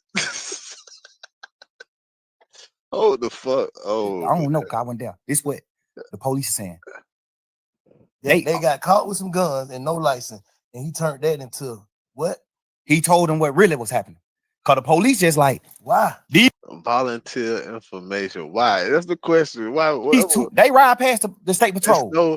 It's no answer for that. It's no answer for that question, man. Why? Because he a bitch. If it was any explanation, that would be my only explanation, bro. Cause what the fuck is you? Is that for real? I don't. Oh man, why is the question? But there's no appropriate answer for that question, even if it is an answer. It ain't no fucking. Two young niggas with hoodies and ski masks and all that old shit ride past state patrol. State patrol get behind them. They go on a high speed chase. They go on a high speed chase. They wreck the car. Damn. They get out the car and run. Well, one of them get out the car and run. One of them stay in. Now, did they hit somebody? Cause that's a whole nother charge if they hit somebody. So he ain't just do that for the no license and no gun. So now it's a high speed chase, evading, attempting, get away, flee without violence, and then it turned into a crash. If you hit somebody, if it caused injury, all that shit is different charges. In the car. That automatically make it fishy to me. Who stayed in the car? I think Yak stayed in the car. But two people Yak stayed in the car. Yak Yak stayed in the car. That's what I heard. Okay. Yak stay in the car. Duke, when they crash, Duke get out and run. Okay. And toss one of the guns. Got away. Nah, he got caught. He ain't no getting caught. Okay. Yak goddamn. Some people told me that Yak ran too, but some people told me that Yak didn't run. Yak stayed in the car. So if me and you go on a high speed chase, right, and we both know what we doing, we know what we going to do. If the state is right, we know what we going to do. The police get behind us, we go on a high speed chase, crash the car. We get out the car and we run it, man. If I get out this car and run, and Bank stay in this car, the only thing on my mind is Bank finna tell on me. Or Bank finna, even if you ain't finna tell on me, I'm finna think in my mind. Bank finna tell the police it's him. Like, cause what you stand in the car for? But it depends. Like, was a nigga hurt, bro? Y'all crash. What kind of crash was it? I need more context. Like, what kind of crash was it? Was the nigga side door unlocked? Was he gonna have to crawl over the middle side to get up out that bitch and try to run? Like, was the nigga knee fucked up after the crash and he couldn't even move that bitch? He wasn't even trying to run nothing. Like, it could, like, you say they got on a high speed and crash, bro. I need more context because sometimes, majority of the time, bro, when a nigga hop out and everybody don't hop out, it's because niggas hurting that bitch. He bro. must know. He must got out. Basically, like he must got out. He must know something I don't know. If we supposed to run, basically what you saying, Like if you don't run when the police is chasing you, you the one driving. You take them on a high speed chase. If you don't get out and run, and you get out and let Duke run, you got something you finna tell the police. Not even if you finna tell the police, hey, I don't know, officer. I'm an Uber. We were just riding. This nigga, I don't know what the hell he got going on. He just hopped out and ran. You finna say something? Like, I don't understand why you not finna run. Yeah. Which is not bad. And that ain't really bad to me. Because if you can spin 12, you can spin them. If me and you go on high speed chase and I hop out and run and you don't, all you can say is shit. Man, I know that young nigga from the hood. I don't even really know his name. Man, that young nigga told me to drop him off at the girl house. Man, I was on the way home. I was finna drop this nigga off at the girl house, man. When goddamn y'all got behind me, but I know I can't go to jail, boys. But the young nigga got a gun, but I know I can't go to jail. So I just went on a high speed chase. Now, you know, you can. It's ways you can flip it and then make it good. Like, all right, cool. I understand why you sat in the car. If you can flip it, you can flip it. So I ain't gonna say he sat in the car because he was gonna tell, but I'm gonna say it's weird that you sat in the car. Like, so what? All right, fast. If you sat in the car. All right, fast forward to what the facts. You say he Duke got jumped on at Magic City. Okay. Call yet. This supposedly. I don't know. Allegedly. Allegedly. Yeah. Duke got jumped Allegedly news. Allegedly news. We back. on that Magic by some opposites. He called Yak. Yak come get him from Magic. Him and Yak get in the car and on the way to the ops hood. They on the way to the ops hood to retaliate, to go handle their business. Like niggas just jumped on him, he finna go handle their business. They ride past the police next to the ops hood. They on the ops street when they ride past the police. The police get behind them and turn the lights on. They go on a high speed chase, they crash, they get out and run, they get caught. They in jail for driving no license and firearm in the car. This the charges.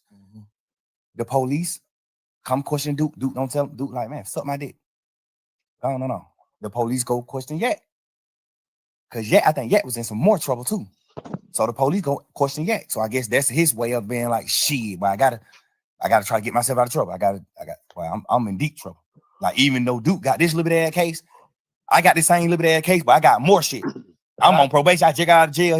Yak got a deeper rap sheet. So I thought he said he took the charge. Though I thought Yak took the charge. He said goddamn, ain't nobody go to jail but him. Like, he don't want this time, and Duke Duke went to jail, bro.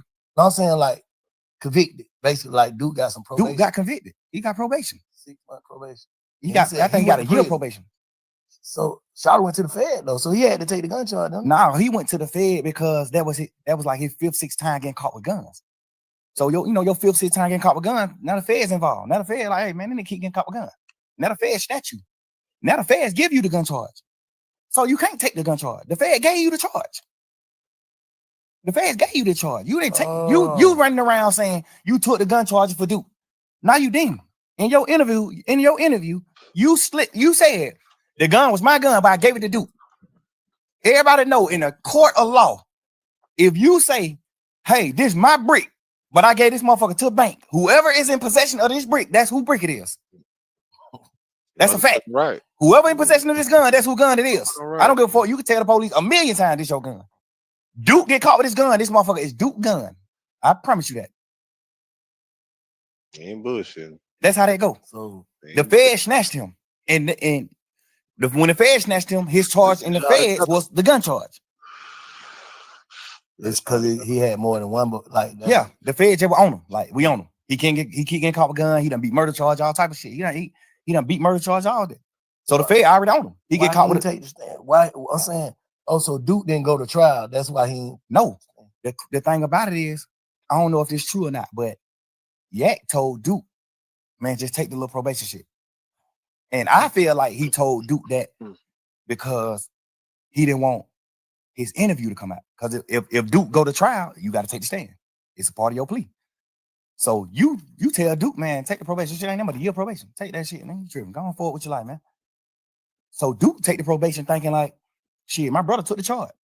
I'm gonna take the probation for even being around it. They just charging Duke with it. So they give Duke a year probation. Duke take the probation. Word in the street is Yak told Duke to take the probation. I don't know how true that is or not, but a lot of people that said Yak told Duke to take that probation. A lot of people, reliable sources, said that Yak told Duke to take the probation. I feel like he told Duke to take the probation because if he didn't, he was gonna have to take the stand on him. And he didn't want to take the stand because he already got to go to jail. So he took the probation. Stand in the Fed when he up, basically. Yes. If Duke, no, it don't matter if the Fed pick it up or not. If Duke go to trial, if Duke don't take the plea, Yak got to get on the stand and Duke trial. That's his plea. His plea was this and this. You get out of jail. You do this. You do this. But if Duke go to trial, when Martinez want to go to trial, you must take the stand and speak truthfully about what you told us in his interview. That's his plea. If Duke go to trial, he got to get on the stand. That's Yak plea. And if he'd have took it and he got on trial, what they would have did, that would fuck the case up or something. Who? That would hurt the case. Like if Duke would have went to trial, Yak would have had to take the stand. Duke would have got fried. What the hell you mean?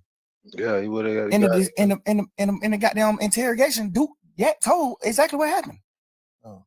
Yak told, hey, man, I ain't even finna play with y'all in here, man. I'm gonna just tell y'all the truth. That's what happened. That's what he say in the interview. In the interrogation, man, I ain't even come to play with y'all for. I don't even, man. Whatever I can do to goddamn try to make this shit light on me. I ain't come to play with y'all. That's they how like, man, what's going on? Goddamn, ooh, obviously the DA's already on.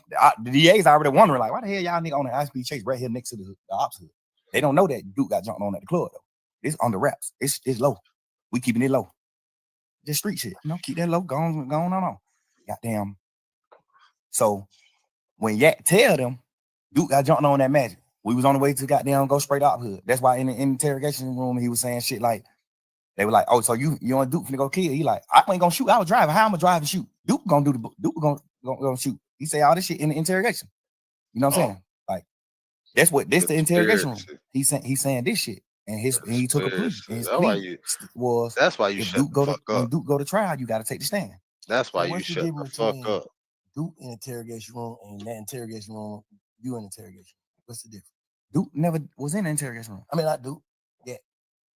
The difference with me and Yak's situation is Yak in the interrogation room telling that Duke did the crime. Yeah. Not no bullshit, no funny shit in that. He ain't no harsh feeling. I ain't mad at nobody. My boy took the like, glasses off. Hold on. My boy took the glasses off. I ain't see that. Hold on. My boy getting serious. My boy took the glasses off. So what's the difference between Duke in interrogation room and that interrogation room, you in interrogation room? What's the difference? Duke never was in the interrogation room. I mean, I Duke. Yeah. The difference with me and Yak's situation is Yak in the interrogation room telling that Duke did the crime. Yeah. Not no bullshit. No My funny boy, shit in that. my boy, ain't no harsh feeling. I ain't mad at nobody. None of that. My boy Like, took the glasses I off. live and I learn. want to know what the difference is. I want to know your perspective on what's the difference between him in the interrogation room talking and you being in the interrogation room talking. The difference is he told that Duke was locked up for these crimes. He told the police what Duke did. Mm-hmm. Like you told on Duke. That's the difference between his and mine. I didn't tell on Roscoe. I try to free Roscoe. I'm saying Roscoe didn't shoot at the bus. Yeah. We be serving these niggas when they come to Atlanta. He ain't shoot at this bus. They ain't beefing. Yeah. That's what I'm telling the police. Yeah. Any street nigga in the world gonna understand that. Any street nigga in the world not finna say, oh, I read it, or I did what wrong. No nigga. But what about the niggas who feel like you don't supposed to mention other niggas' name in front of the police? You ain't supposed to say shit after they read you your fucking rights and they ask you about somebody else or anything else other than yourself, nigga. That's the fucking problem, bro. But I feel what you saying, but I don't, bro, because after that point, they read your rights and how they was talking so nice to you. You know they were trying to line you up. You supposed to just like, man, I feel, but I don't like how this sound. I need my lawyer around. And that would have just been that. Like, the police mentioned their name. I just gave them my stories. Okay. The police mentioned their name. I ain't bring no nigga name up in the interrogation. The police mentioned these nigga name. I brought Guap name up, but I brought Guap name up to talk about my dealings with Guap. Like, I'm signed to Gucci. I'm not signed to Bird. Yeah. That's why Guap name came up. You know what I'm saying? I ain't bringing no nigga name up. You acting like I'm in this motherfucker saying, oh, Big Bank Black, a nigga who the police don't know. I'm naming Superstar. The police know every one of these niggas. You acting like I'm bringing the nigga name up there. I ain't saying you. I'm just saying, I ain't saying you. I'm saying like the world. Y'all acting like I'm goddamn bringing up a nigga name, putting a nigga on the police radar. Man, I'm talking about full-blown superstars. I'm talking about signing. I'm signed to Guap. What the fuck could I do to get Guap in trouble? By saying I was signed to him. Like, what the fuck can I say about to get Birdman in trouble? Saying that Birdman and Wayne got a problem, not Roscoe and Wayne. But can a nigga take that as you giving them you pushing it off on Bird? Like that's a motive. I check that motive. No, because the work at that point it was already. No, bro. No, at that point, nothing, bro. Because you are inside voice now. You are an inside perspective. No pun intended. You're an inside perspective and shit now. So, and then you have personal dealings with these individuals. That's why it's different, bro. It's never gonna be the same. Already on fire. You gotta understand. Wayne had already said they fuck nigga over my money. This shit was on the internet. He already said fuck the a nigga wear a dress, man. You don't listen to nigga music. He already did all this shit. He did. So this shit already in the public. This shit in the public eye. I'm not sitting here telling them nothing, giving them something to go with, a story to go with. I'm in this motherfucker saying, man, y'all, what you talking about? Like, What the problem is with Bird and Wayne? You know what they saying the problem is? They saying that Birdman they paid him. Like, what the fuck is you talking about? Yeah. Like, you know that. Even though I feel like personally, I shouldn't even been saying that because y'all already know that. Yeah. So why do I gotta sit in here and reiterate that? But you know, you just a young nigga. You just in this motherfucker thinking you flim flamming these folks. Yeah. But the difference is, I'm telling these nigga my partner ain't committed the crime that he in jail for. And a nigga like telling the police that Duke committed the crime that he in jail for. That's the difference. But the similarity is you both was in there talking to the police without your lawyer. Ain't even motherfucking asked about the damn law. Understand the difference. I understand it different, but like I said, Slime, I told you this, like, you know, looking at it from the side, Like like, I said, why would you Slime, tell that lady, you take know your damn number? well what the hell we talking I told about. if you look at the whole interview, Hold and on. Like I understand what you're saying, Slime, but like I said, Slime, you know damn well what the fuck we talking about. I'm gonna put the You know damn well what I mean, nigga. Baby was like, I take my glasses off too, but I ain't gonna take them off. not the audio, I'm gonna put the video out so you can see the actual video too. I told the lady to take my number on some flirtation shit. Like, we just flirting. When we first come in the room, I was flirting with all this shit on video. When we come in the room, I'm flirting with her. When we sit down talking, she's sitting at the table. I'm talking to her. I'm flirting with this bitch. Not mean to call her no bitch. I'm flirting with this lady. Like, and at the end of the video, when everybody getting up and leaving out the room, I'm still talking to her because she getting up late. Like, she still like getting her shit together and getting up. Like, well, all right, goddamn good talking to you. Woo, woo, woo. And I'm like, man, you don't know anything. Get my number, baby. I make promises. You know, I'm just flirting with the lady. Obviously, the world gonna look at how they want to look at But it. that's wrong shit to say, Slime. Just looking back on it, don't you feel like that's wrong shit to say? I feel like that's the wrong shit to say if I was saying it for the reason, if I was saying it for another reason. I'm saying Hearing it. I'm saying, Obviously. you hearing it? What that shit sound like? I understand. You know Right, I understand what it sounds like. Because I'm mad at niggas for saying shit like that to the police. But the difference about me is, fuck that, bro. what It's in always that the interrogation did I tell the police? It's not the fucking difference. All right, what you say? What's the difference? You to think that I'm saying, if y'all want to know anything else, get my number. I didn't tell them nothing for me to even say, if you want to know anything else, get my number. And don't tell nobody. What the fuck did I tell them in the interview for them to even, for a fan or a nigga who looking at the interview? What did I say in the interview for you to even look at this interview and say, and not say he playing game? Man, nigga just playing game. He talking shit. He didn't tell them shit. Like, you told. They said who killed Nut? You said Shannon and Wooden. You did? Yes. So at the end of your shit, when the police say, well, all right, man, you got anything else you want to say? He say, hey, no, I'm locked up. Y'all got me locked up. Y'all gotta let me get out so I can goddamn get around and then I can have something else to tell y'all. That's a difference than me saying it because I didn't tell them shit in my interrogation video. I'm in this motherfucker talking shit with him. Y'all blood? Hell nah, man, we fake bloods. We just say that shit in music, crazy. Nobody ain't no real blood. Wayne and us ain't real bloods. We just talking shit in music. I didn't tell them nothing to get nobody in trouble. So why would you look at the end of that interview when I said take my number? I make promises, baby. Don't tell nobody.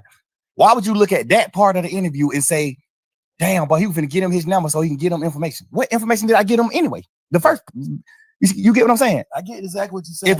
If I'm spinning the police, and at the end of my conversation I say, get my number if y'all want to know something. What make the smartest nigga gonna be like, bitch ass nigga, you ain't telling them that. What make y'all young niggas feel like y'all can spin the police though? I don't understand that though. I don't understand that. Man, but them bitches is smart, bro. It's just like movies, just coming up in the game. When you're a real nigga, bro, I feel like I'm a real man. I feel like I honor and I love every nigga who I love. Yeah.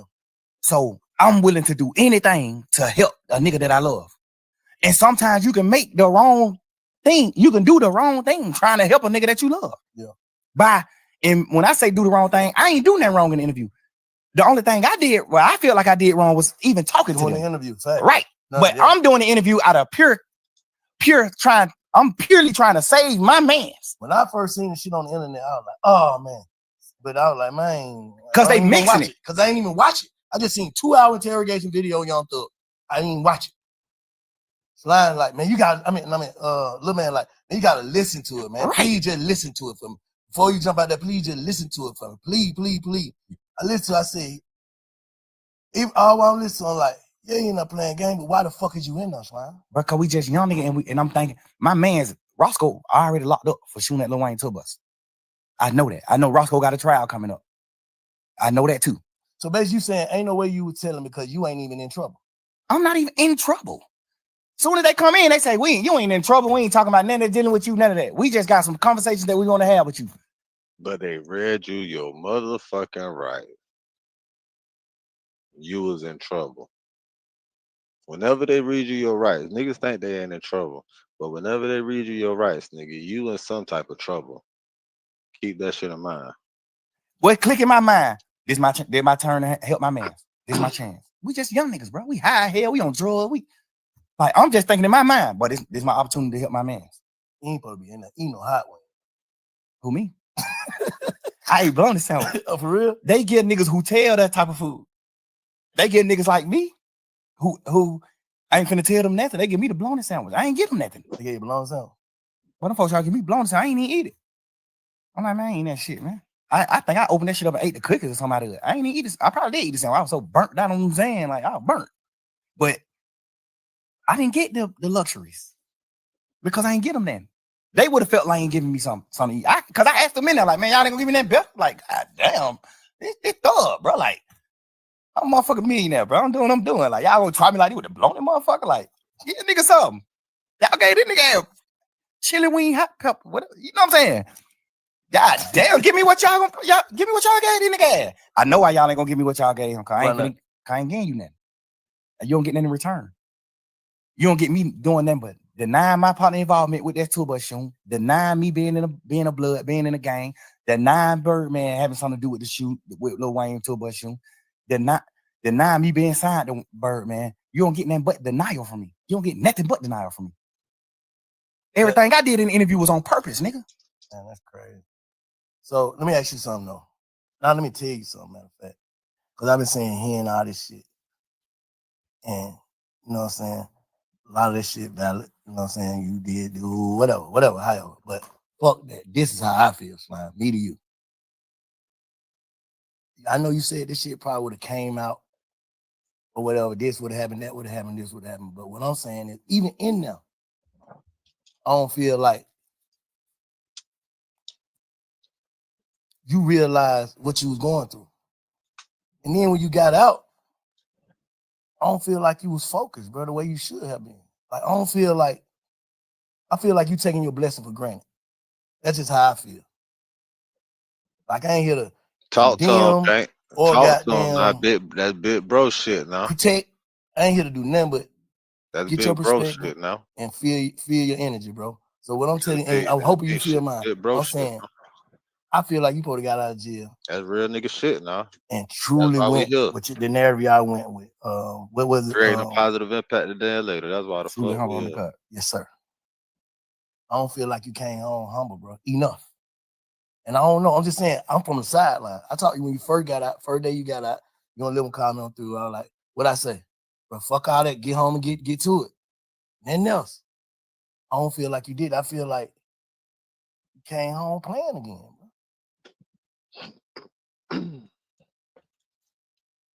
Entertaining the bullshit. I don't need me personally. I don't know. Bank. Just to be honest, bro. I don't know. He felt that shit though. I think the crazy part is I thought I came home on fire. I thought I came home just like popping that shit and just living life and getting back to life and enjoying life. But you still gotta understand this too, Bank. My whole life, I poured into people. I built niggas' foundations. I built niggas up my whole life. Any nigga you can name, I play a major part in their success. I witnessed that. And I feel like you got to look at it you got to step in my shoes, Bank. I got to get out of jail and rebuild. I got to get out of jail and rebuild this shit. I can't get out of jail just hit the ground running. That's what them niggas do. That's what a fuck nigga do. They go past what the fuck they did wrong and they just keep going. Rebuilding doesn't mean what, like rebuilding your mental? rebuilding my mental, rebuilding my financial stability, rebuilding my organization, rebuilding like the way the world looked at me, the way the world perceived me. Because you got to think, I get out of jail. Yeah, I spent my last 10 years every day with my friends. And we building, we showing the world, this how you supposed to be, this how brothers is, this hood is, this how we supposed to do it, this what we doing. So I get out of jail, now I don't got them friends no more. So I just get out of jail. I'm used to being with them. My last 10 years, I've been with them every day. So I get out of jail, now I gotta learn how to not be with them.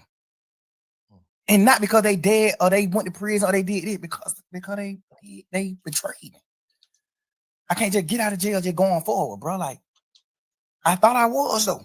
But this situation at hand just let me know, like, damn, you ain't going forward. You wasn't going forward. But then I look at it like, damn, why I ain't going forward and not going forward like success? Because I don't look at them niggas like they success. I ain't moving on. Why I ain't moving on? And I think like, because I got to rebuild. So do you think watching a nigga look as if they like Gunna? You think watching Gunna look as if though he ain't hurting about this shit or moving on, that shit hurting you even more? You don't like the word hurt. I see how you looked at that. But a nigga gotta know when they hurt, bro. Because the only thing you're explaining is you talking about betrayal. Those words bring heartbreak.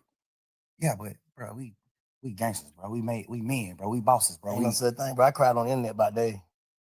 Give a fuck. I ain't that gangster. I know. Nigga, our heart is fragile. Cause I look, and I said this, and I just seen on, I don't listen to all them jail calls too. I'm like, man, what the hell this nigga talking about today? But I said, I listened to that motherfucker, and you said something like, because I had already told Lil, I said, bro, the reason why Slime, and it's just me, I could be tripping. The reason why Slime ain't fuck with Gunna, because he already done put the word out and snapped it to niggas, and he gotta stand with these niggas. Not saying it's right or wrong, it's like, shit, how the hell I'm finna make these niggas fuck up their friendship or whatever, they camaraderie with the nigga, and then I come home. I feel, and then I ain't never told you this. I talked to Gunna when he first got out of jail. I was trying to get an interview with him. He like, man, I ain't worried about none of these niggas saying, I know my brother in that box fucked up. I was just in that motherfucker fucked up. That nigga mind ain't right. Baby, I'm a hustler on a mission. Grinding for that spot, a brand new pot to piss in. Trying to school my partners home, babe, they pay attention. I'm sticking to my vision, on the road to the riches. Every single day, I'm a hustler on a mission. Trying to get 100 M's, nigga, I ain't kidding. I'm on a mission, 24/7, 365, until I reach the heavens.